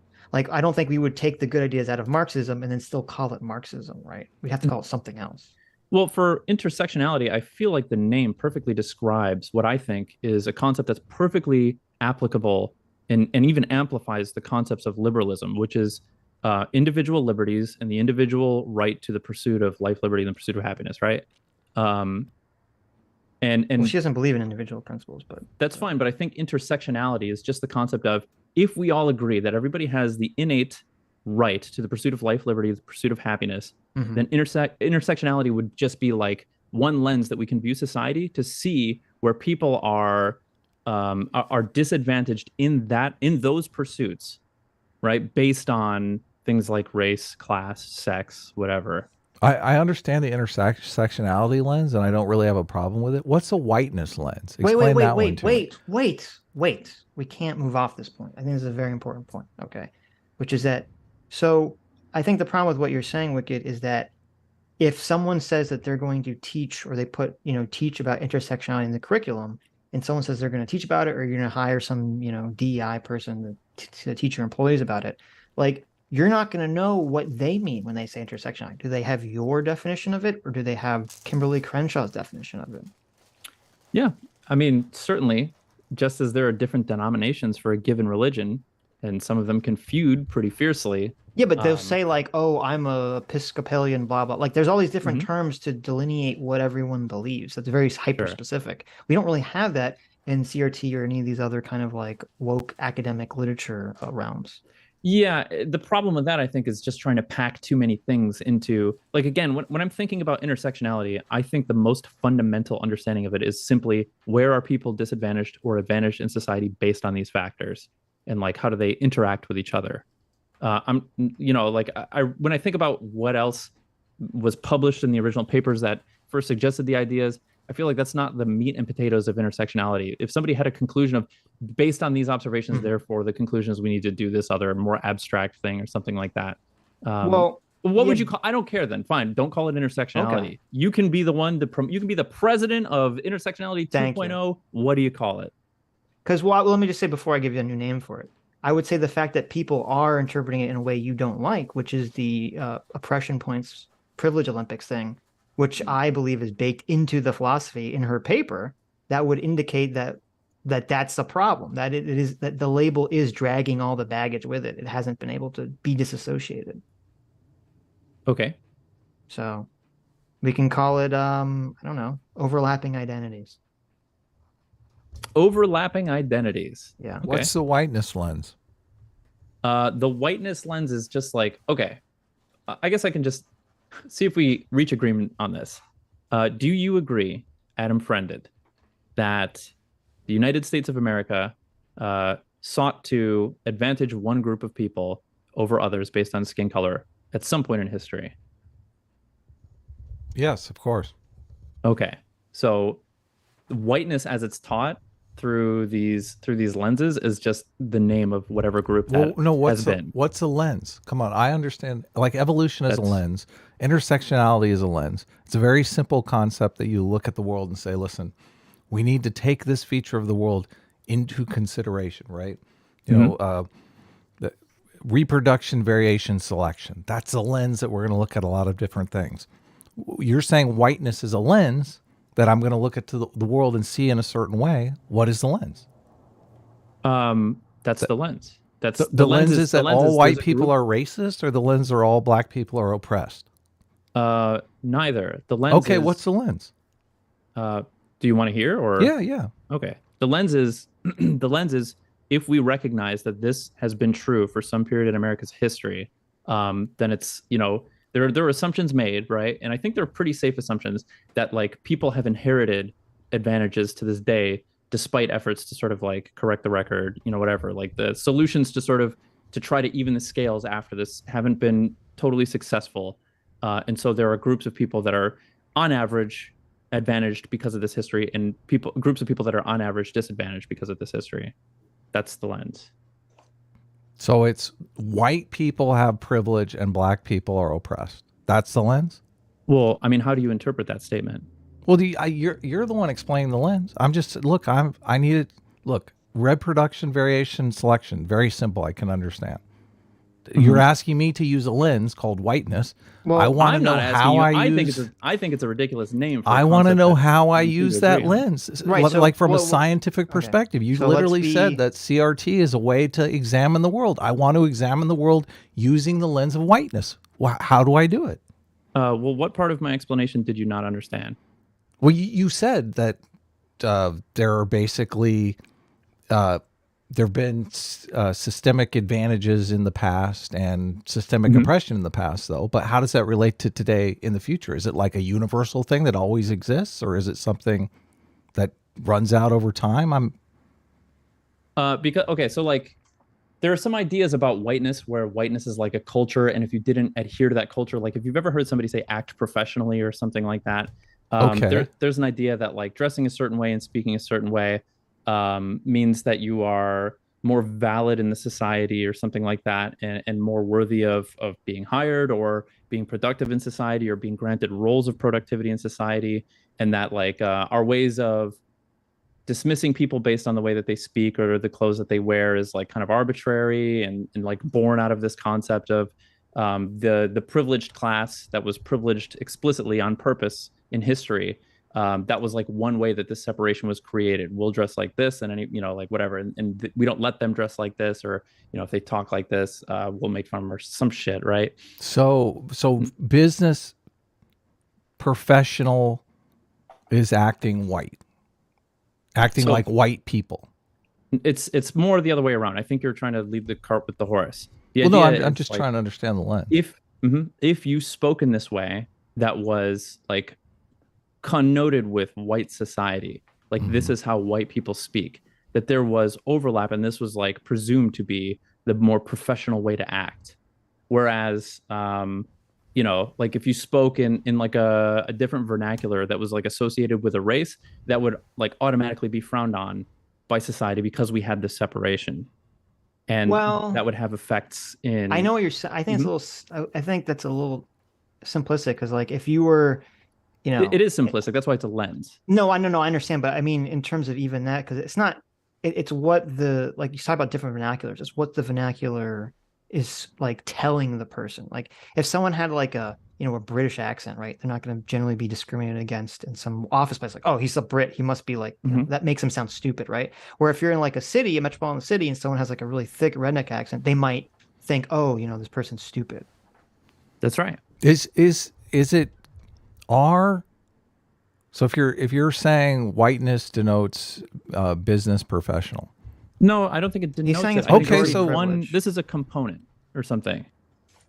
Think about it that way. Okay, well, look, if you what's the whiteness lens then? If that's not it, if it's not denoting business professional, I don't know how else to explain this. If like it seems like you want a hard answer, whiteness is these. Well, no, you're things. You're saying this is the thing that bugs me. People say CRT is a lens to look at the world. It's a way to examine things and figure things out. And it doesn't seem like a lens that's useful for anything other than creating negative stereotypes of people. Well, are you asking what the lens is, or what is the usefulness of the lens? That would be a different question. The whole purpose of a lens is that it has some kind of use. And as I was going to say, like if you're going to say, and I've heard people say this, if you're going to say business professional culture is whiteness, my next question would be, well, can white people opt into business culture and opt out of business culture? Are there white people that like to live fast and die young and leave a good looking corpse? They don't believe in like punching a clock and they want to be an artist. Is there black people that believe in business culture and don't believe in business culture? Like, why is this lens called whiteness? This is why I hate the term whiteness, because you're doing it right now. You're jumping between people who have white skin and people who ascribe to white culture, or what white, like the sort of byproducts of the culture that was created by the in-group, that was like a explicitly favored in-group historically. Well, I think it's a mischaracterization of that culture. I mean, I'd be just as offensive to say, black culture is a monolith. Again, like, I don't know how many times. But we're not sitting around in a class. We're not sitting around in a class talking about blackness or black studies. Okay, but wait. This is not controversial. Adam, was there at some point in history a group of people that were advantaged, like on purpose, by the United States government, local, state, federal, any of these things? Yeah, there was Jim Crow. There was all race, Jim Crow existed, exactly. It totally existed. Based on race. Based on race, exactly. Okay, so whiteness is this name that people came up with to describe the cultural affects of that in-group, how they behaved, what they wore, because it was associated with the race that was advantaged, which was white. So the concept of whiteness, but they're still using that on people who didn't live in that culture and are not part of that culture today. It'd be the same thing if I went back to like ancient times and said, this culture is this certain thing. You're just talking descriptive. You asked me what the whiteness lens is. I'm just telling you what it is. Okay. You're asking me to validate everything that's taught through it. I'm not going to do that because I think, like I said, I think these things have to be treated very, very lightly and with a lot of respect. Okay, so my next question, final question. I don't mean to be contentious here. Sure. I understand, and I'm sure you agree. Like evolution is an amazing lens. Like we use it in computer science, we use it in biology, we use it in culture, we use it all over the place. What is the usefulness of the whiteness lens?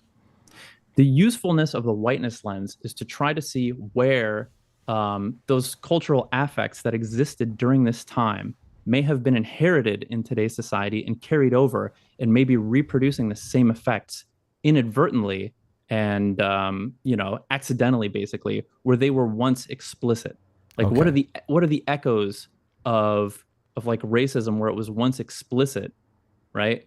Mhm. What are the echoes that it has produced that is now implicit and is still continuing to like cause negative effects in people's lives? See, the thing that's interesting for me, especially around the topic of whiteness and the whiteness as a lens thing, is I think the more you use the lens, the more bad outcomes you're going to get in the way that the lens is designed to detect, which is like there's like a negative feedback loop here.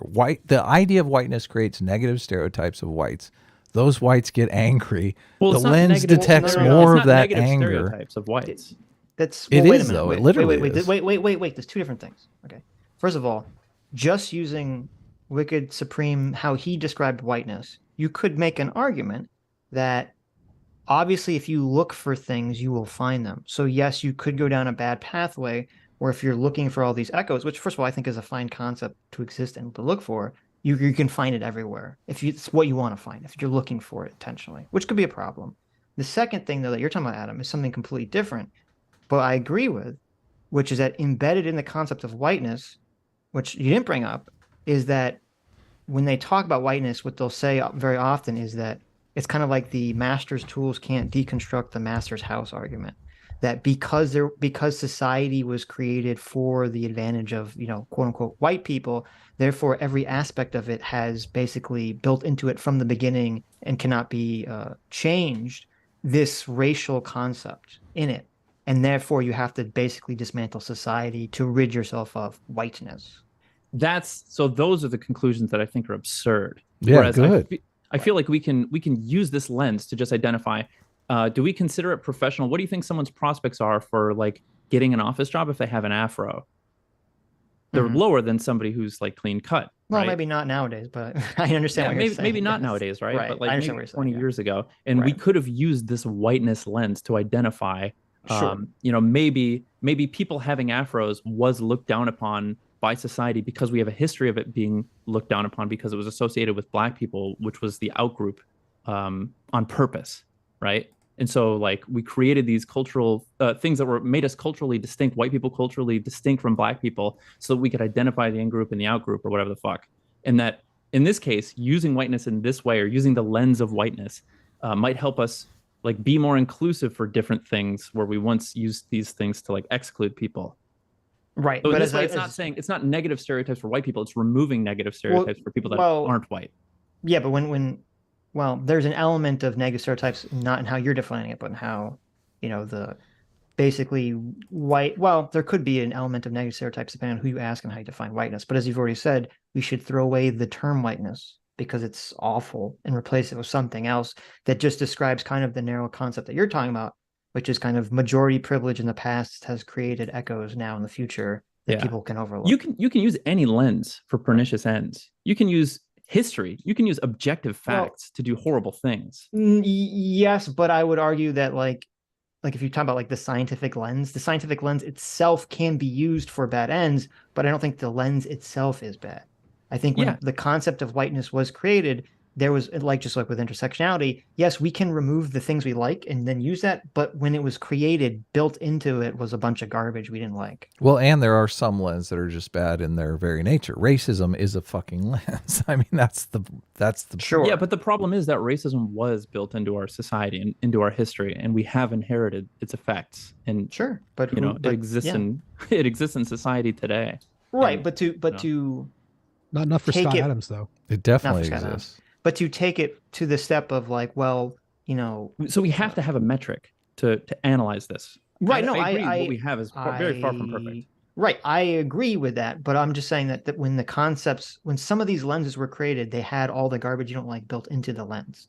And so if we want to separate them out, that's fine. But we'll just call it something different. Sure. Well, the United States of America had slavery when it was built. but that didn't stop us from rooting the it out. United States of America is a place. It's not a lens, right? It's not an ideological lens. I don't think that distinction's important. Like, I don't know. Like, I understand your problems with this stuff, and I would agree. Mm-hmm. Yeah, I would agree with you guys and be like, listen, maybe we do need to just fucking throw away these terms completely and reinvent them or something. If like, I think the way that people are engaging with these concepts is still in the most pernicious ways is still pretty fringe.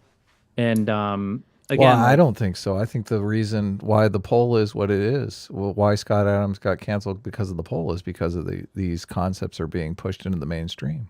Like, I think people are. I think obviously black people do get a pass on white racism, and I think white people are building up resentment towards that.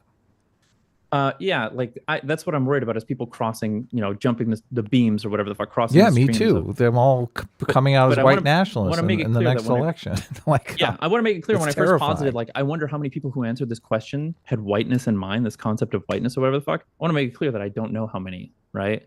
Like, it could be that however many percent of people who answer that really fucking actually just hate white people. Yeah, but all the people, like, we were going to watch a clip and we didn't watch it, but a bunch of people are playing these clips of, black people obviously just being vicious to white people. And they know the concept of whiteness. I mean, part of the academic zeal that whiteness has is what makes them feel that they can say these things openly, because they say, oh, this is just, science, academia here. Look, I'm just talking about the facts. Yeah. I think that has more to do with, like, I don't blame Bernie Sanders personally, because I don't think he intended this to happen, but I feel like Bernie Sanders' run in 2016 really opened the door for, like, radical leftism for a lot of people that were liberals otherwise, and they just fucking ran with it, and they just ran into a mire, and like, people that were maybe always proselytizing, like, far left bullshit just got an audience all of a sudden and were free to, preach the dumbest revolutionary shit. And and did so, feeding people a sense of self-righteousness. And I think that's the reason we have what we have today, not because some academicians came up with, like, the concept of whiteness and there were some bad ideas, baked in with the good ones or whatever the fuck. That would be how I would interpret the reason we're seeing this so much today. The racial strife that we have today. I think it's a combination of that and, the echoes, the aftermath of NAFTA protocols being signed into effect during the Bush years that left the Rust Belt just completely fucking destitute because all their industry went overseas, right? Was outsourced, went to Mexico, went to India, went to China. And we didn't have any programs to help those people out, and they fucking suffered. And then Donald Trump came along and said it's all the Mexicans' fault. Like, I think it's a combination of these two things that pit two groups of people against each other and thinking that, like, all of their woes were owed to the other side. I don't think this is so much because somebody came up with I don't think it's because sociology exists, right? or that people have developed. Well, I think sociology went mainstream because of Trump. I mean, I agree with you there, but it sounds like we have some agreement here. Wicked, can we get a pledge from you that you're not going to use the term whiteness? I think that's. I hate it. I entered this conversation saying I fucking hate the term whiteness. I'm actually even talked about it. That's super cringy for me to ask, and I'm only asking as a joke, but. It seems like yeah, Adam would also like an apology. No. Yes. Did you get never? Someone DM'd me the breakdown of the poll. Did you get that, Sitch? No. Jay Jonas. Send it to me. Okay. Jay Jonas Jameson? Is he looking for Spider-Man? Yeah, you pictures of Scott Adams. But yeah. But I'm glad, Wicked. I'm glad you think that whiteness is bullshit too. Obviously, so. What, are you gonna pat me on the fucking head? I don't care. I don't need your approval. Well, no, it's good to know. All right. Listen, when are we going to get drinks, for fuck's sake? Oh yeah, you're in Southern California, aren't you? I sure am. Yeah. There you go. I mean, someday when I'm allowed to leave the house, maybe. Uh-oh. Why are you not allowed to ball leave and the chain? house? I'm working on the comic, like yeah, nonstop, that's so. your ball and chain. Yeah, that's the lame ball and comic. chain. Yeah, Finger quotes. I have not because you're a fucking agoraphobic homebody. No, he needs a I permission actually slip do. from his wife Wicked. before he leaves. Look, I actually do like to go out. Like, I do like to have drinks and stuff, and like the pandemic has been a big pain in the ass. So no, I haven't been able to go out in forever anyway. So. Okay, listen. I'm seeing comments saying that I'm way too combative. You're goddamn fucking right. I am. I love to fight. It's fun for me. Hold on. That's the whole reason we invited him on. Yeah. Don't give him a hard time. Don't scare them away, guys. What are you talking about? You guys love it too, and that's why I like being here. Everybody was saying I was getting triggered, so I was like, I'm trying to calm down. Let me calm down. No, here. don't be calm. Don't be calm. You guys are fun to talk to. This is the reason I like coming on and talking. Yeah, to you. well, we like to, obviously keep you're it like real. You're like a less bad doomer, so. Doomer's great. That is not the best praise I've ever gotten. Look, I wish. Why the fuck do I come here? I don't know. Yeah, I'm gonna ask you to redress that. As long as we're asking each other to fucking, I don't know, make pledges to each other. I'm gonna need something better than you're a less bad. Oh, it's a doomer. I don't know why. In my ears, What do you think I said? I heard you're a less bad Sunday. Oh, listen, I would never say such a horrible thing. Sunday was supposed to do a response to Jonathan Haidt's moral foundations theory and come back on the show. And then he started this side quest going after Not So Erudite. I'm like, what? Why? Because that's where the drama is. What do you mean? Supreme, did you see that whole debacle? Yeah, I skimmed. I kind of caught it. Sure, in the periphery. I caught it peripherally. He totally doxed her in the video, and I'm like, why are you doxing her? Like that's oh man, what's gonna get Sunday views? No one cares about Jonathan Haidt but us. Okay. But if he starts drama with Not So Erudite, look, we consistently get over 1,000 views on all our live streams. Why would he not want to come? Yeah, but we're not talking about Jonathan Haidt all the time. Yeah, but he could come. We kind of aren't. I mean, he could come on the show though. I mean, why would he? Look, he gets like fucking 50 live. If he wants to come on and argue with us about something, he can do it. Yeah, why would if he wants to start drama by being a whiny little bitch, he can do that too. Look at you. I mean, I thought it was even funny when even what's her name? Not So Erudite? Brianna Wu was like telling him to shut the fuck up. That's when you know you've strained too Wait, far. really? Oh yeah, I remember that. President Sunday was on a panel with like Destiny and Brianna Wu and some other people, and they were all shitting on Sunday for attacking Not When So Brianna Wu is the reasonable person on the panel, you're like, what have I tuned into? Yeah, what's going on? I don't know anything about this person. I know that they've got some like sordid past or some shit, but I really don't know anything about this person. They've sorted it out. Like they seem like totally one of the reasonable big, anti-Gamergate voices way back in the day. So it's probably her claim to fame. And then she talked about dropping moon rocks on Earth, and everyone made fun of her. So, yeah, I don't know. I have no idea.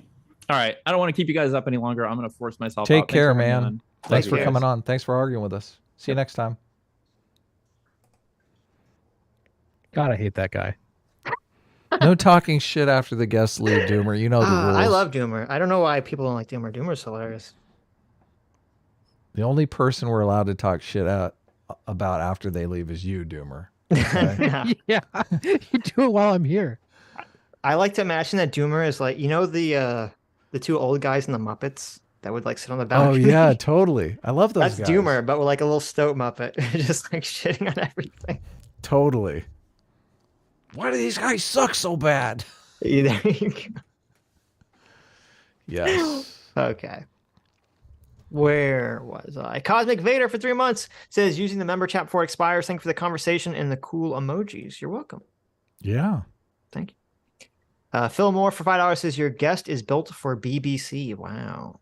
What's that mean? I'll leave you to interpret it how you want to interpret it. Here, let me Google that. No, on second Google thought. it right now. Type in built for BBC. See what you find. No, thanks. Thank you, Statler and Waldorf. Those are the names.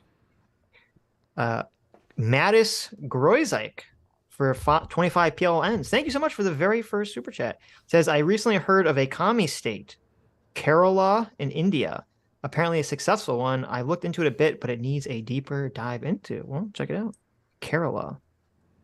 Matt Binder's streaming right now. The title of his stream is, he's got a picture of Scott Adams, and the title of the stream is "The KKK Took My Dilbert Away." Scott. Wait, did he lose Dilbert? Scott Adams canceled. Yes, he got canceled. Dilbert got canceled from every paper. And all his books got canceled. All his books. I wonder if, like my Audible, I have a yes. couple of. How do you not? Where do you live in a cave? I wonder if my Audible still has his books. I hope it does. He says he says it does because they're under a different contract. He doesn't know how that's going to work. What? You're kidding me. Like I literally could lose my Audible books? I don't know. That would be interesting because you've already paid for it. Yeah, but the Audible has a fine print that like you don't really own the book. Okay, like if we go out of business and the service goes down, you're fucked. Which I don't like. It's like I have hundreds of books in here. Right. There's a difference between why the fuck do I keep getting a message? Well, his like last someone's book trying to give me viruses. His last book actually sucked. So, but well, there's a difference between like if the service dies and you can't have access to it, whether like, oh, we thought this author was problematic, you know, like that's kind of I know. Well, that's why I said it's weird. Like, you know, to me, it's bizarre if Amazon says they're not going to sell his pre-existing books. I mean, does Amazon not sell Kanye music anymore? Yeah. Because of what he said what he said was like 1,000 times worse than I think Scott Adams said. I have Win Bigly, How to Fail at Almost Everything and Still Win Big. Both of those are great books, even though I hate Scott Adams. But look, I'm sorry, but Dilbert is nowhere near as good as Gentleman in Paris. Okay, it doesn't matter. Well, like Kanye said some fucked up stuff, but first of all, he made Graduation. Okay, J-Mac for $10 says always buy physical. Look, I mean, Scott Adams is a Nazi. I'm not going to buy his book in paperback. No, I'm just kidding. Obviously. Well, this is interesting. If I go on Amazon, how do you even buy physical these days? I know, right? That's the thing. You go to a bookstore, Adam. Well, no, even if look, a bookstore, audiobooks. What, I'm going to get like 1,000 CDs? I don't even have a fucking CD player. Like what? They're going to give me a thumb drive? Oh, here's your book. You'll try to buy a physical copy of a game and you'll open it up and there's no CD. It's just a code. Yes, I know. That's exactly what it is. J-Mac for $10 says, did you learn nothing from Community and The Office? True. They deleted the D&D episode from Netflix. Oh, you're right. They're soy. Yeah. They had it up on Amazon Prime, though. But it's weird. If you go on Amazon, you can still buy albums and things from Kanye West's official Kanye West seller. But if you click on the seller, it gives you an error page. No way. Really? Yeah. That's very, very strange. So they did cancel Kanye's stuff. But you can still buy the items. Oh, okay. So I don't know. It's very strange to me. So wait, how much money do you think Dilbert was making? How much did he just lose? 10 million a year? Sure, maybe more. I'm sure he gets a lot of monnie. Adam thinks he can't get that much money. I think he gets like $60K a year. That's what? That's not even close. You're just trolling. I don't know. You're definitely trolling. Look, it's a syndicate. It's syndicated newspapers. Like, how's that work? I don't like the newspapers were making money off of classified ads, and they moved to a subscription model. Like, I have no concept of how syndication works when all the newspapers are online. Are they paying by the page view, or I don't know? First of all, the main line of revenue is probably not what he gets paid for syndication. It's probably merch. Like Garfield merch was I think it was the biggest media franchise merch wise in like history. Yeah. Mm-hmm. So he gets a cut of merch that's going to disappear. Well, I mean, he like can't. Sales of books. Yeah, I don't know. I'm sure it's a substantial amount of money that he's or revenue stream that's just gone now. Millions and millions and millions and millions of dollars. Tens of millions of dollars. At least. Do you think Rightoids in the are going to start? Figures. Do you think Jesus Christ, Adam? Do you think Rightoids are going to start like buying Dilbert now? Some of them will. That's the thing. But yeah, that's. I don't know, because the thing is, he's not. It's funny because like, I mean, the white nationalists are going to be sorely disappointed with him, when they listen to him speak, and he's not actually racist. I don't. Well, the thing would be weird is like, I don't know if like, how's the book thing going to work? Because I think he said his publisher dropped him. So does that mean they're not going to publish Dilbert books anymore? Wait, his publisher dropped him? Oh my God. Yeah. His manager dropped him. He said like basically everything that could drop him dropped him. So Jesus. It's pretty crazy. Yeah, this is insane. This is like a level of cancellation they've been reserving for quite some time. Yeah. I mean, I think again, if he gets canceled harder than Kanye, to me, that's insane. But you know, it's just the thing is, like, I mean, it makes sense because Kanye has produced better content. Let's be real. That's not the rationale that anyone ever gives. No, it is. It is the ultimate thing that matters. Like, if you're making YouTube videos, for example, and you keep making really good, his content sucks, though, man. His content is trash. That's not what Scott Adams point is. Yeah, no, I'm talking about Kanye. Oh, okay. Yeah, that's it. My entire point was that Kanye is still a very good musician. He can say all the craziest shit, and everyone knows he's insane. So like, let's be honest, people don't really take him seriously. He goes on and like says some racist shit, and it's like you just heard a little fat kid say some racist shit. It's like, okay, Carbon. People are still like, gonna buy his music. I agree. Yeah, exactly, because his music is very good. Like at the end of the day, what matters is the quality of your content.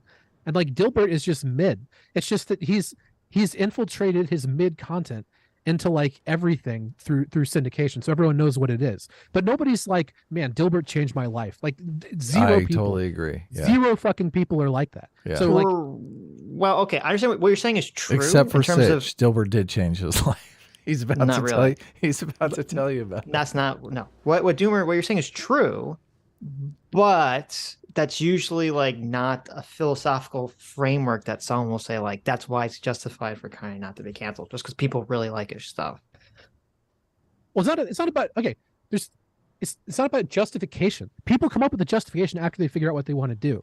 Well, and he's talking about the level of cancellation too. Like if people just seek your stuff out, you can't really call yourself canceled. Well, no, but like my point was, if you still have Kanye stuff, to me, it's ridiculous. There's a whole nother level of cancelization. If you're like, we're not even going to print and sell your old stuff anymore.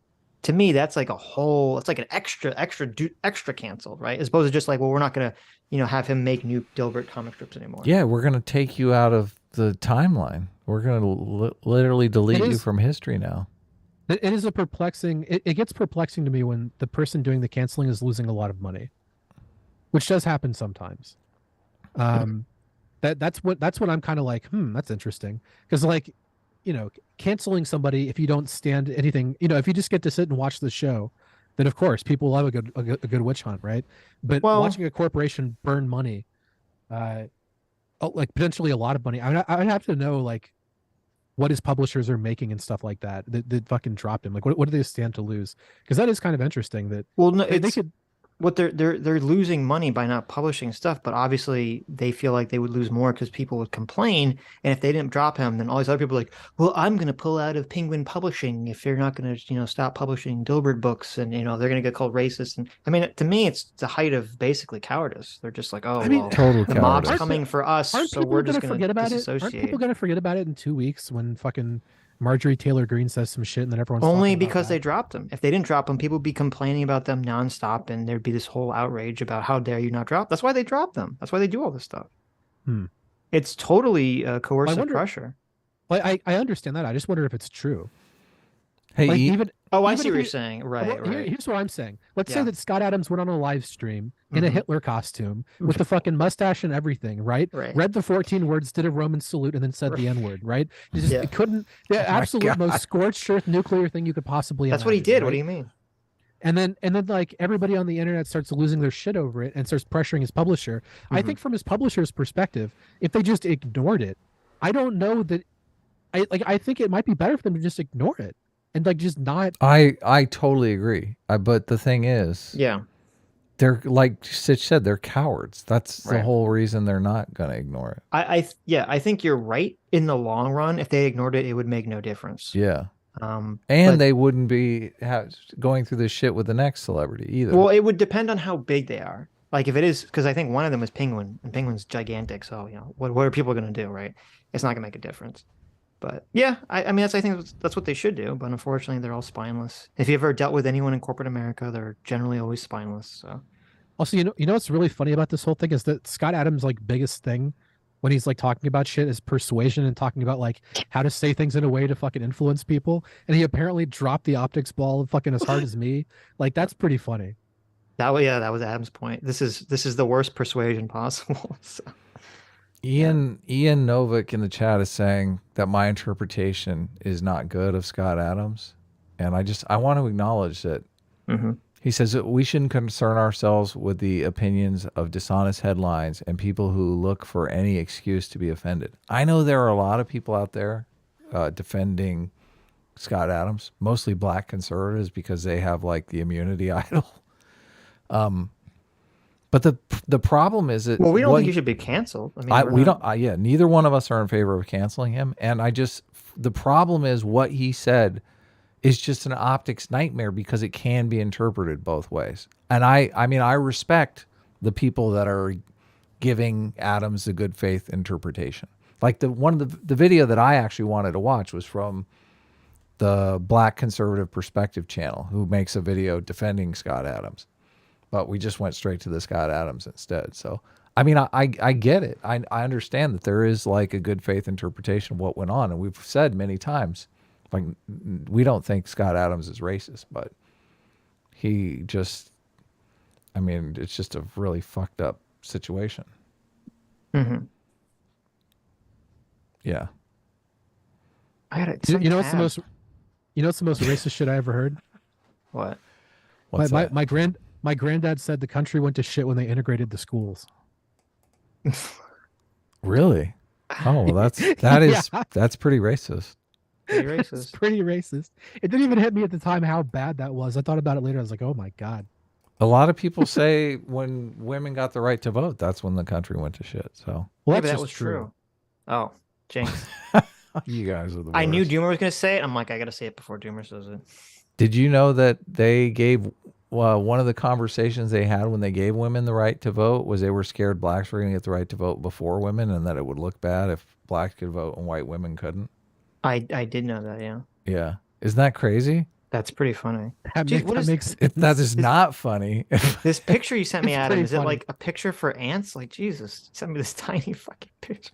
Well, he sent it to me and I sent never it mind. to you. Twitter was just sending it to me like in a shitty format. Okay, it makes sense.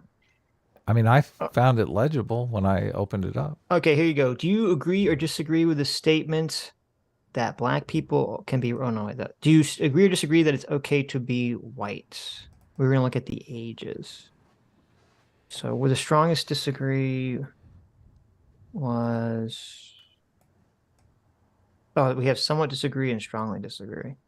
What was the age breakdown? Age breakdown. I don't know if anyone can see this on our screen, but I brought it up. Well, I mean, it's not okay to be white in the sense that white people are like genetically inferior. That's what they could have thought. Yeah, if they were, black supremacists, right? Yeah, it was the younger people that had the more because they knew the meme. Well, actually, it's interesting. So 18 to 39 said strongly disagree, 7%. 40 to 64s said only 4% strongly disagree, but then at the 65 plus range, it jumps back up to 7%. So I don't know. Interpret it how you want. National survey of 1,000 American adults. Interesting. Did you actually just bring up a spreadsheet on stream? He did. Yeah. Oh, look, I'm doing the math. Yeah, here's not content brand. Yeah, I know. You got to fucking zoom in and put a red circle around the shit you want people to look at. It's too... Yeah, whatever. Anyway. Look, we're going to kick you now, Doomer, for making fun of my graphics. No, you should make fun of Adam's graphics. Everyone loves my graphics. Yeah, I know. It's only 150p. It's not a large sample size. Wait, the sample size is 150 people total? Well, it was 1,000, but it was like 150 black people or something. Okay, that doesn't mean hardly anything. Look, Yeah, we got a concession out of Wicked Supreme. He's never going to use the term whiteness again. How awesome is that? Look, he didn't like the term from the beginning. You know the meme where the guy is like tipping the first domino and then all the dominoes get knocked over? Mm-hmm. Wicked Supreme is the first domino in the whiteness domino train. The one at the bottom is like Rasmussen releases a shitty poll, and up at the top is I can't buy Dilbert books anymore. Yeah, exactly. Exactly. What the fuck? That's true. Fuck? Yeah. Terrible. Well, no, it's even worse because the last domino is that the Dilbert books I already paid for my Audible account are deleted. It's like, what? Not only can I not buy, I can't listen to the books that I've already... What is it? Someone reading the comic strip to you? Dude, I want to... Look, I have 3 books. I know, you meant Scott Adams books. Yeah. They're Dilbert books. They're all Dilbert books. I have Dilbert Comics, the Audible edition. They're all Dilbert books. Is this someone describing the panel? In this panel, the boss is talking to Wally, and he said... I would pay to read the like rage mail that Amazon is getting for people that are like mad that Scott Adams got taken off their Kindle or whatever the fuck. Like, listen, now I understand he's like racist, but like that was a good book. Yeah. My book back. Right. I mean, right now you can still buy a bunch of Dilbert shit on Amazon. For now. For now. They're gonna. I bet you can still buy Graduation. You can. You can still buy a Dilbert Funko Pop. So Sounds like you unironically listen to Kanye. Yeah, look at this. Donda 2 is still up. Dude, Kanye is great. Doomer loves Kanye. He's a big racist like Kanye. Wow. Anyways, Fillmore for $5 says, "Hey, buddy, if you love..." Oh my God, this feels racist. "If you love them so much, take a stroll through Harlem. See how they treat you as you plead. I'm one of the good guys." Wow. Jeez, no, that doesn't sound Phil. racist. That just is racist. That sounds pretty sus, Phil. I've been through Harlem before, and it's not so bad. Right. I put a sign up in the window, in our window, that said it's okay to be white, and we. There you go. No, we didn't do Why that. wasn't Hitler canceled? Why can you still buy Mein Kampf? That's a good question. Oh yeah. Hitler got canceled by Hitler. That's true. That was the redeeming value. That's why he's not fully canceled. Yeah. Thunderstorm for $5 says, "People have the right to associate or disassociate with whomever they like. To try to force people together against their will is Marxism." IOTBW. What is IOT? I don't know what that acronym means. I don't either. It's not an S class or an A team. Oh, it's okay to be white. Well, this comes up again. It depends. Obviously, personally, you can associate or dissociate with whoever you like. If you have a business, I don't believe you should be allowed to say, no whites or no blacks allowed in your business. If you're going to operate in the public sphere, you can't do that. But personally, in your private business, or not private business, in your private life, you can do whatever you want. So, right. Yeah, no shadow people allowed in my house. There you go. Well, that's what I said. I thought the more egregious thing he said was, I mean, you can't just label like black people as a group as a hate group. So that was, to me, the more egregious racist comment he made. Blake Camp Soul for 3 months says, "Thank you for all the great content." You're welcome. Yeah. Thank you for support. Gorosero for $5 says, "You guys' strategy of having the guests generate angry super chats will not work. Nope, I will not take the bait. No, sir." Too late. We already got you. Ha ha, sucker. Listen, Goro's figured out our secret plan here. Oh my goodness. RBGH fan for $5 says, "His comments were spicy and he's paying for it. Maybe he can get a job with Nick Cannon on The Masked Singer." I know. I'm waiting for him to be sitting. I'm waiting for Scott Adams to be sitting next to Nick Fuentes on the Alex Jones show. No. I'm waiting for it. Look, that was one of our funniest streams. Come on. That's not going to happen. Do you hope? No. I don't. He keeps tweeting out this stuff like, "Oh, I'm gaining all this power now," and I'm going, like, Scott, please stop. I know. Does he not like? He's literally coping and seething. No, maybe it's just Boomer. I can't tell if he's trolling. Like, why would you say power? I'm gaining all this power now. You mean, yeah, it means influence, power, influence, because eyes are on him. Yeah, but white power. Oh, I guess. What the fuck? Does that deliver it? No one man should have all that power. Okay, Kanye. Daniel Irish for $5 says, "Does your guest think the OK hand sign means white power?" We asked him and he said no. no. We talked about that. Which actually, I thought... Well, he said it depends on who's using the sign, which is fine. I mean, I agree with that. It depends on what the context is and who's using it for what purpose. I mean, I hope he's correct about like if DeSantis did the OK sign, the media wouldn't lose their mind, and MSNBC they would 100% lose their mind. You're with me. Yeah, it'd be a 24-hour news cycle, right? Because they're looking. DeSantis flashes white power sign to crowd. Well, I understand what Important is saying. He's saying he thinks like the OK sign is kind of passe, which is true. It is, but until if it they're becomes looking, useful. Yeah, but if they're looking for some way to nail DeSantis, then they'll take any chance they can get. Right, and if they don't have anything, if he's like squeaky clean, they're like, okay, we got to go with the white power sign. Right. Thunderstorm for $5 says, I created,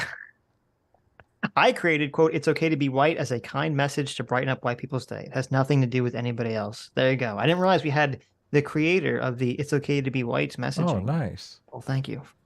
I'm glad it was made out of peace and love. Peace, love, and understanding. Peace, love, and understanding. That's another thing that bugs me. He's like, no one disagrees with my argument. Like, this is like, why are you doing this? Graceful Insane for $5 says 4chan created the quote, "It's okay to be white," to prove that no matter how innocuous what they say, they will call you racist, and they were right. Well, that was part of it. That was definitely part of the campaign. I mean, we can't pretend that the people that were also doing that were generally, are generally racist. Many of the people creating it were generally racist. But that's why I had the argument with Important about like, well, when you look at the statement, like, it's okay to be white, if there's some sort of secret racist dog whistle that you're supposed to interpret in it, don't you just give that racist dog whistle power by interpreting it? If the statement on its face is acceptable and fine, why doesn't everyone on the left just shrug and say, yeah, it's okay to be white? That would be the way to combat the secret dog whistle racism. Because it's really more of a troll, I guess, than like a secret message. All the discourse around dog whistling just annoys the fuck out of me. Yeah, me it's too. pretty bad. It's pretty bad. It's so fucking annoying. Dialogue Always. Hey, Dialogue Always. This is the actual Dialogue. Really? Always, not the not his Dialogue Always, ears, his evil twin brother. We should like, I don't know. We talk about Dialogue Always a lot. Like we can stop that if he's a fan of the show. He listens every time we're on. Yeah, I know, but sometimes it gets old. People talking about you, especially if you're just in the audience and you're not really. Yeah, true. Who is Dialogue Always for $5 says, Sitch, how is it possible you can pick apart the 1619 project, but you can't seem to understand the context with this? Well, what do you mean? Well, I felt like I completely understood the context with this. I'm not sure I'm assuming you're saying that Scott Adams is the evil, racist, intention Nazi deep within his heart and soul. Assuming that's I don't know what you mean by that otherwise. Cuomo's Revenge for $2 says, it's okay to be white. Don't be bussies about this. Sure. Well, I mean, no. I don't think our analysis was that it's not okay to be white. No. Like, in any way, shape, or form. So. No, but you have to, we were just talking about like the creation of the phrasing and what the point of it was. And both of us are obviously against I don't like white stereotypes. So I don't like when people on the internet, and everyone does it, in order to sort of win. Like I could sit here, very pig-faced and obtuse and obstinate, and just say when Mr. Important brings up, it's okay to be white. I could just sit here and pretend I don't know what he's talking about, and just say, there's nothing wrong with that statement. What are you talking about? There's nothing wrong with that statement. It's okay to be white. It's a totally fine statement. And I could just do that. And that's what most people do in these conversations. They just pretend they don't understand what the other person's talking about. And to me, I just find that so annoying. That's a great cringe, point. Yeah. And like the ultimate level of bad faith. And that's what you see in like 95% of these fucking discourses. So it's like, yeah, I understand what he means. I understand what he's talking about. And I'll acknowledge that. But then I say, well, but I still think you're going about it the completely wrong way. So. Well, and we constantly point out how you can see things from multiple points of view. And part of the show is understanding people are going to do that. And they're obviously going to default to the way of seeing it that is best for them politically or as an individual or whatever. Yeah. But to be clear, it's important to be able to see things from alternate points of view, but it doesn't mean that the alternate point of view is correct. Right. So. Michael Lamb. I'm achieving my dream right now, and you are right. It's a superpower. Oh my God. Oh, he said superpower. You're right, yeah. You didn't say like, okay. Yeah. Well, see, there's your perception. Playing tricks on you. Michael Lamb. The word power, I'm like, oh. But not in the context of superpower. I mean. Yes. It takes the edge off it a bit, but. You didn't say, as a white man, I am gaining more power. It's a picture of him, with a hood on. He didn't say it's a super white power. There you go. Michael Lamb for 8 Wazzies says, ask IRI about his rock star offspring past. Oh, we should have done that. We'll ask him next time. I'm not familiar with his rock star past is. Oh, cool. Like always, thank you for another $5. Says the goal of the poll was to get black people to comment on the meme and then present it as if they hated white people. Scott fell for it. I mean, I don't disagree with that. No. You could be right. Yeah. You could be right. Arcade Bishop, thanks so much for making first speaker for 1 month. Says fan since 2018 with Sitch and Adam. Thank you.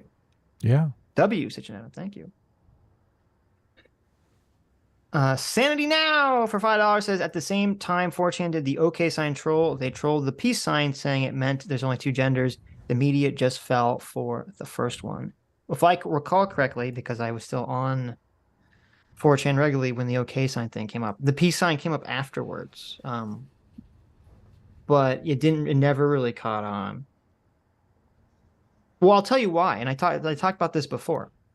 The only reason the OK sign thing caught on as like an alt-right symbol is the only reason the Pepe sign caught on as an alt-right symbol.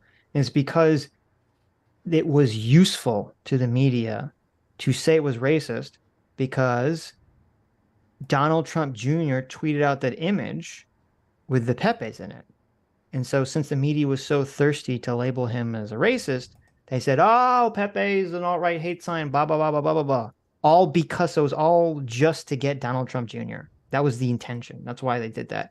And if I recall correctly, it was like Donald Trump Jr. or someone else in that camp did the OK sign too, probably like normally. And then that's why they then used it. So if you had them doing a peace sign, you would have they would have attacked them for that too. Enigma, thanks so much for joining. Discipline equals freedom. Thank you, Enigma 500. That's awesome. JD Bachamp for 1 month. Thank you. And part of the Order of the Enlightened. Thank you, JD Bachamp.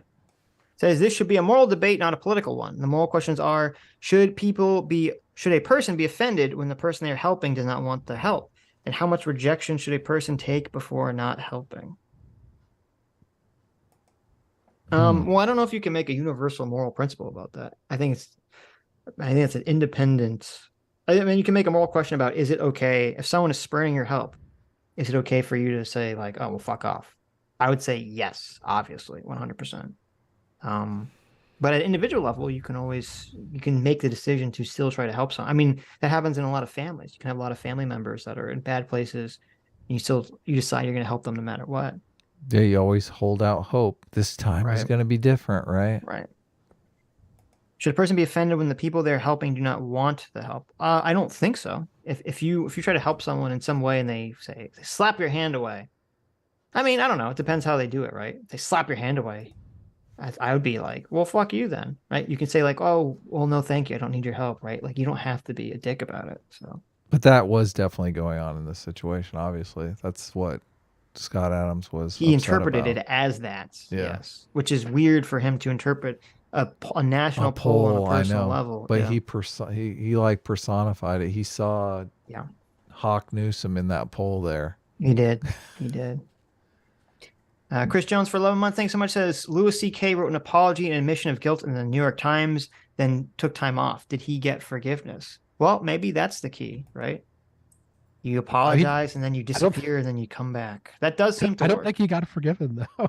I don't think he did, but he's selling out his shows. Well, yeah. Well, he could have sold out his shows the next day because he's a good comedian. It's like his fans aren't the ones who are mad. Well, no, but here's the thing. I think he could in terms of people would buy tickets. I don't know if large venues would hold him. They might be too cautious. Maybe, yeah. So. Because, fans are almost always willing to. Fans don't listen. Most people have zero principles, Doomer. Okay. I understand. That's what I was just saying earlier. Yeah. I know. Fans don't give a shit. They're like, well, listen, they'd be like, listen, Kanye West may have, raped a baby and ate its corpse, but he makes really good music. Yeah. Like, people don't care. People just don't give a shit. Like, he nuked South Africa, but he also made Graduation. So there you go. Doomer, how come you aren't in the Order of the Enlightened tier? That's a $25 tier. I notice you're only in our $5 tier here. Oh, it's because I'm poor. Oh, okay. I'm a YouTuber who hasn't made a video. Gifted it? No, I get gifted that shit. Oh, okay. I want to give a shout out because someone was in Order of the Enlightened. Like, we only have 3 people in Order of the Enlightened, so that's badass. That's a $25 tier. Thank you, JD. Thank you. I'm a YouTuber who hasn't released a video in a year and a half. So how do I kick Doomer? How do I get rid of that? I don't want him using all our fancy emotes. Oh, I'm gonna put him in. I'm gonna put him in now. How do I prevent him from getting free memberships? Only Doomer can't get. That'd actually be hilarious if they added like a member black. Wait, how do you Did you do it? No. Did you take it away? Why didn't that work? You can't just copy paste. That's why funny. not? I know it's messed up. You should be able to, but you can't. Oh, I never tried to do that. You just copy pasted it and it says Adam yes, Adam Lomo. That's really funny. I guess you have to just click it manually. There you go. Damn. I got the email. It looks like you got a free membership from JMac. JMac probably, yeah. I almost got one from JMac on EFAP, but I wasn't quick enough on the draw because you got to do the thing. You got to click it and be like, yeah, I'll take one. Oh, Kick Doomer for $5. Thank you so much. Our favorite super chatter. Says, quote, it's okay to be white is similar to, quote, Black Lives Matter. Taken literally, the statement is correct and unassailable, but there's often different meanings smuggled behind it. Classic, mop, and bucket. Yeah, exactly. Of course. Exactly. That's a good way of putting it. And Dilbert didn't know any of those secret meanings. No. Oh, so sad. Andrew Clark for $2 says, we got to make this stream at least 8 hours. And eight hours for Kidda. That's true, so she'll wake up. Oh, I found the best emoji right here. What is it? The mop and bucket emoji. The mop and bucket one. Look at that. That is the best one. Thank you. That was inspired by Sean, friend of the channel. Have you seen our MMT emoji? No one uses that, Adam. What do you mean? It comes up all the time. No one uses that. Well, it has boobs in it. You just can't really tell. It's like mommy milker theory. Yeah. The real MMT. We got to make the emojis like twice as big, in my opinion. So you can really see the. Yeah, some of these are hard to see. Yeah. Look, you can blow them up. Just make your type. Your screen gigantic. Yeah. Just hold your phone really close to your face. Put it in play school mode. That's what I always do. What? Just so you can zoom in. Mode. You can zoom in. Zoom in to like 500%. Oh, you mean like the old person thing? Yeah, it's great. Yeah. You can only see like Does that work on the YouTube chat? You can only see like 3 things. Do you know what the hotkey for that is? What the fuck is this? It's alternate. You guys have some weird emojis. If you hold control and you zoom in with the mouse wheel, it will zoom in and out. Yeah, that's what you do. Look, you can make it giant. There you go. That's Adam getting a cucumber shoved up his butt, Doomer. What do you mean? Why? That emoji is. Which emoji? You making the face where you're getting a cucumber shoved up your butt. Shit! I made it 500. Now I can't make it on 500. How do I bring it back? I can't see it. Damn it! Why is there a Hufflepuff emoji? Because Adam is a lame Hufflepuffer. Yeah, what's wrong with Hufflepuff? Why are you a hater? The worst school ever. What do you mean? Don't make it's not a problem with Hufflepuff. It's just adding emojis in here that are just clutter. Look at this guy over here. I know. Listen, you can get your own. I'm giving you sound business advice. I will. You really? Okay. Okay. Look at this. There's your AOC. Yeah. What do you do? Oh, that's me. Oh, that's not. I'm not. I hope I'm not getting anything shoved up my bum. Mm-hmm. Also, can you guys remove these fucking Sitch emotes? They're disgusting. You mean they're based and enlightened? They're horrible. We do have too many Sitch emotes. Didn't we used to have a sad Doomer emoji? I guess that we got rid of. I guess they're useful because we could use like data analysis to figure out who in the chat is using these Sitch emotes, and then like extra. No one ever uses them. No one ever uses them. No. I mean, that's good. I wouldn't use them. Here, let me look at the analytics. We should bring back. Oh yeah, the MMT is the most popular one. The sad Sitch is like absolutely not true. That would be interesting, actually, if we got analytics for emoji use, but I don't think. Oh, you don't? I don't think anyone keeps. You can't find that? I got it right here. Analytics. Thank you, JMac. Emojis. Father. Adam's about to say source. I made it the fuck up. Yeah, there's no emoji statistics. Get out of here.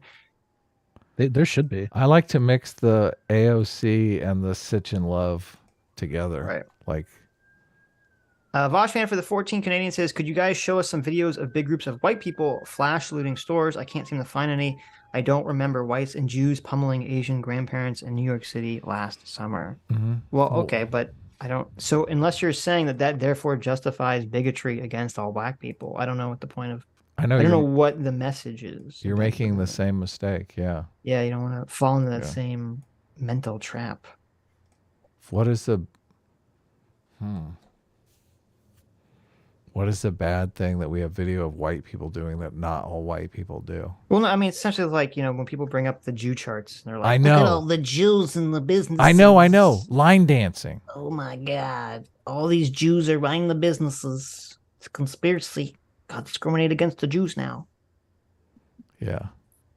Silence You Idiot for $10 says, glad to see IRI on the show. Should ask him about 2 months ago when certain college students should have a couple days off for equity's sake and understanding of voices being silenced, though. Did he have a bad take? Maybe. Well, he seems down to come back on the show, so just give us, We got to have a talk about Kyle Rittenhouse. That's wild if he has an anti-Kyle Rittenhouse take. That's interesting. You know what's funny about all the anti-Semitic memes is they're all about how Jewish people are too good. It's like, man, they're so smart and they own all these businesses. It's like, then marry into Judaism. What? That's the thing. Why are you mad at them? There you go. That's the thing that bugs me most about the anti-Semitic stuff is that their number one complaint about Jewish people is that they're too insular, and at the same time, they want white people to be more insular. It's like, get your shit together. It's like, is this like being insular good or bad? Is it a put down or something we should do? Well, it's good for your own group. Right. Cyborg for 11 months says S-Class is the best class. A-Team eats the whipped cream off his hot chocolate, getting some on his nose instead of mixing it in. What's wrong with that? There you go. Vaush fan for another 7 Canadian says, you guys should have Sean Last or Alt Hype on for this conversation. Well, I don't know who Sean Last is. Isn't Alt Hype the fucking race realist guy? Alt Hype is definitely the race realist guy. Yeah. Okay.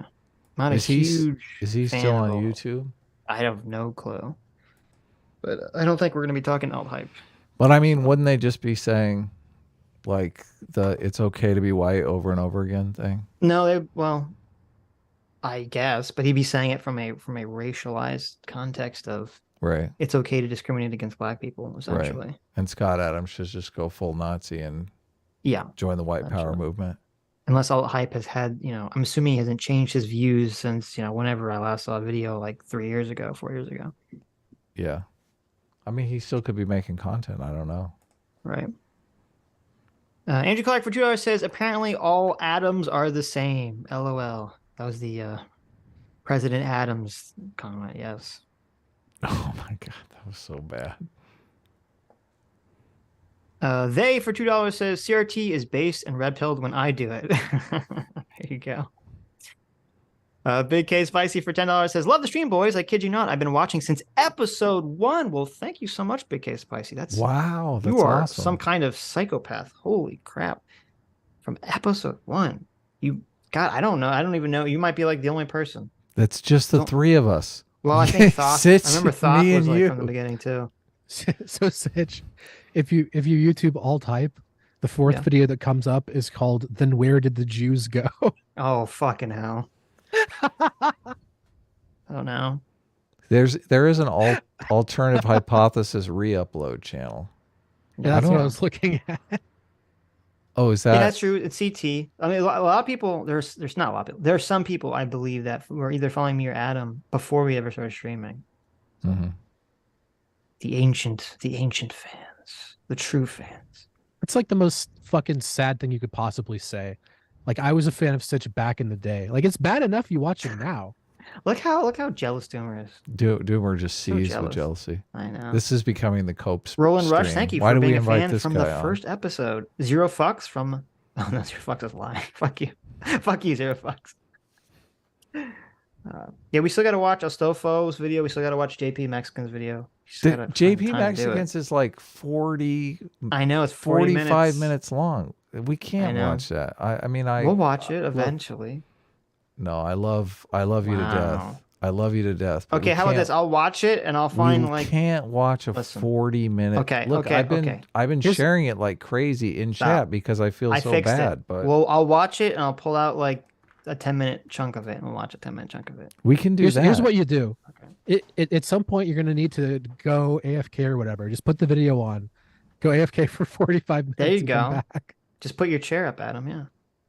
I mean, I guess we could do that. I mean, we could just let it play out. Look, there's Lucifer Dorman. I was subbed to Sitch when he made the Gamergate video. That was like the first big traction I ever got was from that video. Really? Yeah, I Holy was like, my cow. channel was like fucking nothing until the Gamergate video. Yeah, I only subbed you after Sargon gave you the shout out. So That was after. I hope you Gamergate go back to video. that. I hope you go back to nothing. Lucifer Thank the you. Doberman has Thank you, been Gamer. a PSA Sitch fan longer than me. That's crazy. There you go. Yeah. Take that. He's a true fan. Doomer's just mad. His oldest fans are from a year ago. True. Oh, look, Adam Wow. Unfriended. Adam Unfriended for $5. Doomer, do you still believe games don't have good stories? Uh-oh. Yeah, Wait, nice Adam. nice troll. That shouldn't be Adam Unfriended because I want to be friends with you, Adam Unfriended. Stirring the pot nice, here. That's nice troll. That's after my own heart. What do you mean, nice troll? He asked you a question. That's a $5 super chat, Doomer. You answer him right now. I never said that games don't have good storytelling. Yes, you did. I saw the clips. I saw the response yeah, videos. I saw all of it. Uh-huh. Yeah. Come on, Very- a Doomer. very- you've a very been media- you've a very been playing media-savvy video group. games for 45 years. Don't you Okay. like Hades? You don't like the story in Hades, Doomer? I mean, I don't dislike it. It's not why the game's fun. If the game had zero story, it would make not very much difference to how much I. Well, imagine if actually I completely disagree with you. Well, I don't know. I kind of disagree. Because like imagine if Hades was like it was the exact same gameplay, but it wasn't about Hades and it didn't have the Greek mythology, and it was just like completely different characters. So really quickly, we have to make a distinction between story and world building. Yes, that's like fair. world building and getting you immersed in the world of a game is very fucking important. That's not Cope. storytelling. Cope. Well, they're related, but listen. I'll be unlike Adam. I won't tell you. They're related, Cope. but I agree with you that they can be separated out. This is like rewriting history here. That's okay. Look, Doomer, I'm just trying to trigger you. Okay, I'm just fucking. It finally worked. It worked. Yo, you got me. Oh, look at this. He put on the Doomer sad eyes. Oh, I'm gonna cry. Leave the stream. Don't. Jesus They were Christ. they. I mean, Don't be I mean. listened to this. I listened to the stream. So don't worry. You were legitimately triggered on the stream. I think. Oh yeah, obviously. Yeah. Sometimes I get triggered on stream too. It's hard. Doomer's It's legitimately hard not triggered to. in like 99% of all internet streams. What are you talking about? Well, I don't like. It's such a small thing, but I guess in the EFAP thing, it's like you feel like everyone's ganging up on you. Sure. Yeah. Well, there's a lot of context behind that stream that people don't know about. Oh, and aren't going to know really? about. Yeah. Oh. It's not just that. It's not just that conversation is why I got pissed off. Oh, okay. But okay. Wow. Nothing like vague posting on our stream about EFAP, but Nice. uh-oh. So tell us about it. Tell us who the dark was on, secrets who you was don't on want the to release stream? publicly. Was who was on the what? Was I don't remember who Southpaw was on that stream? I don't know. What happened? No, Southpaw's not on the stream. Okay. Were you really an agent of organized chaos and actual phantom? Oh, I see what happened here. Yeah, I'm aligned with the EFAPper. What were they saying? They're transphobes or something? The Or EFAP, what even I was don't the know. argument? the EFAP Racist, hate community. sexist, transphobes, who knows? Hey, go easy on the sexist. Let's read some more super Oh my chats. God. We've given Doomer hard enough time. Okay. Vaush fan for 14 Canadian says, my poor all-white neighborhood didn't have much crime. If it's socioeconomic factors, how does rape, assault, and murder fix their financial situation? Does anyone pay them more to rape? Is this MMT? Well, no, that's an incredibly stupid argument that no one here made. So obviously, it's not just being poor. That is an element of it. You're going to find more crime in poor white areas than you're going to find in rich white areas. So, but there is also There's also different, poor white culture and poor black culture are going to be different, and they're going to have different attitudes about things. And that is going to affect things like crime and success and all sorts of other things. So, well, I think CRT affects that kind of stuff too. Obviously, like well,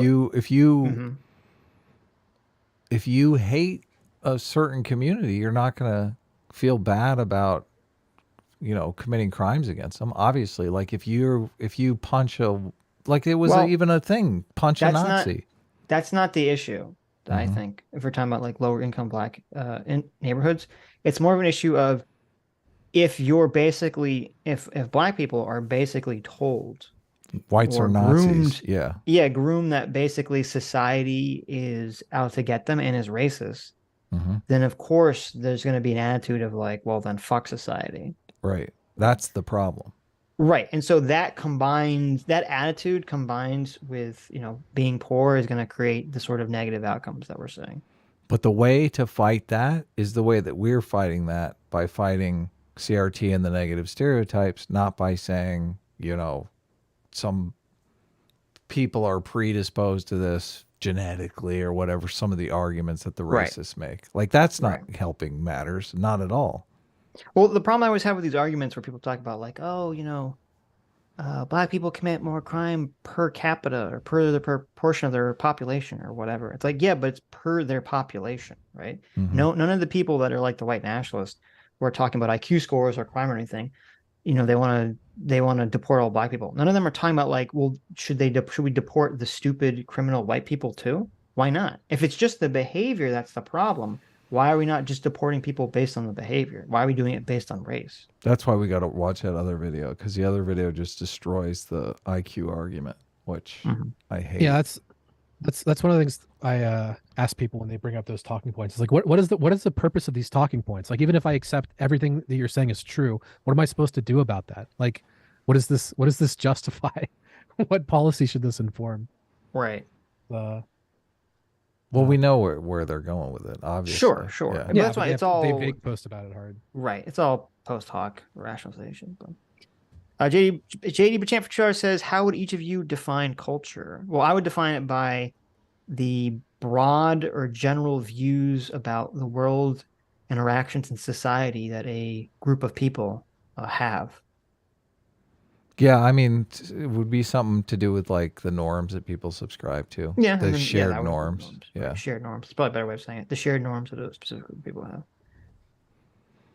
Like that's the thing. Like this is why CRT just bugs me, gets under my skin so bad, because I mean it's creating a negative stereotype of whites as like a revenge for the negative stereotypes of blacks. But we just like, wouldn't it be so much better if we didn't give people that opportunity to say, okay, well, I can mistreat this person or I can break into their house because, I have this stereotype that this person's a racist or this person's a criminal.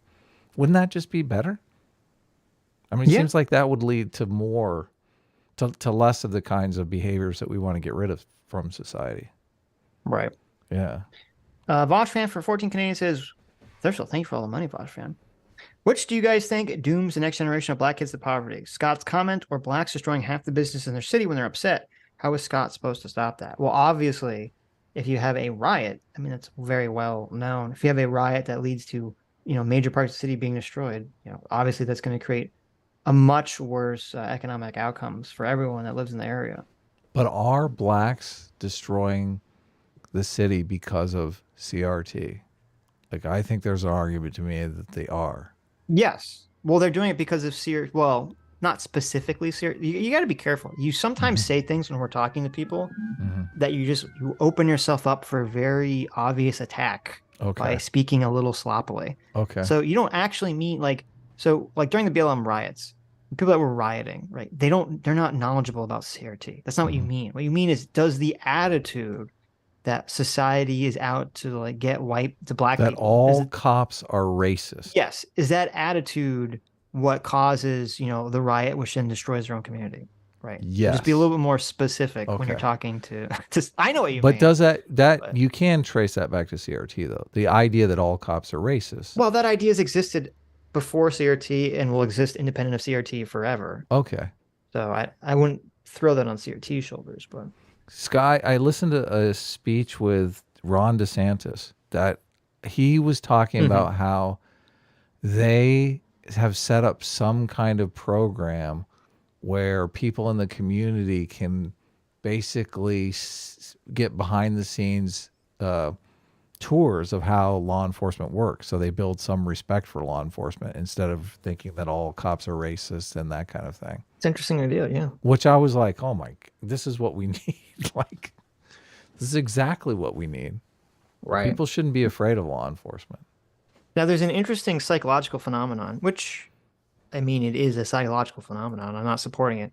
Where, I mean, we've all seen this a million times in like cartoons and TV shows, where it's like, it's always played for a comedic laugh. Like a character will be like, "Oh," they tell a family member like, "Oh, you suck," and then some like person that's not a family member says, "Oh, they suck," and then the guy punches them out and says, "Only I'm allowed to criticize them," right? Right. Like there's like this attitude that like, well, you can criticize your own, but if someone who's not part of your group criticizes them, then like that's, you get very angry about it. Yeah.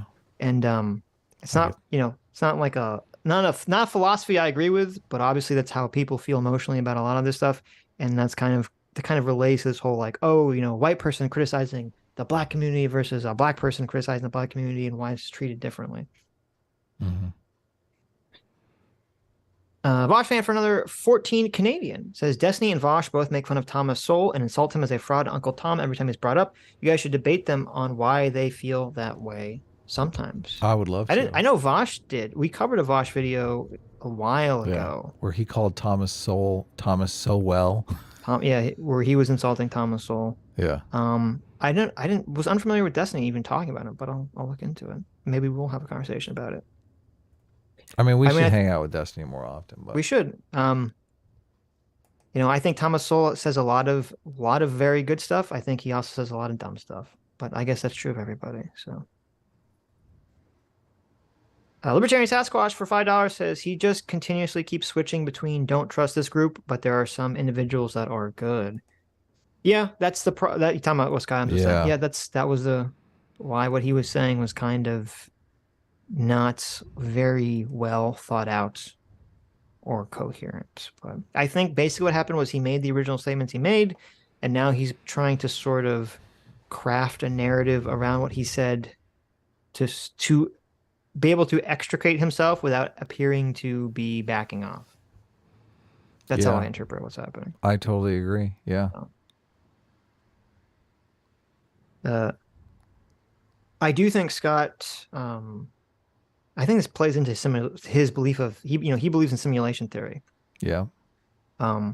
Which kind of makes sense because if he looks at everything through a persuasion lens, then he would sort of view simulation theory as like persuading reality to do what you want to an extent.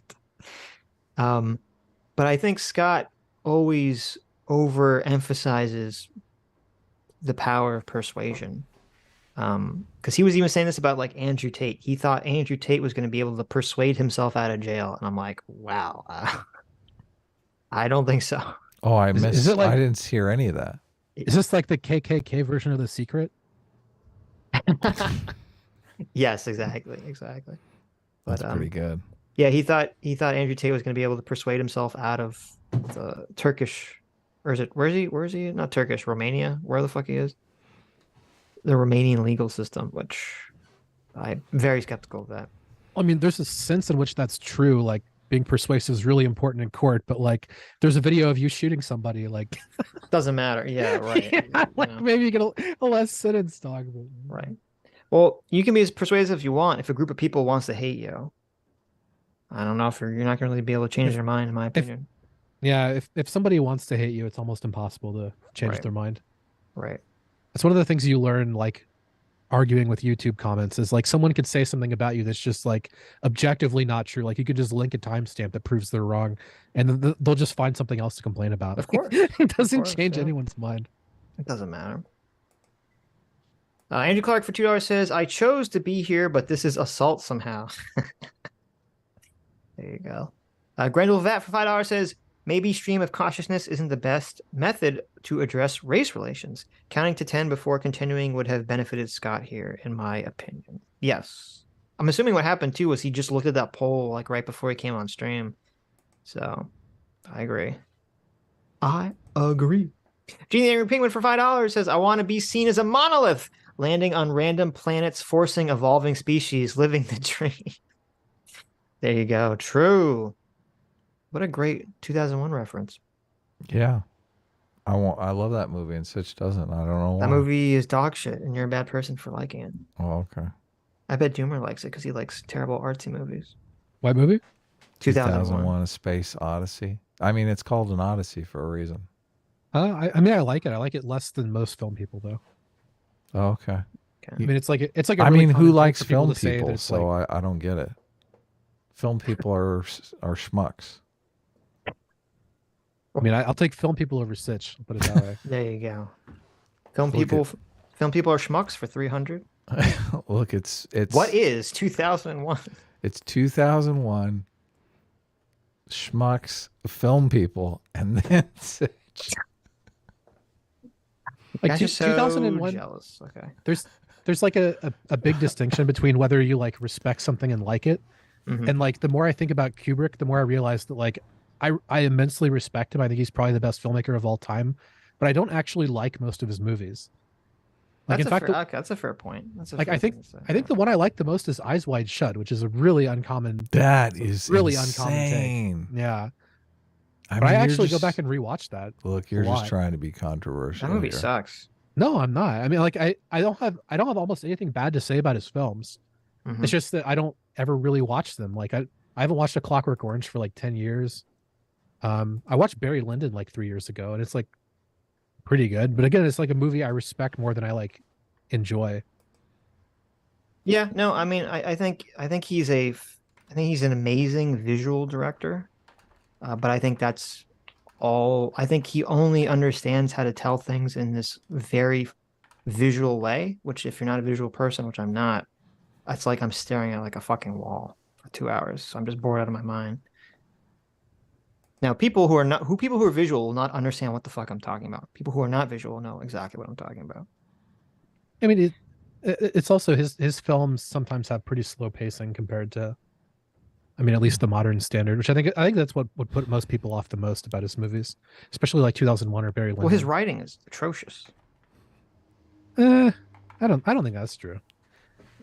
His writing is atrocious. If he was doing other people's, I mean, that's why he did a lot of other people's stuff mostly.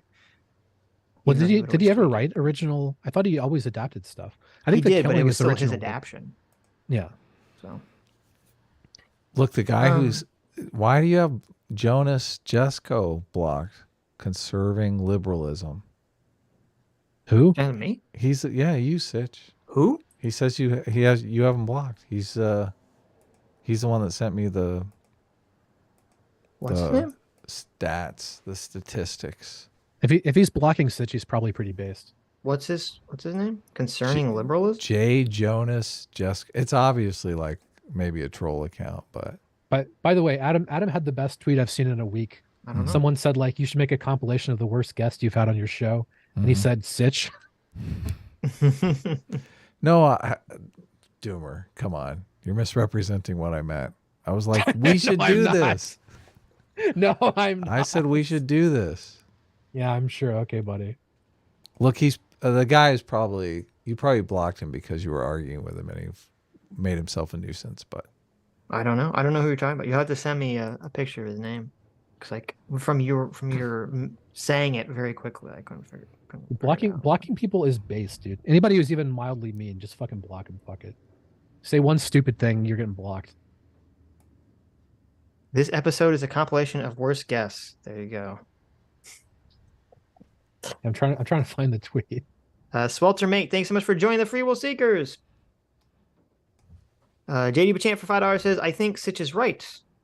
I'm always right, but thank you. Also, encouraging people to live in a hateful area and moving you and your family to a hateful area are not the same thing. That is true. That is true. yeah. Vaush fan for $7 Canadian. Says, I guess Chicago crime is just unfortunate random vacationers who pass through there every weekend. Big shot. Adam, ? You guys are so beyond sheltered. Well, I don't know. I think you're just listen, first of all, thank you for giving us lots of money, Vaush fan.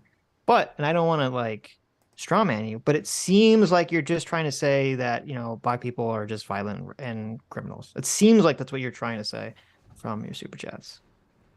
I don't know if that's what you're trying to say, but that's how I'm interpreting it.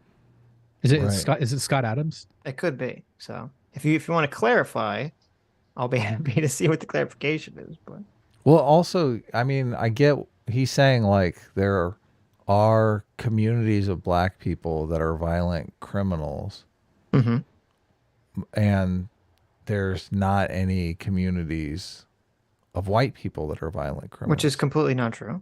Why? I mean, there's Mexican gangs and stuff like MS-13 that are all violent. Okay, but we can talk about there's a mass of huge amount of crime in our country that is perpetuated by white people.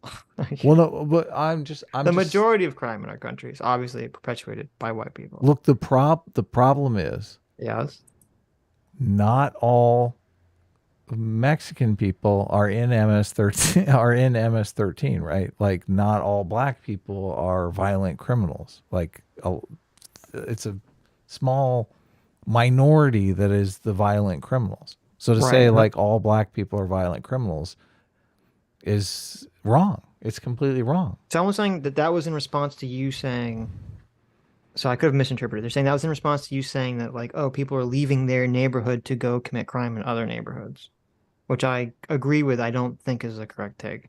I mean, that happens, but I think you're missing some key information there. You got to keep violent crime in the family.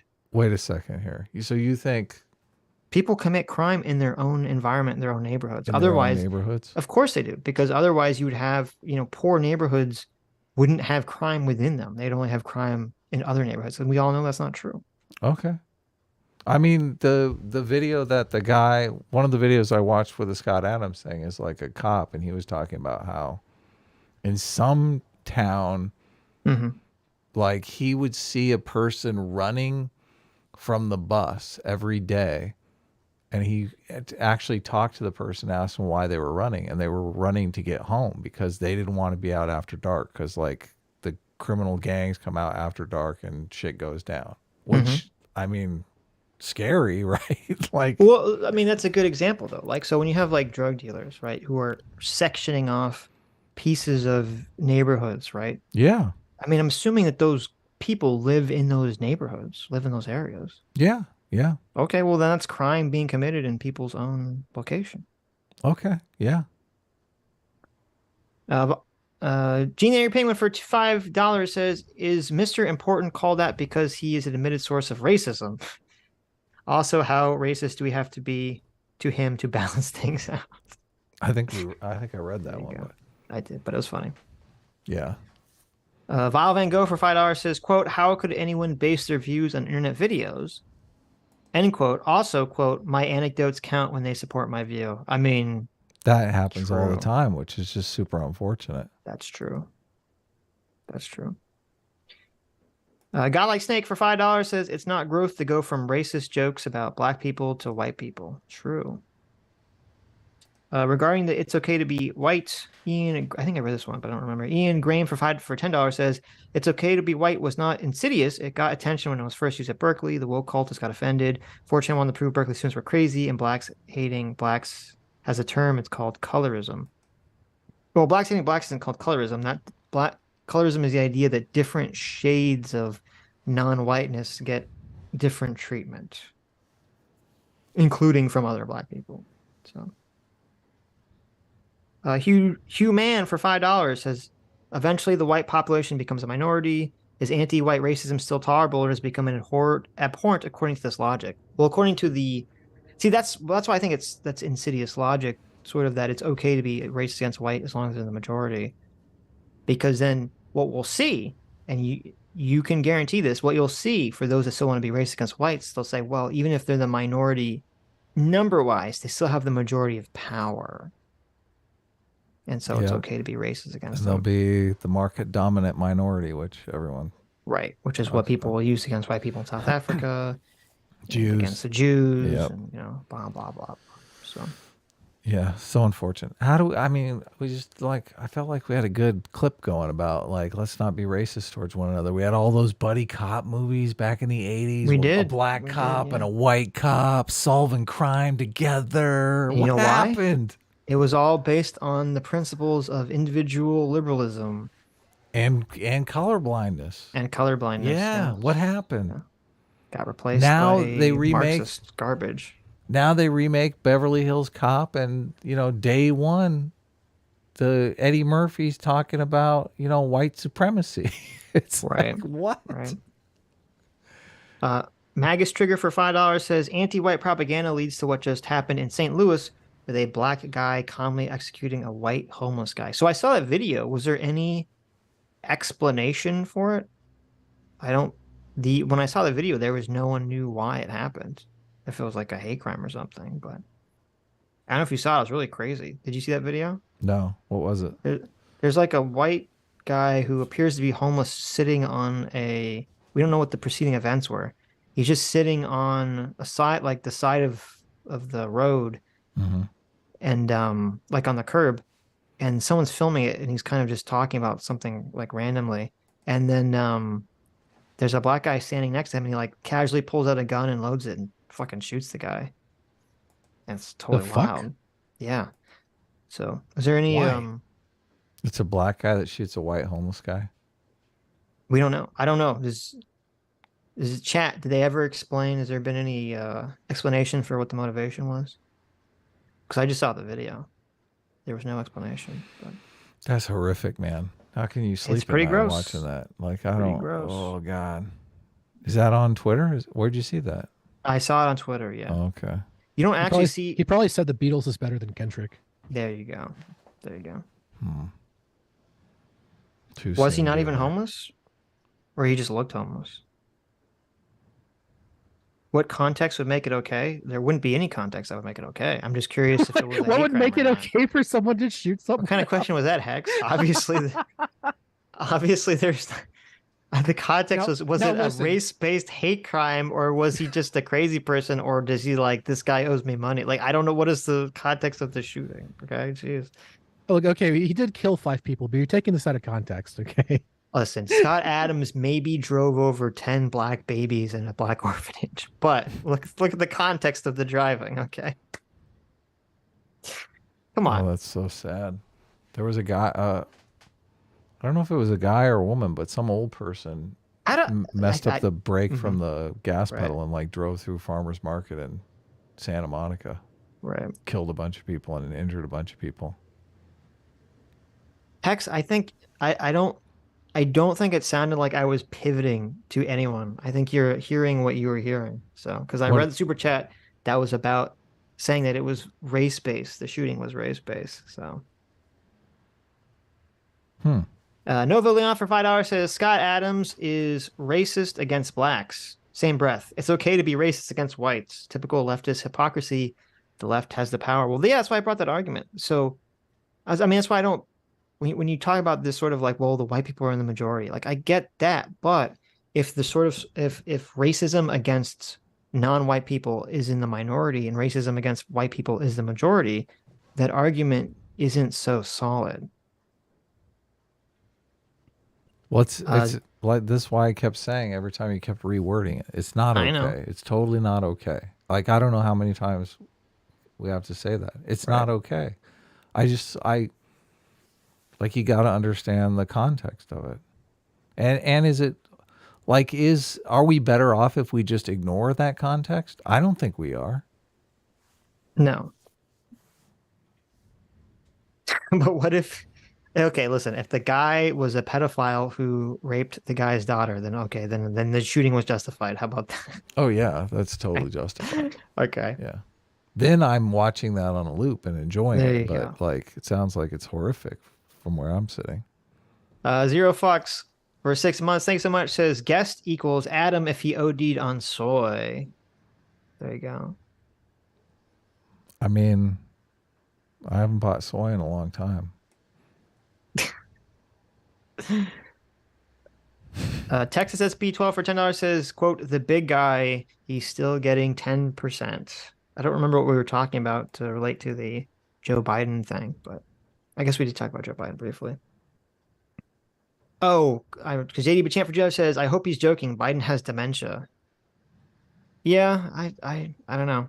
I think if Biden runs again, it'll be a big mistake. It's hard for me to imagine Biden beating DeSantis. It's possible, but I think I think it's unlikely. I think I saw the clip, but I stopped watching. They don't. If I recall, the clip doesn't actually show you the killing. Oh, okay. Because the guy who's filming turns away before it happens. Yeah, because he's running. He's like, I'm next. Jeez. Yeah, I would start running too. Wow. Asmi for 6MYR says, Mr. Important is pretty racist, not gonna lie. Christian Baller for $2 says, Adam, show my Sitch money meme on Twitter. Money meme. I'll take a look. Mummy meme. Michael says, you've bought soy ever?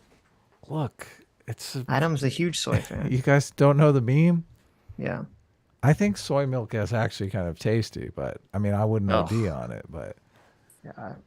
Sitch is an oat milk guy. It's not quite as good as like, cottage cheese and black beans or anything. Oh God. How do you know that, Doomer? Jeez, you are a fan of the show. It's baked beans, not black beans, so don't be gross. Oh, sorry. Don't be gross. The style of bean was the problem with that fucking mental image. Can you imagine? Can you imagine black beans and cottage cheese? Black beans and cottage cheese. Oh, disgusting. Now baked pork beans. It now. Oh. Yeah, baked beans. Give me some pinto beans. That's where it's at. Disgusting. Yeah, I'm just imagining Adam doing a fucking food tier list. Like, oh God. The worst it's like banana candy. Jesus Christ. So like, okay. Bubblegum ice cream. Bubblegum ice cream. Now, cottage cheese is A tier, but there's something that can make it a little bit better. Cottage cheese and baked beans. You can get to the S. Yeah. Mm-hmm. God damn. Oh, this is disgusting. All right, Christian Baller, thank you so much for being Discipline Equals Freedom for 11 months. Says, Sitch, what is the best anime opening of all time and why is it Sorario Days? When will the next Colin Trim be? I need to debate Adam on voting tests. Sitch, show my latest Adam the art I DM'd you.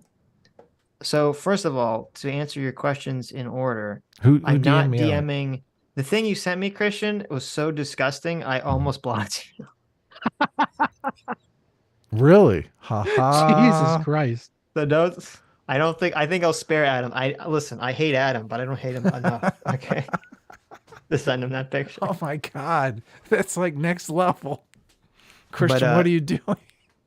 You don't want to know what Christian defaked your face onto. Okay. Please, Christian, stop. Look, we love you, Christian. We don't want to have to disown you. Yes. To answer your questions in order, the best anime opening of all time is probably one of the Mob Psycho openings. Evangelion is, well, obviously Evangelion is good. But I think the Mob Psycho season 1, season 2 Mob Psycho are just fucking so good. I think I like season 2 better. Season 2 Mob Psycho opening. Wait, the best anime opening is the Boondocks. Well, it's not an anime, but yeah, it is. No, that's racist against Japanese. You're racist. It has to be a work created in Japan land. Evangelion is iconic, is good. Foodie Cootie. Does Fooly Cooly have an opening? What the fuck was the Fooly Cooly opening? Yeah, they go Fooly Cooly. It's amazing. Shit like that. It was just there was just a little tag. It wasn't an actual opening, was it? Yeah, she swings the guitar around and flies through the air. Oh, you're right. I forgot it. Season 2, JoJo, of course. Pretty fucking baller opening. Season 4. Not really. I mean, JoJo's 7 days. Oh my God, listen to this guy. But I'm going to stick with Mob Psycho season 2. That's my favorite. People who watch JoJo should be put on a list. There you go. Kill la Kill. What was the Kill la Kill opening? You know what really sucked dick was the opening of Hunter x Hunter. The Kill la Kill has a transition from fully clothed to nearly naked. There's like a bunch of Hunter x Hunter openings. I was never I mean, I love Hunter x Hunter, but I was never a huge fan of the openings. They're okay. Kill la Kill opening. Adam just likes it because it's sexy. I don't like it anymore. Nah, Kill la Kill kind of sucks. These openings suck. Sorry. I love Kill la Kill, but the opening is bad. Yep. I'm sticking with my choice. Didn't Naruto have pretty good openings? I don't know, because I didn't watch Naruto, because I'm not a child. Oh, talking about anime. I mean, I've never seen Naruto. I've just seen some of the openings on YouTube. I haven't seen it. I don't know. The original Trigun opening was pretty based. Full Metal Alchemist, of course, had some pretty base openings. Samurai Champloo, yes. And Samurai Champloo, one of the most overrated fucking animes of all time. It's good, but I'll agree with you that's overrated. Almost as Parker, overrated as Cowboy Bebop. Cowboy Bebop, of course, but that's one of the greatest anime openings of all time. Even if you don't like the show. Yeah, it's so sad the show doesn't live up to the opening. One Punch Man? How did I forget One Punch Man? That's a fucking amazing opening. One Punch! One Punch! Why do I haven't even seen any of these shows. Why do I know all these anime openings? Yeah, what the fuck, dude? I think the Cowboy Bebop opening is better than the Neon Genesis one. If we're going like classic, like the classic GOAT anime openings. Ugh. What is wrong with that statement? Someone just farted in my mouth. Oh, you gotta get that nice bluesy jazz over Cruel Angel Thesis. Listen, Cruel Angel Thesis. You want a hot fucking take. You want a hot, steaming hot fucking doomer take, okay? Give it to me. The Netflix Cowboy Bebop intro was better. What? I don't even have a response to such a fucking blasphemous thing that's probably the worst take anyone has ever said on this show, too. What the fuck? The Netflix fucking Cowboy Bebop opening was better than the original? Better than the original, yeah. No, you're fucking insane. You're insane. Chat saying yes, Doomer. You're just trying. Chat saying yes, Doomer. They're saying yes, and because they want you. No, they're saying no, Doomer. Kick him. Kick Doomer. Unbased. See, yeah, you're crazy. They said yes first. No. Get out. That's a terrible take. That's a god awful take. Jeez. I watched some anime. Well, I didn't watch it. I listened to it while I was working on the comic on Netflix, and now I can't remember what it's called. It's about supervillains. It's about supervillains? Yeah, it's actually pretty good. What was it called? I can't remember. Unfortunately. Okay. Anyway. I don't know when the next call and stream will be. Demalius for 11 months. Thank you. Demalius says, Adam, you don't have to register Republican. California Republicans have an open primary. You should be able to vote in it unless it has changed recently. You know what? They always. Yeah, I don't know that that's the case. Maybe the Democrats don't have. I mean, I thought California did it so all the primaries were open. So I'll look into it. Maybe I don't have to change.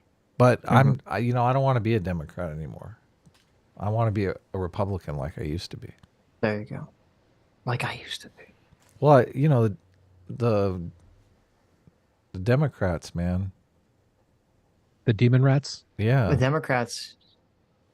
I don't want anyone to think that I'm like, I think there's like 72 genders or anything. Yeah, some of the My Hero openings were pretty good too. Since you complained, my take just got you $20, so. Oh, it did? Nice. J-Mac Our surrogate father, J-Mac, for $20 says, Doomer, I refuse to believe you actually think that. There's no way from any conceivable direction that can explain that position that I won't see as trollery. I agree with our surrogate father here. That did sound like a troll. I mean, Cowboy Bebop just didn't do much with the medium of animation. Like, live action is just more suited to the story. Are you talking about the opening or are you talking about the show? Both. God, you're fucking insane. You're just trolling. You are just trolling. I mean, Sitch, if you disagree with the media take, that's a good sign. It's a good take. Okay. You can listen. You can add this to your shelves of terrible takes that get you canceled. That you're gonna say that Tank is a bad opening. God damn. Tank? That's the song from Cowboy Bebop. Tank. Okay. I'll take my Cruel Angel thesis, please. And thank you. The thing is, Cruel Angel thesis, the beginning part is like fucking based and the end part is good, but the middle kind of drags. What? Drags? The middle's when it gets fast. What are you talking about? No, the end is where it gets fast. That was like mathematically wrong. Wait, hold on. What are you talking about? Fucking song. First of all, I didn't say anything about fast or slow. I said based and then not based. So, Asmi for 6MYR says, Sitch, look up the Bakano opening. I will. I've never seen that anime. It's got nice swing music, so I'm a fan. Jazzy swing music. There's Doomer Media. Thank you for the $2, Doomer, even though you're objectively wrong. Sitch, you are smoking crack. I just opened the fucking YouTube video, clicked to fucking 2:30, and it fucking slaps, dude. It's one of the best songs ever. What are you talking about? It drags in the middle? It does. What are you talking about? Okay, everybody go type in Cruel Angel Thesis full English version into YouTube. Go to 2 minutes, 30 seconds. And tell me this isn't the best fucking Look song. at you talking about full version. Obviously, I'm talking about the version on the show that's like a minute long. Okay. That's an even worse take. Oh my god. I thought you had to be talking about the actual song because that would just be completely fucking nuts. If you're talking about the fucking I'll tell you the opening of time show. code. Okay, from the middle part from 20 seconds. Okay, to like 1 minute is where it drags. So I'm saying the beginning and the end is amazing, but the middle part is kind of just like, it's not bad, but it drags. It doesn't have the same awesome energy as the beginning and the ending. That's not true. That is true. It's mathematically not true. What do you mean mathematically? It's slowly increasing the pacing. I'll show you the fucking math, Sitch. Show me the math, I will show Rick. you the fucking math. Show me the fucking math, Rick.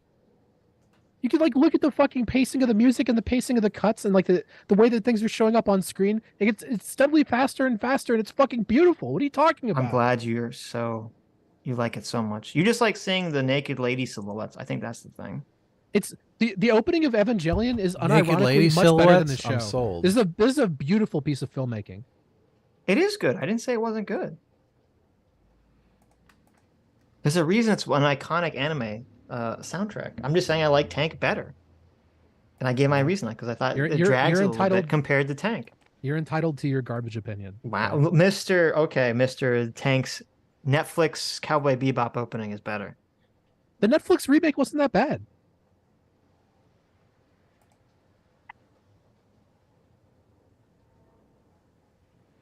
The show is Super Crooks. Okay. That's a show I saw on Netflix. It's Super pretty Crooks? good. Yeah, Super Crooks. Super Jail? I never saw Super Crooks. I saw Super Jail is amazing. That's a great show. Did you used to watch Super Jail? I did, yeah. I prefer Squidbillies. God, every take you have is I so know. bad. It is. Squidbillies is not better than Super Jail. I could Squidbillies is like not you suffer stand- through Squidbillies to get to I could not Super Jail. stand Squidbillies, yeah. Well, of course you couldn't, since you have terrible media takes. Okay. Has the maker of Super Jail apologized for the trans character yet? I feel like that's Oh probably, my god. I feel like that's got to be in the works somewhere, right? Who did Super Jail? You know what? You're so right. That is so offensive by today's standards. They would have been canceled. yeah. My god. They should have been canceled the shit out of them. Wait, when was Super Jail on? Adult Swim. I said when? What time period? Oh. Back before the woke times. It was 2008 to 2014. Okay. Before Right in there before Gamergate. Right in before the woke times. Back when you could actually have comedy that was funny. I know, right? I watched, I think maybe a minute and a half of Velma, and that's all I could take. It's pretty bad. It was like right in the middle too, because my wife had watched some of it. So I was I'll just check it out. I think Velma is the canary in the coal mine that film is never going to recover because people just keep making dog shit and everyone watches it. So it succeeds and they just make more fucking garbage. and like people enjoy watching it to complain about it. And it's like, well, if you're gonna do that, we're never gonna get fucking good shows again. I don't think They're there's enough hate enjoying views it. on the planet to fuel, season 2 of Velma. If it's getting good views, it's because people actually like it. Yeah, because they like it. That's the scary thing. I haven't heard like a the single old person say they people like now. it. Even I agree with you, but even I wouldn't say I like it, and I love bad takes. Look, people are unironically watching it because they're interested whether or not Velma is gay. That's like an inner conflict for her. oh my god, They what do really you mean want to she's know. super gay? She's like totally wants to bang Daphne. Well, Well, she's bisexual, I guess. She also The wanted minute- to bang Fred until he wanted to bang her, and then she decided not to bang him. the minute and a half of the show that I watched was her debating whether or not she was actually liked Right. Daphne or not. Yeah, she Yeah. does. Oh, It's pretty. Adam Shinto in chat says Super Jail isn't really that funny. IRC. Well, ban Your that response? guy. You have a wrench. Take care of that. Well, the I mean, he didn't trash talk Squidbillies or first of anything. all, don't ban Shinto. Shinto's a good boy. He didn't do nothing. But it wasn't just the thing that that's interesting about Super Jail wasn't just the whether it was funny or not. The visual at the end, like every episode ended in some horrific mass murder. Oh yes. But like the It was visuals of it were amazing. so fucking wild that it was incredible. Yeah. Super No. Jail was amazing. And the Obviously, robot. Yep. Look, So of course, Metalocalypse was much better. Metalocalypse and the music was great. amazing. Yeah. I actually had the Metalocalypse album back in the day. Metalocalypse, I have the DVDs for. Yeah. Wow, look at that. I could Oh. do the metal scream thing really good. So people used to have me sing Metalocalypse songs and shit. Nice. Really? Yeah. Finally, wait, did we finally find a meaty take we all agree on? Metalocalypse was based. And Metalocalypse is great. I don't know that I've ever heard anyone shit talk Metalocalypse because like it's so straightforward about what it is. There's like no Of course. pretension.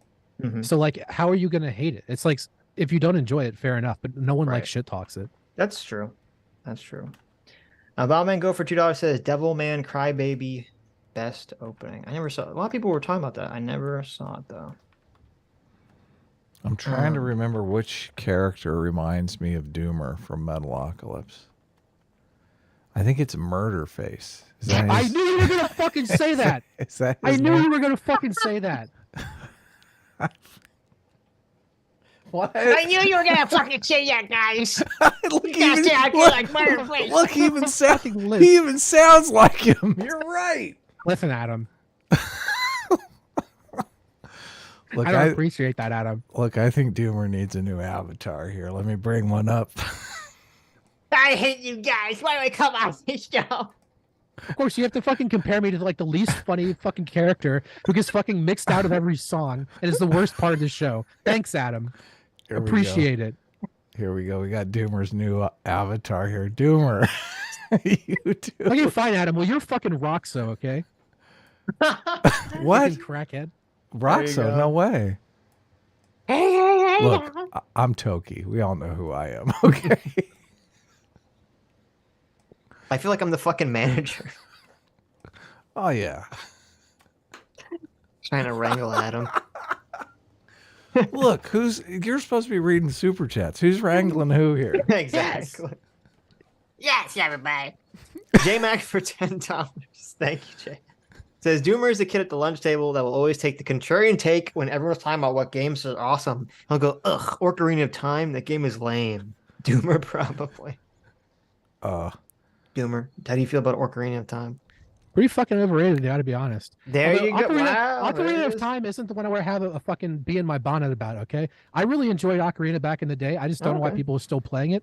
What I will talk shit about is Super Mario 64. Most overrated game of all fucking time. Wasn't even good when it came out. There's a Now, fucking take. Okay, first of all, Stick that in your pipe and smoke it. I don't know. That is a fucking blastedly wrong take. That game was amazing when it came out. What are you talking about? It was completely Why the fuck? revolutionary. Why would I turn off GoldenEye to play fucking SM64? Wait, that was Why would I like ever wasn't do that, that? wasn't that one of the first, if not the first, like completely 3D platformers? Yeah, and it wasn't good. What do you mean? It was amazing. Was it? Okay, first of all, you have to think about all the other 3D platforms at the time. They were all like literally dog shit, except for Super Mario 64. Well, there weren't any others, but that isn't like. What do you mean? There's a fucking- million. There's Donkey Kong, Bubsy, Gex. There's all these Donkey like Kong, terrible Donkey Kong fucking wasn't out before 3D SM64. What? Donkey Kong 64 was way after SM64. No, it was after. Yeah, that's what I Yeah, mean. like- Even afterwards, there was shitty 3D platformer. Super Mario 64 is great. I don't know what you're talking I'm not defending about. fucking Donkey Kong 64. That is, okay? I didn't even play that game as a kid. I didn't play it till like fucking much later when I got a fucking emulator for my computer. I'm like, oh, this game's pretty good. Oh, fuck off, Dev. You're wild. You're wild, boy. An Hey, emulator. Dev. Huh? Dev sent his viewers to us. Thank you, Dev. Oh, he did? Why doesn't he send himself over here and quit lazing out? Jeez. There you like go. cancels on us, sparks up a live stream, streams for like 5 hours, and then sends us his viewers as if that's like some sort of consolation. Super Mario Sunshine is a much better game than SM64. I could never get into it. I've heard lots of people say that. SM64 has great movement. That's what Really everyone fun says. Yeah. Jeez, God, I feel like Doomer, you're intentionally trying to like have the worst takes possible to just piss everyone's audience. But okay. Let's see. Oh, based. As me in the chat, dude. My #1 stan. As a Zoomer who tried to play Mario 64 with an emulator, Mario moves the way he looks and is ugly as hell. Hell yeah. Well, listen, if you've grown up playing like Mario Galaxy, right, or some other like much newer game, you're gonna go back and be like, oh, this is terrible. I mean, sure, I wouldn't disagree with that. If you go back and play Super Mario 3 for the first time in your life, you're probably like, oh, this is terrible, right? But when you played it when it came out, Super Mario 3 was pretty. I think I would still enjoy Super Mario 3. I would definitely still enjoy Super Mario World. Okay, if you say so.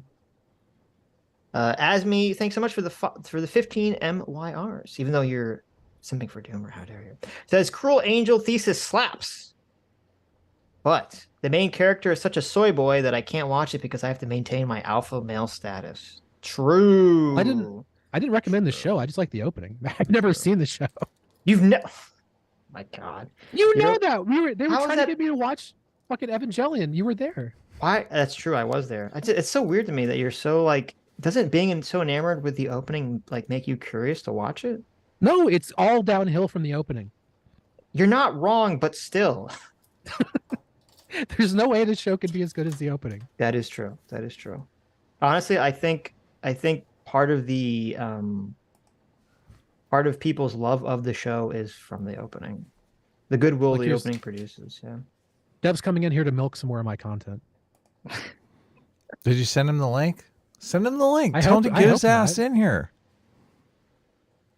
Stug for $2 says SpongeBob SquarePants is the best anime opening. There you go. There you go. SpongeBob slaps. That show's great. Right. What about Ren and Stimpy? Fuck Ren and Stimpy, dude. Oh my God. Fuck Ren and Stimpy. Sacrilege. I can't believe you'd say log. such a thing. It rolls downstairs and over in pairs. It rolls over your neighbor's dog. If it's on your back, it's great for a snack. It's log, log, log. It's log, it's log. It's big, it's heavy, it's wood. It's log, it's log. It's better than bad, it's good. How'd you not like Ren and Stimpy? God. Yeah. So edgy. Always sucked. Oh my God. The real shit was Real Monsters and Hey Arnold. Not fucking Ren and Stimpy. I mean, they were all good. Our Real Monsters was great too. Hey Arnold was kind of hit or miss for me, but that's true. I kind of regretted saying Hey Arnold as soon as I said it. You should have said Rocco back in the day. Rocco's Modern Life was pretty good. Yeah. JD Bachamp for $2 says One Punch Man best opening. That's definitely a great one. Definitely a great one. Cedar's Bucket of Gum for $2 says wrong. Cory in the House is the best anime opening. There you go. Cory in the House. True. How did I forget about Cory in the House? What is Cory in the House? That's the best anime opening of all time. You don't know what Cory... Wow, I didn't know you're so racist. Jeez. You didn't watch Cory in the House? Is that racist? Look it up. It feels pretty racist. I've never seen it. So why is Vinny the Doberman getting timed out every 5 minutes? What has been going on? Oh, it's like a meme. Oh, look, we streamed long enough that Kidda is here. Hey, what's up? Good morning. So we're supposed to stream shorter streams. That you're so bad. You can't blame me for this. Adam Unfriended for $5 says, to quote JoJo, when I hear Doomer hot takes, I say, yada yada does it. Dude, okay, we got to address what Kidda just said in the chat. Yada. Rugrats Yada, is yada, overrated. Doomer. Rugrats is fucking terrible. It's like the worst cartoon. What? out of that entire fuck era. are you Rugrats on, is fucking bro? horrible. It's not funny. It's not interesting. It's Bro. fucking garbage. Hey What? Arnold looks like fucking Citizen Kane compared to the fucking Rugrats. What dude. the fuck? No. Oh, okay. Rugrats is the No. shittiest show. No. First of all, original Rugrats before the movie was great. It was pure Kino. Really, okay. never- After never the movie, it was. became Never dog was. shit. Before the movie, it was amazing. You're fucking insane. Never was. You're so. Oh my god. What in the fuck is wrong with you? I still remember, like, do you remember Angelica having the nightmare about like the Big Brother baby that's gonna eat her? That like image is like ingrained in my brain. I'm blissfully. I've forgotten all of the fucking Rugrats. The episode where they go Goes to straight work out as of my grown-up head. people. Oh, I love that episode. Oh, by the way, there's that King of the Hill version of the Evangelion opening. That's actually really good. That's hilarious. I have seen that. Yeah, that's really good. There you go. King of the Legends Hill. King of the Hill, underrated show. Great show. I never liked Doug. I was never a Doug fan. Doug is like good for memes, and that's like it, right? Yeah. King of the Hill is amazing. King of the Hill is great. King of the Hill's good, yeah. Legends of the Hidden Temple was great. Dude, I used to watch that fucking show every single time it came on for like its entire run. Legends of the Hidden Temple? I have a very strong suspicion if I went back and watched it, it is like fucking terrible. But like at the time, I loved that show. That was like the hypest shit. Yeah. That and all that. Yeah, well, no, see, you probably went back and watched Legends of the Hidden Temple, it'd be fine because it's just like a game show for kids. If you go back and watch all that, which I've done, you're like, why did I ever think this was funny? That's probably true, yeah. Right. I can definitely. But when you're a kid, it was funny. That and Guts, of course, was another cool show. And Nick Arcade. God, Nickelodeon used to be awesome. Whatever happened? Yeah, it was pretty good. Wild and Crazy Kids. Now The it woke sucks. apocalypse happened. Now it sucks. So sad. So sad. Now it's Yeah, I all don't think- about how much Velma is going to kiss another girl. I don't think King of the Hill is necessarily underrated. It's just that people don't talk about it very much, which is a bit different. I guess, yeah. I mean, I've never really heard anyone like dislike King of the Hill. Yeah, it just doesn't come up as much as it should. Yeah. Adam, please remove this slander. What? Okay, Adam. The defamation standard is that you say something about another public figure that you know isn't true. Okay, so you have now violated the. Wait, defamation isn't this standard. libel though? Because it's in writing. Yeah, don't you know the difference, idiot? Okay, true. It is libel. In the state of California, that is a misdemeanor. What you've just done to me. Doomer Media canceled YouTuber hater of life. Rugrats super fan. Rugrats is one word ad. Oh, it is? Yes. Look, I'm not a Rugrats super fan. That's fine. That's fine. It was after your time. Okay. I'll fix it though. I do. That's the perfect picture for Doomer. Dev just DMs me. All of your fucking takes are garbage. Yeah, what are your takes, Dev? Because he's listening. He's listening right now. Instead of coming on. Get there in he here, is. Dev. What? There's Oh, he Dev in the finally chat. came on. Give me some of your takes, Dev. Doomer's video game takes are all garbage. True. Doomer's takes on everything are garbage. That is not true. All right, I have to go in 15 minutes. JMac for $20. I better hurry up then. We'll stop talking about how much humorous takes like. JMac for $20. Thank you, JMac. Says Super Mario 64 moves great. Other than a few wonky camera issues, that's true. The movement is incredibly snappy. The levels are great and varied, and the soundtrack slaps. Riding the Shell and Lethal Lava Land. Come on, that's a good point. I think it's a great point. The movement is good. Just the camera is kind of shitty because it's N64 only had one joystick. If it had two joysticks, it would be totally fine. It's a number of joystick issue. Is that what it is? Yeah, because usually in a modern game, yeah, you you're control the right. camera with one stick and you move with the other. You're right. Yeah, you can look in different directions. Right. Yeah, that's lame. Asme for 15 MRI says, as a Zoomer, I want to ask all the boomers, is Matt Foley funny? I saw the SNL skit Van Down by the River, but it's just him screaming it over and over again. Adam, how do you feel about the living by a van down the river? I thought it was funny. I haven't seen it in a million years. Oh, it's amazing. But I think it's. I mean, the Chris Farley sketch. But. Sometimes I think they overuse taglines on Saturday Night Live, and that was one that was getting like, it's not funny anymore. Right. Yeah. Yeah, Chris Farley. Matt Foley is the character that Chris Farley's playing. Yeah. But yeah, down. I mean, I've said that a bunch of times. Down in a van by the river, obviously. I think when I was teasing Scott Horton on Twitter, I told him he looked like he lived in a van down by the river. And I think he got really pissed at me. Right. Yeah. I feel like SNL is very dated because my parents would show me old SNL they thought was hilarious. Like SNL was never funny. Like John Belushi is like the samurai pizza guy, and I watch him like, this is not funny at all. Like, what the fuck? This is like so cringy. So I just think it's funny. It used to be funny to people at the time. Now it's obviously woke and political and terrible. I don't think it was ever consistently funny. It's like you can pull out like the best clips of an entire season and be like, yeah, that was okay. But like, you could be right. You ever just sit down and subject yourself to a fucking episode of Saturday Night Live? You could be right, because the way it's created is so difficult to be funny. To create a new funny sketch show every week. Yeah. Oh, it's impossible. It's like just too like difficult, yeah. Writing a whole You're probably show in a right, week. because what happens is when you think about it, you only think of like the good bits. Like obviously Celebrity Jeopardy is amazing. There's a Drew Gooden video where he's like running defense for SNL in the title, and then you watch the video and he's like, yeah, it's not very good. Like, right. Almost the whole video. But you agree with that? The SNL Celebrity Jeopardy is great, right? I mean, that's probably the funniest SNL bit I've seen. Yeah, that was funny. Those are good. It was always after Celebrity Jeopardy is pretty funny. It was always after the second musical guest. Those skits were like, oh, so bad. Just slide them in there for the last half hour. You're like, ah.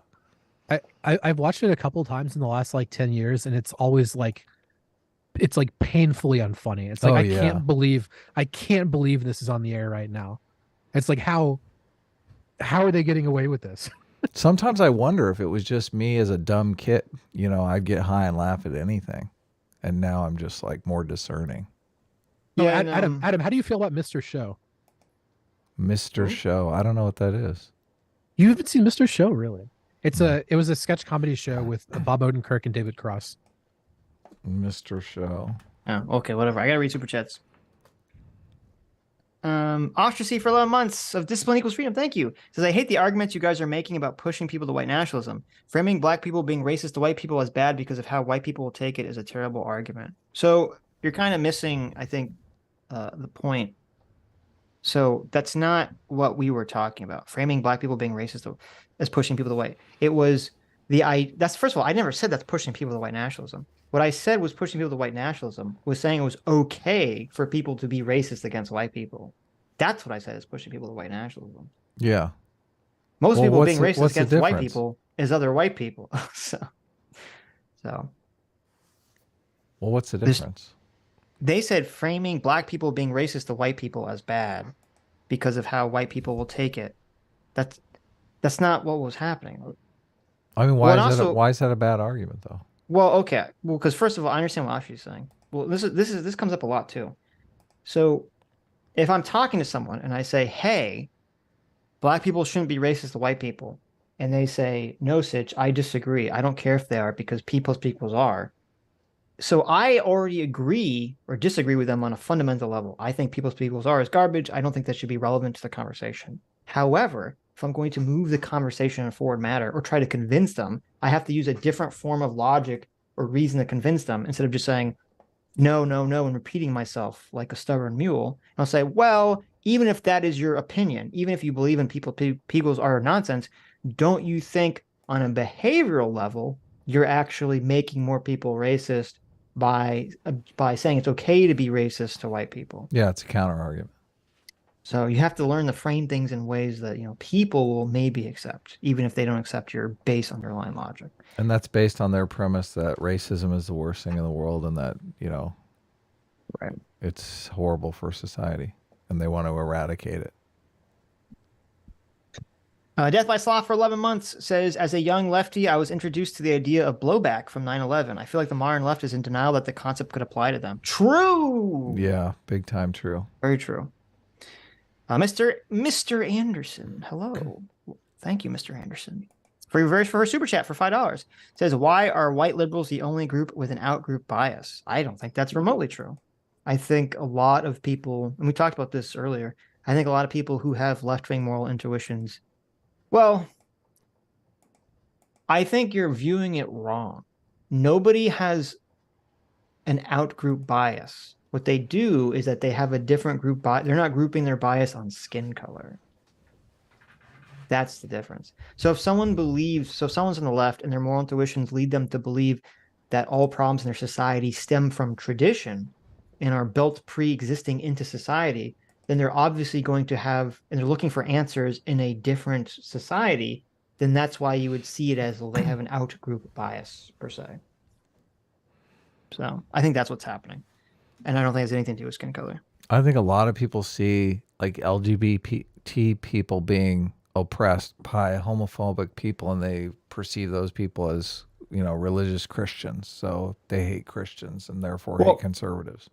It'd be like saying, that'd be like saying like black conservatives have an outgroup bias, right? Which I don't think is the correct way to frame what's happening there. Todd Sullivan for 5 gifted memberships. Thank you so much, Todd. Yeah, thanks. Mystery Guest 01 for 6 months says, build a wall sounds okay. There you go. Build a wall. I think we need to build a wall, and we need to put all Doomer's takes behind it. Mm-hmm. Yeah. Another brick in the wall. I like it. Oh, Doomer snuck out.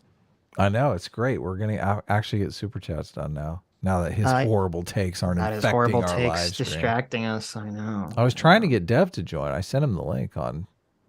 I said 5 minutes you owe us. You're like, we have to leave 50 minutes. Here's the link, Dev, to come in. I know. I was only fucking around. Yonkers OF for 30 Aussies. Thank you, Yonkers. Mm-hmm. Says, how much do I need to show for you guys to cover some friendly Geordies content? Love you guys from down under your mom. Ha, got him. S-Class for life. Well, so I actually watched, I've watched friendly Geordies content on and off. I like him. He's a funny guy. Yeah. I didn't realize till recently about the whole thing where someone firebombed his house and how crazy that was. But I don't know if we could, if we cover his content. I mean, I've two problems with covering his content. One, I'll be honest, I don't care that much about the local politics of Australia. Mm-hmm. And I'm not sure our audience cares that much about it. That's true, right there. Which is the main point. Who cares if I care about it? Does our audience care about it? And number two, I mean, even if I did care about it, I feel like I'm just going to watch it and I have nothing to pause and say because I'm just like, oh, this is funny. I agree with him. What am I supposed to? What commentary am I going to add? So, I've tried to watch content like that before, but Sitch gets mad. He's like, "Nah, I can't do that." Well, I don't know how to cover it. We just sit there and watch it silently. It just feels. I don't want to listen. I don't want to be Hassan, where he's sitting here watching content. Why not? Look, Hassan's rich. Why can't we be rich? Because I hate that. Sitch, you're looking at this all wrong. I tried to do this with a Alex Stein 99 video that was just hilarious. Him in some meeting, some town hall meeting. Because it feels like we're stealing at that point. I mean, maybe just borrowing. No, wait a second. We're paying them an exposure. Oh, what's Hassan say? Of course. No, I get it. The thing there's a difference, I think, between. Well, I don't know how big the difference is now, but theoretically, if we are content producers ourselves and we make videos like our She-Hulk videos and whatnot, mm-hmm. Theoretically, I feel like, well, if you're putting some edited content into the kitty that other people can cover, you should be able to cover other people's edited content. The problem that I have is people like Hassan and Vaush, they don't lift a finger to do any edited content. So they kind of never put anything into the pool. Does that make sense? Yeah, I understand what you're saying. So I feel like we have some leeway there. If we want to watch something funny and comment on it. It's a very interesting rationalization, but okay. Well, it's a good one though, don't you think? It's okay. I don't know if I buy it. Look, what do you mean? Okay. Look, Alex, cover our She-Hulk video. Look. That's you understand. I don't know if you guys caught that. Adam's listen is saying look. Look, I know. I do. I say that a lot. Look. Instead of saying listen, he says look. Well, look, I read with my ears, so obviously I'm going to say look. So it doesn't make any sense. Yeah, exactly. I know it's completely backwards, isn't it? Backwards. Listen, I don't like to listen. Actually, I do. I need you to listen. Okay. Genie Bigger for $5 says, if you leave a disingenuous argument under your pillow, Vaush will sew up and replace it with a hipster beer, the Bad Faith Fairy. Oh, true. That's great. True. Maybe that's the two. CT, you're asking for. I forgot to ask. She said we should ask people for emoji suggestions. Maybe we need like a listen and a look emoji. Yeah, we could do that. Listen. If you want to I'm done with the Hufflepuff. Yeah, I mean, I only did the Hufflepuff to change out the monkey one, right? Which was a lot of fun because Sitch didn't know what was going on for a while there. Yeah, how dare you replace Gibbon Jesus with Hufflepuff? I know. Come on, Chitachi's an angel, and look, Sitch. Maybe you're used to people making fun of your religion, but some people. Okay. Grendel Vivat for $2 says, dishonest. Vaush? No. Well, maybe. Yeah. Make a cope emoji? That's a good. What would a cope emoji look like? Or just be the words cope? I don't know. It's a good one though, a cope emoji. Phil Moore for $5 says, Scott Adams is right. New video just dropped on poll of a black staffer beating the absolute crap out of a kid. Okay. I don't know what that means. Horrible. Black staffer? What does that mean? Do you think the people that signal boost these videos should be responsible for them creating more videos, like more copycat criminals that are? I don't think that's what's happening. I think the people boosting the videos are doing it because they're racist. Right. But you don't think they're creating more copycat? No. Oh. What is I don't know what this video is though. What is it? Did you see the video you saw him? No. Oh, okay. Hey, Harker wants us to make a wood chipper emoji. How do you feel about that, Adam? I actually love the idea, but I figure you probably don't like it. Oh, well, we're asking ourselves I'm surprised there isn't a wood chipper emoji already. We're asking, you know, we're gonna get canceled if we have a wood chipper emoji, right?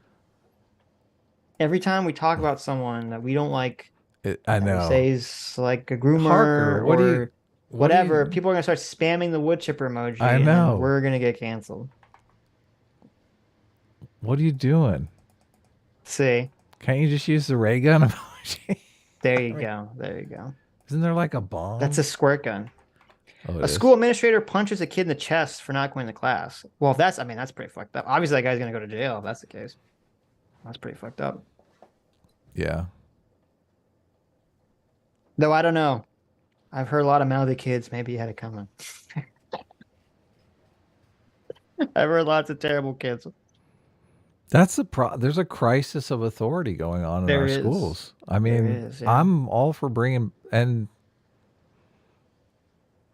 people are corporal punishment. The corporal punishment, yeah. Bring back the paddle. We're to the point where what is another alternative? It's hard to act up after you've been spanked in front of the whole class, right? Well, more for the shame aspect of it than for the pain what I aspect mean. of Yeah. it. Yeah, exactly. Exactly. Yeah. I mean, what do you do? And these kids know. I mean, I had a friend of mine that worked in a really tough school, and she was assaulted by a student. And they basically just said, suck it up and go back to class. And you can tell, like, the kids just do not respect you after you've been assaulted by a student, and they tell you to suck it up and go back to class. Like, of course, you are like, they are like laughing. It's despicable. Yeah. No, so that's what I always said. What do you do? The biggest problem we have in education right now is discipline. Yeah, crisis of authority. Nobody has any authority. Yep. Yeah. And as soon as people, and not just kids, just people in general, as soon as people realize that they can get away with shit, some people, not all people, but some people are going to get away with shit constantly. Of course. They're going to make it their life's goal to get away with shit. Yep. Yeah. It's sad. Yeah, obviously we're not saying that this guy beating up some kid in a video is an act of discipline. Obviously. Yeah. Well, I don't even know what the video was. Right. I did. I'm assuming that like a video of an adult beating up a child is not an act of discipline. I saw a video. I saw a video the other day that I guess some teacher took away some kid's PlayStation or portable Switch, and they started attacking them. Yeah, I saw. Did you see that one? Crazy. I did. Yeah, I was like, oh my god! And not only that, crazy. the kid was like bigger than the security guard. He was like 6 feet tall easily. He is very big. Yeah. Throw these kids in jail. Fuck them. Mm-hmm. The most dope for $2 says, "Don't think you guys saw my Streamlabs on Sunday." Sitch's fault. Listen. Are we gonna just after we're done with the Scott Adams, we're gonna just like chill? It's like 7 hours. It's your fault. I don't see a Streamlabs from you.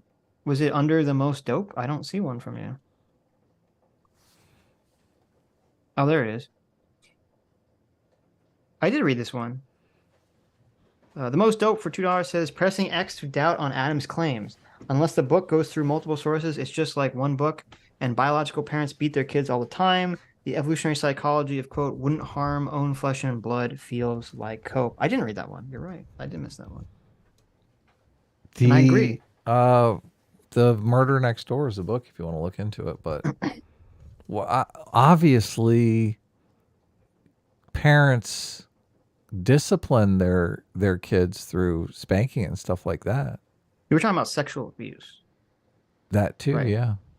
You're saying biological parents don't usually sexually abuse their children, which I'm not sure. Maybe the parents don't, but I'm pretty sure a lot of sexual abuse comes from family members that are biologically Step parents, related. step brothers, Uncles, cousins, uncles, yeah. aunts. Further removed, yeah. Okay.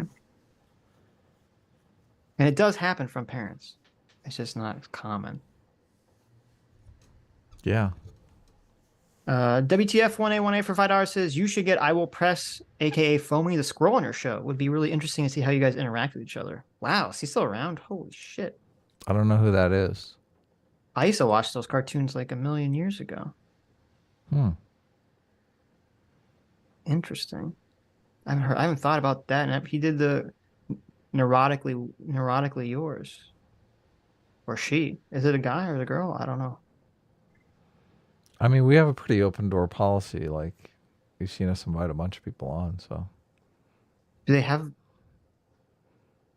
talk about like politics? Who knows? Anyways. Guan Fall for $5 says, "I am noir. Trust me, I sag my pants." There you go. Fashionable style. There you go. Guafall for another $5 says, "You forgot to read what you forgot to read. Remember, Simba. Remember." Okay. Okay. True. Iguishadox for 9 months says, "Imagine a Christian who no longer refers to the Bible to guide his beliefs. Is this Wicked Supreme's logic? Throw out the OG papers. You throw out CRT." Yeah, I didn't find his argument on that to be particularly persuasive. But I mean, the lens is also very racist. It's just a racist lens. It's basically, that's it. The end. JD Bichamp for $5 says, "I don't know Wicked Supreme. He seems like a nice guy, but there's nothing in the Old Testament that excuses rape. God punishes rapists. Deuteronomy 22:25.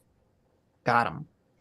Jason M for 5 Canadian says, "I despise the term whiteness. It's just woke identitarian newspeak. I only use the term if I'm doing laundry or traveling to Antarctica." Nice. Yeah, that's the proper way to use it. Lucifer the Doberman for 5 Canadian says, "Adam, check your Twitter mentions from me. I posted a picture that is perfect for this conversation." Who said that? Lucifer. Oh, okay. Oh yeah, no, I saw it. It's the chart from the Smithsonian or whatever. Oh, the white culture chart. Yeah. Gene the Iron Premium for $5 says, "The lens is magical and lets people with advanced degrees see whatever will allow them to sell another book." True. Well, people really like racism a lot, so that's sad. Soldoge, Angela Davis must now pay reparations. Did you see that clip? I did, yeah. Angela Davis is one of the CRT people, right? Well, she's like she's not CRT people, but she's like a notable Intersectionality, right? Black, radical feminist revolutionary type. She wasn't involved in the intersectionality stuff. I feel like she was. Not. I She mean, didn't she's do like the like knapsack of privilege, or no, she didn't. Okay. She didn't do white privilege. Angela Davis. right. You're But thinking that's all different. but my ancestors didn't come over on the Mayflower, right? Right. So Angela Davis, who's like been a black leftist radical for her whole life. Mm-hmm. She was the one that got, charged with the crime and ran away to Cuba. Remember all that? Oh yes. Okay, now I know what you're talking about. Right. Yeah. But anyway, so there's a clip of her where they did her genealogy and they found out that her ancestry is from like someone who came over, like a fucking pilgrim that came over on the Mayflower. Yeah. A white person. Well, obviously, yeah. So I was like, it was hilarious. It was very funny. Like, Yeah. wow. They snuck attack her on 60 Minutes. They did. They're like, listen, you're white as fuck. I mean, I guess it's so weird to think. I mean, I don't know her story. I don't know if she's from a wealthy family or what. So I don't know.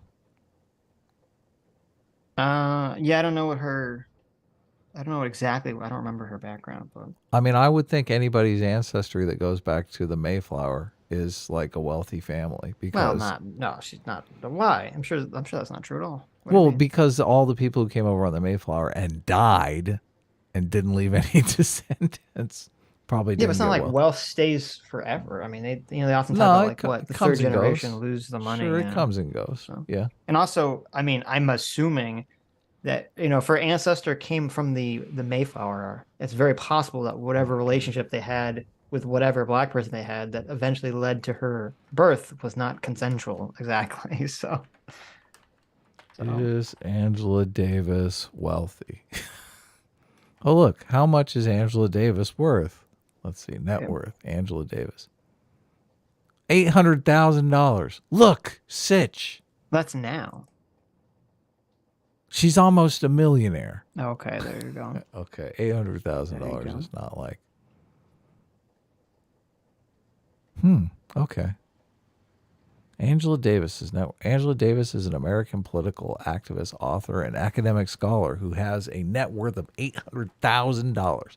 Angela Davis was born in Birmingham, Alabama in January 1944. She graduated from Barnes University and earned an MA, Master of Arts, from the University of California. University of California, San Diego. And her PhD from Humboldt. Oh my God, really? And her PhD from Humboldt University? That's hilarious. Humboldt University. First of all, I believe our buddy Vaush went to Humboldt University. There you go. And Humboldt University is also the fucking stoner school. Ironic, because Vaush is not quite humble. Oh yeah. Anyways, J Mac for $10. Thank you, Jay. Says always buy physical copies. Yes. There you go. I know. If I could, I would. Sodoge. Oh, I didn't read it. We just got sidetracked by Angela Davis. For $5 says Wicked's really wrong. The government today explicitly benefits people of race through affirmative action, but his lens tells him that discrimination is okay. It is anti-liberal. I don't disagree. Yeah, it's an anti-liberal lens. It's also racist. Cedar's bucket of gum for $10 says, is there any substantive difference between how modern social justice leftists talk about white people and how right-wing anti-Semitics talk about Jews? There is no difference. None. It's the same. It is the same.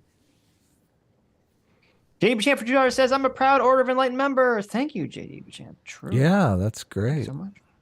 And JD Bichamp for not $2 says, I need a buckets of doomer emoji. Doomer doesn't even say goodbye, but I guess we did. Doomer. I did pull the slander and I changed his avatar. So imagine if we had an emoji that was like a stoat, but with like the no sign, Mm-hmm. It's like Doomer's avatar, but with like the no sign over it. Would that be a good emoji? We could call him Doomer Face, like Murder Face. Doomer. Oh, it's Doomer. It's Doomer Face. Yeah, that wouldn't read. I don't think that would read too well on a tiny little emoji. Oh yeah. What if it was Doomer's emoji and it just said ban over it in like red letters? Let's just put the murder face in, and when Doomer comes on, everyone can draw the murder face emoji. Look, it's murder face. You guys don't respect me. God.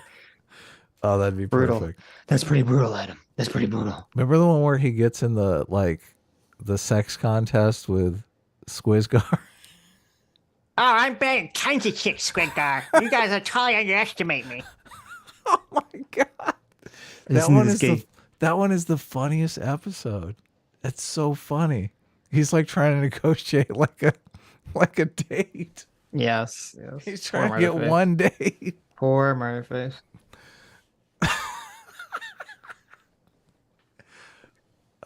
Oh my god. Okay. Stug for $5 says, watch Sean's video, Actual Justice Warriors video on Gross Gertz's Kyle Rittenhouse lawsuit. I haven't seen it yet, but I should. Also, watch Asolfo and JP Mexican's videos. We will. I promise. We will, but not today. I can't imagine how we can sit here for 40 minutes.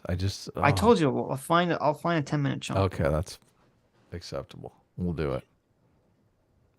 There you go. Without Doomer, who would we lovingly hate? True. Lucifer the Doorman for 5 Canadian says A-Team reigns supreme. Woo! Lucifer the Doorman. Look, he was a fan of yours first, but look, still A-Team reigns supreme. Wow. He knows talent when he sees it. I can't believe you turned on me, Lucifer. Terrible. It is what it is, man. God. Look, they know the power. Fondue for $5 says the outcomes you get from society is based on how you interact with society. How you interact with society is based on how you view society. Yeah, I mean, that's the problem. I think that's true-ish. I'm not like 100%. Obviously, you can get outcomes from society that are like completely beyond your control, obviously. But I agree that that's a good mode of thinking in which to live by, and is generally true. But the problem with CRT is it totally shits on society. It totally makes blacks think society's 100% against them. Right. Yeah. Yonkers, thank you for the 8 Aussie bucks. Says, lads, loving the discourse, but I missed your answer to my friendly Jordy's question. Oh, well, the answer was, I like his content. It's crazy that his house got firebombed. I'm not sure if he could cover it because I watch his stuff and I don't know enough about Australian politics, and our audience probably doesn't care about Australian politics, but I don't have like a lot of like commentary to add to it, so I wouldn't know like how to cover his stuff. Yeah, but if we could get him on the show, that'd be great. Well, that would be, but that's a different question. Oh yeah, true. PC for $10 says, Adam, the conversation on lenses might have been easier if you gave him an example of using evolution as a lens and ask Wicca Supreme to do the same. Couldn't follow what he was saying. Yeah, that's a good critique. I was kind of trying to go in that direction. Well, I feel like he gave you an answer and then you just kept asking the same question. And I was like, I didn't understand what you were trying to get at. Well, a lens is used for something. And I constantly hear people say, it's used to examine the outcome, the difference of society. I'm like, where? No, it's not. Right. Gotcha. Is it? Do you feel like it's done to do that? Like it's basically doing some sort of quantifiable analysis over like this kind of racism caused this much not a useful discrepancy. Yeah, it's none of that is happening. Right. Let's see. Okay, I think I read a bunch of these. This is when we started to get into Doomer's terrible takes. God, Doomer has some awful takes. J-Mac for $10 says, okay, well, my daughter wants me to tell her a bedtime dragon story, so good night, all. Well, there you go. Good night. How wholesome. Yeah. Thank you, J-Mac. And your daughter thanks you, too. Our surrogate father, everybody. Based J-Mac. Yeah. Curse My Circuits for $5.20 says, much of King of the Hill need not be animated. It's just a sitcom with cartoons. That's true. Samurai Jack is the best anime series in opening. Other animals lack irony. Samurai Jack is pretty good. I would say it's the best, but it's pretty good. Samurai Jack's great. And the opening was very good. Watch out. Foolish samurai warrior. How sad was it that Mako died? I cried for like days. I know. I'm still upset about it. I know. It's very hard. How dare you bring that up? What an amazing man. He played both the evil Aku and the wonderful Uncle Iroh. So beautiful. JB Champ for $2 says, hot take, the Andy Griffin show is the best show. That is kind of a hot take. I don't think I've seen a single episode of the Andy Griffith show. Really? Oh, man. It's from like 1950 or something, isn't it? I watched a lot of Andy Griffith. I just know the theme song.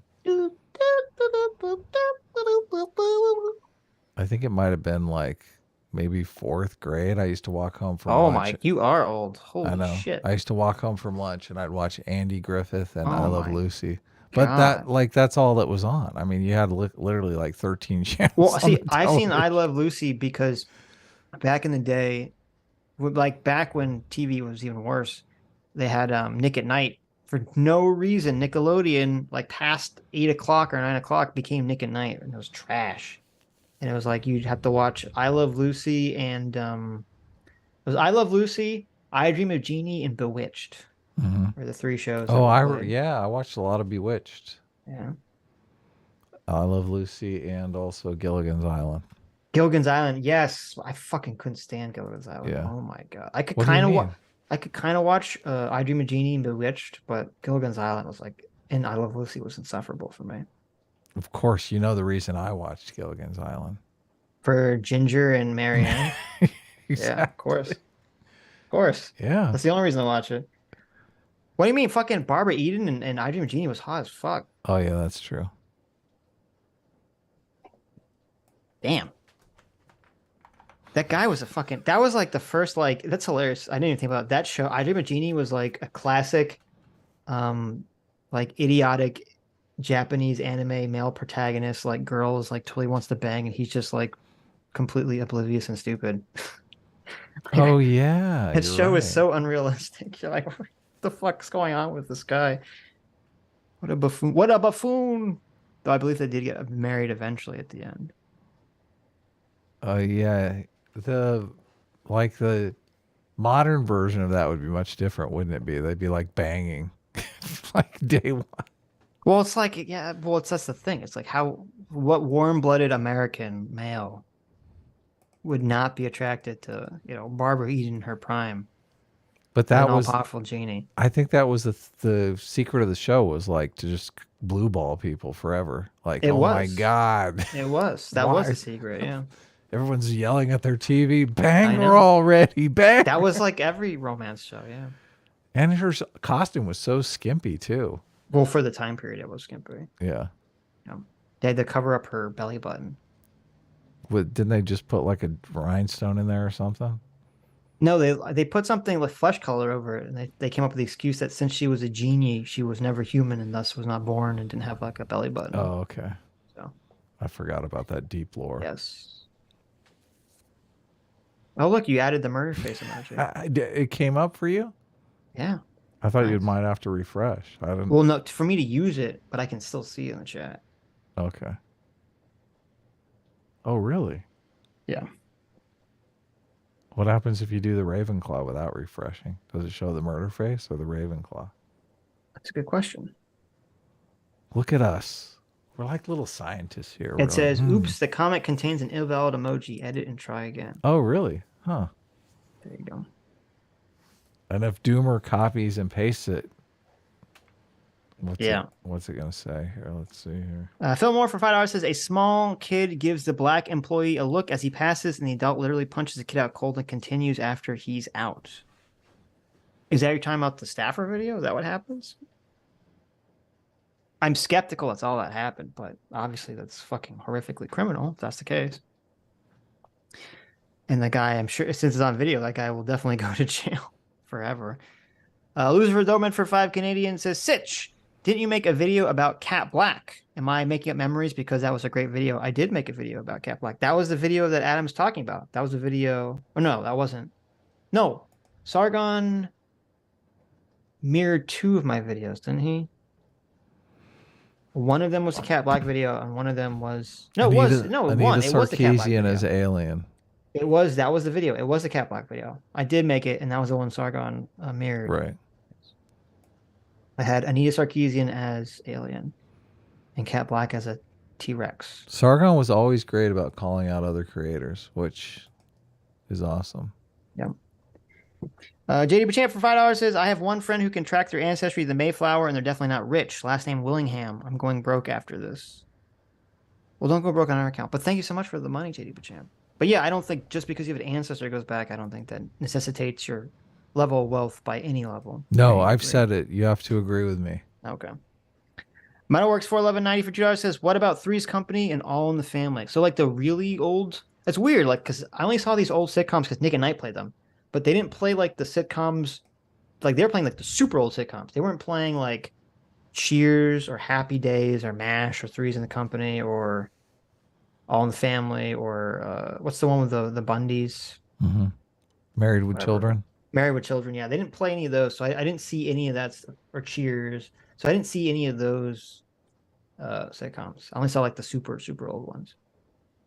Mm-hmm. Yeah, I watched them at lunch, like I said, when I was like 9. Yeah, that's when they were coming out with new episodes, right? No. These shows were off the air, yeah. The new episodes were like WKRP in Cincinnati, I think, was a show that was on. Mm-hmm. I think MASH was still on. MASH was like a show. Yep. It's okay to be white for $5 says, Adam, the quote technical aspect is not being a pussy. There you go. What? Okay. I don't remember what that was in context yet. But... CT for $2 says, yeah, but how many eyes has Scott Adams given the black community? Mr. Beast 1, Scott Adams 0. True. Yeah. What? Oh, yeah. I guess yeah. Scott Adams should have listened to Mr. Beast before he made that video for sure. Yep. Rotating Nut Razor for $2. Wow, what a name. Says the Someone said agreement... Adam watched The Honeymooners when it first aired. I have never seen any episode of The Honeymooners. Neither have I. Yeah. But I have seen The Flintstones. Yeah. The agreement with the guest that the OG statement was racist confused me. The better analogy for it is obviously BLM, not white power. I was there when it started. It was an own the SJWs via bait thing, not secretly racist. There you go. Mm-hmm. Magor for $2 says, quote, people are altruistic for themselves. I strongly disagree with the guest here. I do altruistic things to help people. If I do service and makes people mad, I stop that service since it obviously isn't working. Did he talk? I must have missed that. I don't remember him talking about altruism. Yeah. But I mean, I agree. I do the same, obviously. I like to help people. I enjoy it. So I do feel like when I help somebody and they've screwed me over, which happens a lot in the YouTube, like the help is like I promoted a smaller YouTuber and then that person fucks me over. That's like a regular occurrence on YouTube. There you go. Yeah. I did it to Adam. So you no, you didn't. What do you come on? What? Look. Listen. Look.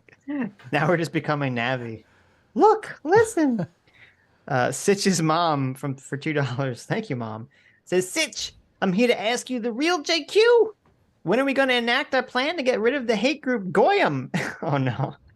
It's time for us to implement the final solution to our problems. Tell Adam to convert already, or else. Sitch said I couldn't convert. Sitch's mom.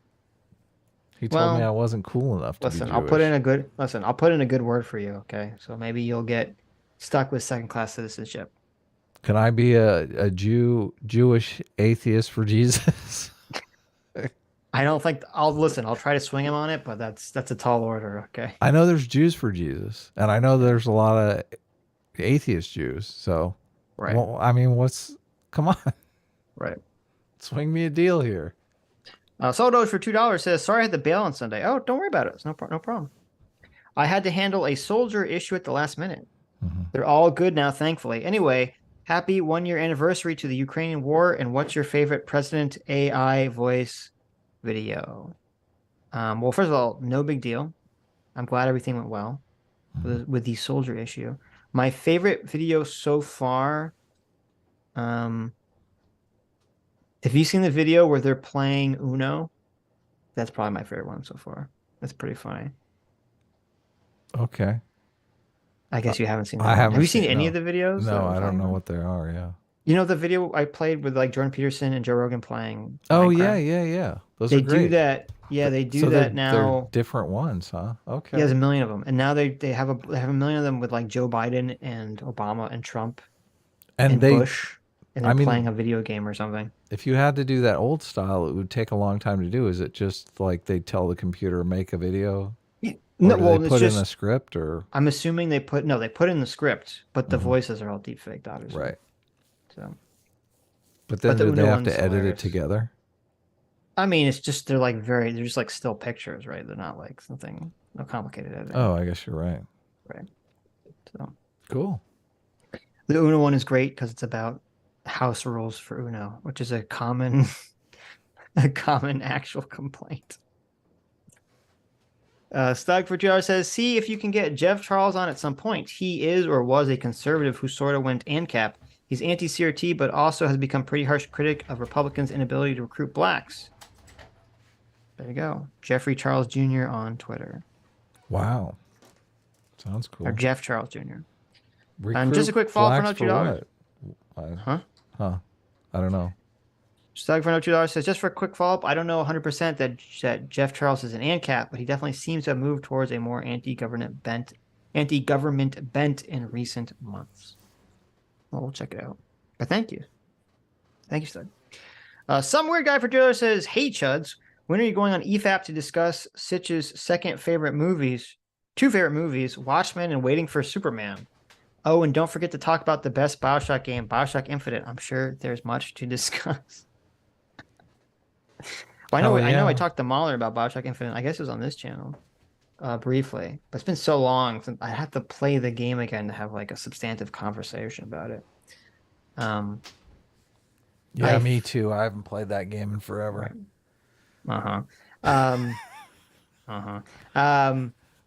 Yeah, that'd be hilarious to talk about Waiting for Superman on fucking EFAP. That'd be like a subject no one gives a shit about. I know. Have they even seen it? Jeez. Of course not. Or not his audience has. I don't know if Mahler and Rags have seen it, or Ferengi, but I can't imagine like why would would you want to watch a video on like American education system from like 2012 or whatever the fuck that movie came out? You Brit Bong? Yeah. Somewhere guy for Joe says, if we can go back in time and cap Hitler in his crib, shouldn't we? Shouldn't we be capping despots while they're tiny before they become threats? Isn't it worse that we don't take out these guys before they commit horrors? I mean, it could be. Of course, the question would be, how different would the world be like if Hitler didn't exist? I mean, I'm down to kill baby Hitler. I don't know about you, but I think if it created a better outcome, I would be. Sure. Yeah. But who knows? Maybe we could go create back. A worse outcome. Can't we just abort him before he reaches his 12 weeks or whatever? There you go. Look. That's not even murder. President Sunday. Look, it's President Sunday for $2. Oh, nice. What's up, President Sunday? Wicked Supreme. I can't do a voice for him. Wicked Supreme doesn't even know the author of books I haven't read. How exactly can he call himself an intellectual? I forgot about that. There you go. What books have you read? Right. No, he just started listing off authors. And then he's like, I haven't read these books. And then Wicked Supreme's critique was, well, I haven't read them either, but I'm aware of their existence. Rhythmus for $5 says, ask Wicked Supreme what he thinks a white person's prospect of getting an office job is if he walks in with a beard and hair down to his waistline and a stained wife beater. Where's my critical redneck theory? Oh, that's true. That would have been a good response. I think I think that's fair-ish. I think that's a fair-ish point. Because obviously there are some hairstyles that just by the nature of Black people's hair having a different texture can be easier or more difficult to achieve. And I do think it is not fair that certain hairstyles are not allowed. That that were they're allowed now, but used to not be allowed from Black people just because they have a different quality to the hair. So it's not like coming into work disheveled, per se. But I understand your point. Now, if someone comes in with like a fucking gigantic, 10-foot tall afro, I can understand it being like, that's a little bit of a problem. I've never really understood the afro commentary because I've worked with a bunch of Black people and they've had afros, but not like giant. Yeah, that doesn't seem like a really practical hairdo. It's not for just like life. Yeah, it's not like something I feel like the Black it also people seems like a lot of work. Yeah, I don't know that the Black people I've worked with are like, man, I really wish I could grow my hair long enough that it was like this gigantic fro, but it's right. So I don't get that, but they constantly bring it up in CRT like everybody wants to do that or something. It's just a talking point they like to beat on. Yeah, it's like an easy example. It's ridiculous. To point to. Yeah, look, a lot of white people. You can grow your hair long, but a lot of white people don't because they're like they don't want to do it. Right. Yeah. Dialogue always. This is definitely the real dialogue. Always. Oh, this sounds like not the real dialogue always, but. For $2 says, did somebody say my name? Sitch believes that CRT is anti-liberal, but it just doesn't want to preserve the liberal institutions upon which the nation is built. How can you not understand this, Sitch? There you go. I don't think that's fair, but whatever. There you go. Nick Hera for $2 says, hi, Doomer. Hi. Hi. The most dope for $2 says there are definitely multiple clips of Vaush having weird pedo stances. Most sus is the quote, I have yet to hear a convincing moral legal argument against the possession of CP that he said. I think he's just wise up to hiding that part of him. Well, to be fair, what did he say? Did he say that he heard a convincing argument against the possession of CP on his own? Or was it in the context of comparing it to capitalism? Wasn't that the capitalist clip? He was saying that in comparison. He might have done that in both. It might have been in comparison to capitalism in both. I don't remember. Right. Now, I think that's a bullshit argument. Don't get me wrong. I think it's a fucking horrendous argument. But there's a slight context there that adds. It's still pretty sus comment. I'm not gonna lie. It's still a little sus. Well, still pretty sus. It's graduated from little to pretty. But send me the clip when he winds up in some Hanson sting operation because he was texting an underage girl, right? Right.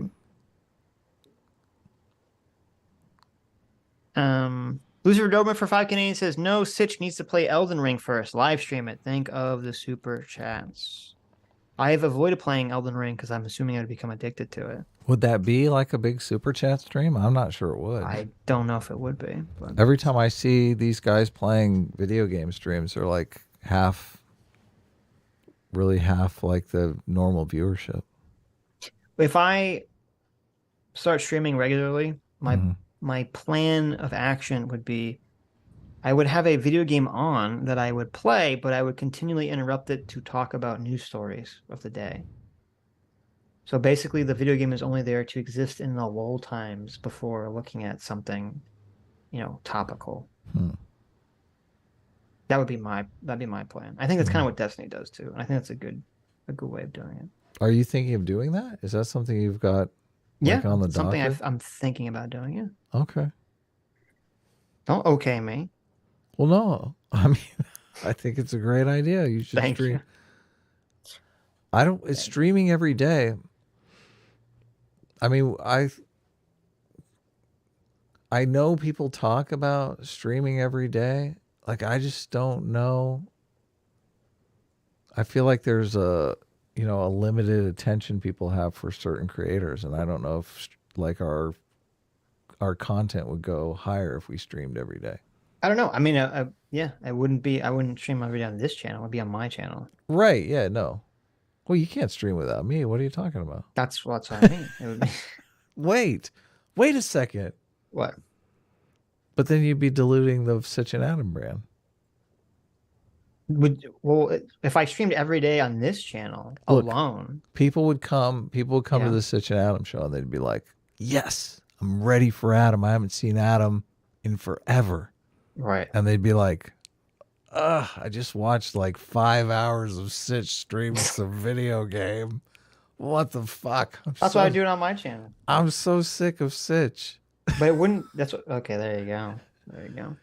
No, do you? I understand what you're saying. Obviously, I'm joking around. So yeah, it would be interesting. I'd be curious if it did take off. I'd like to see your numbers. It'd be cool. Mm-hmm. Why don't you try it for like a week? Yeah, but I want to do that after that'll be after my face reveal. Oh, okay.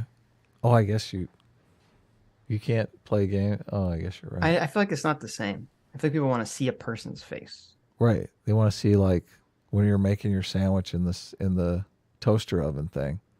Yeah, they want to see me get up, go to the bathroom. They want to see my chair be there empty when I'm. No, I mean the Subnautica game when you're like got the toaster oven out and you're like buttering your salmon and you're like look at Adam Subnautica, the fucking goddamn. You're like buttering your toast and you're like sticking it into the toaster. There you go. You're like, oh, this is an exciting video game. Here, look, I'm making a sandwich. I'm making a delicious sandwich. Mm-hmm. We should make a video game like that. That'd be could be popular. They do. We can play it on stream. We should play that on stream. There are two games we should play on stream when you fucking ever get the time. It's Goose Game, and then the second one is we'll play Overcooked, which is literally a cooking game. We played that Portal game was a lot of fucking fun, man. That game was a blast, yeah. So we'll play Goose Game. And I was really surprised how many people watched that. We'll play Goose Game, which is a game where you're a goose that just causes trouble for people. Yeah, that's like my normal life. Exactly. And then we'll play Overcooked, which is a cooking game, since you talk about playing a cooking game so much.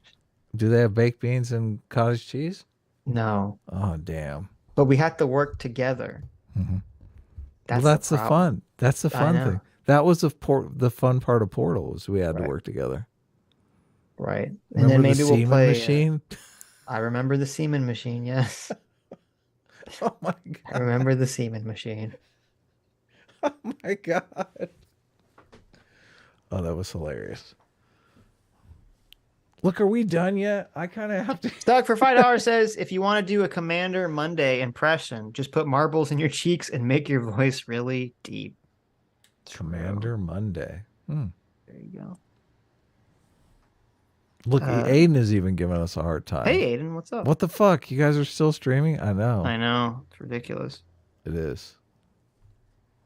You claim Rasmussen is a fake group? What? Yeah, you did. I said they suck.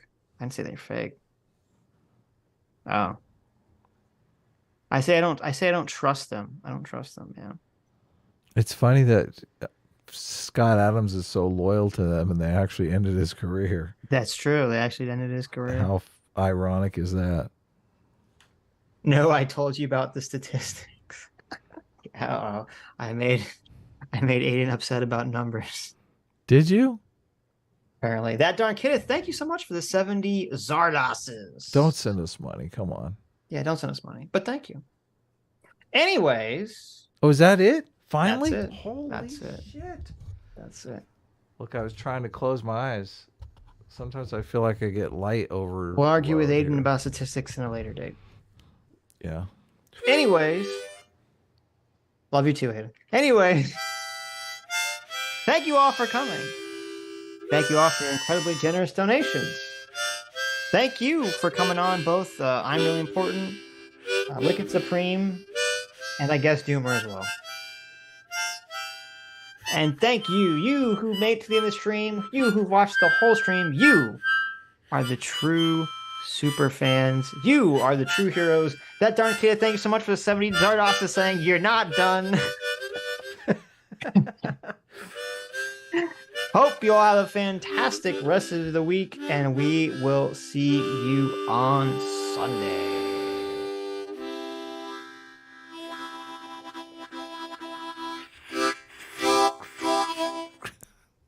Bye-bye.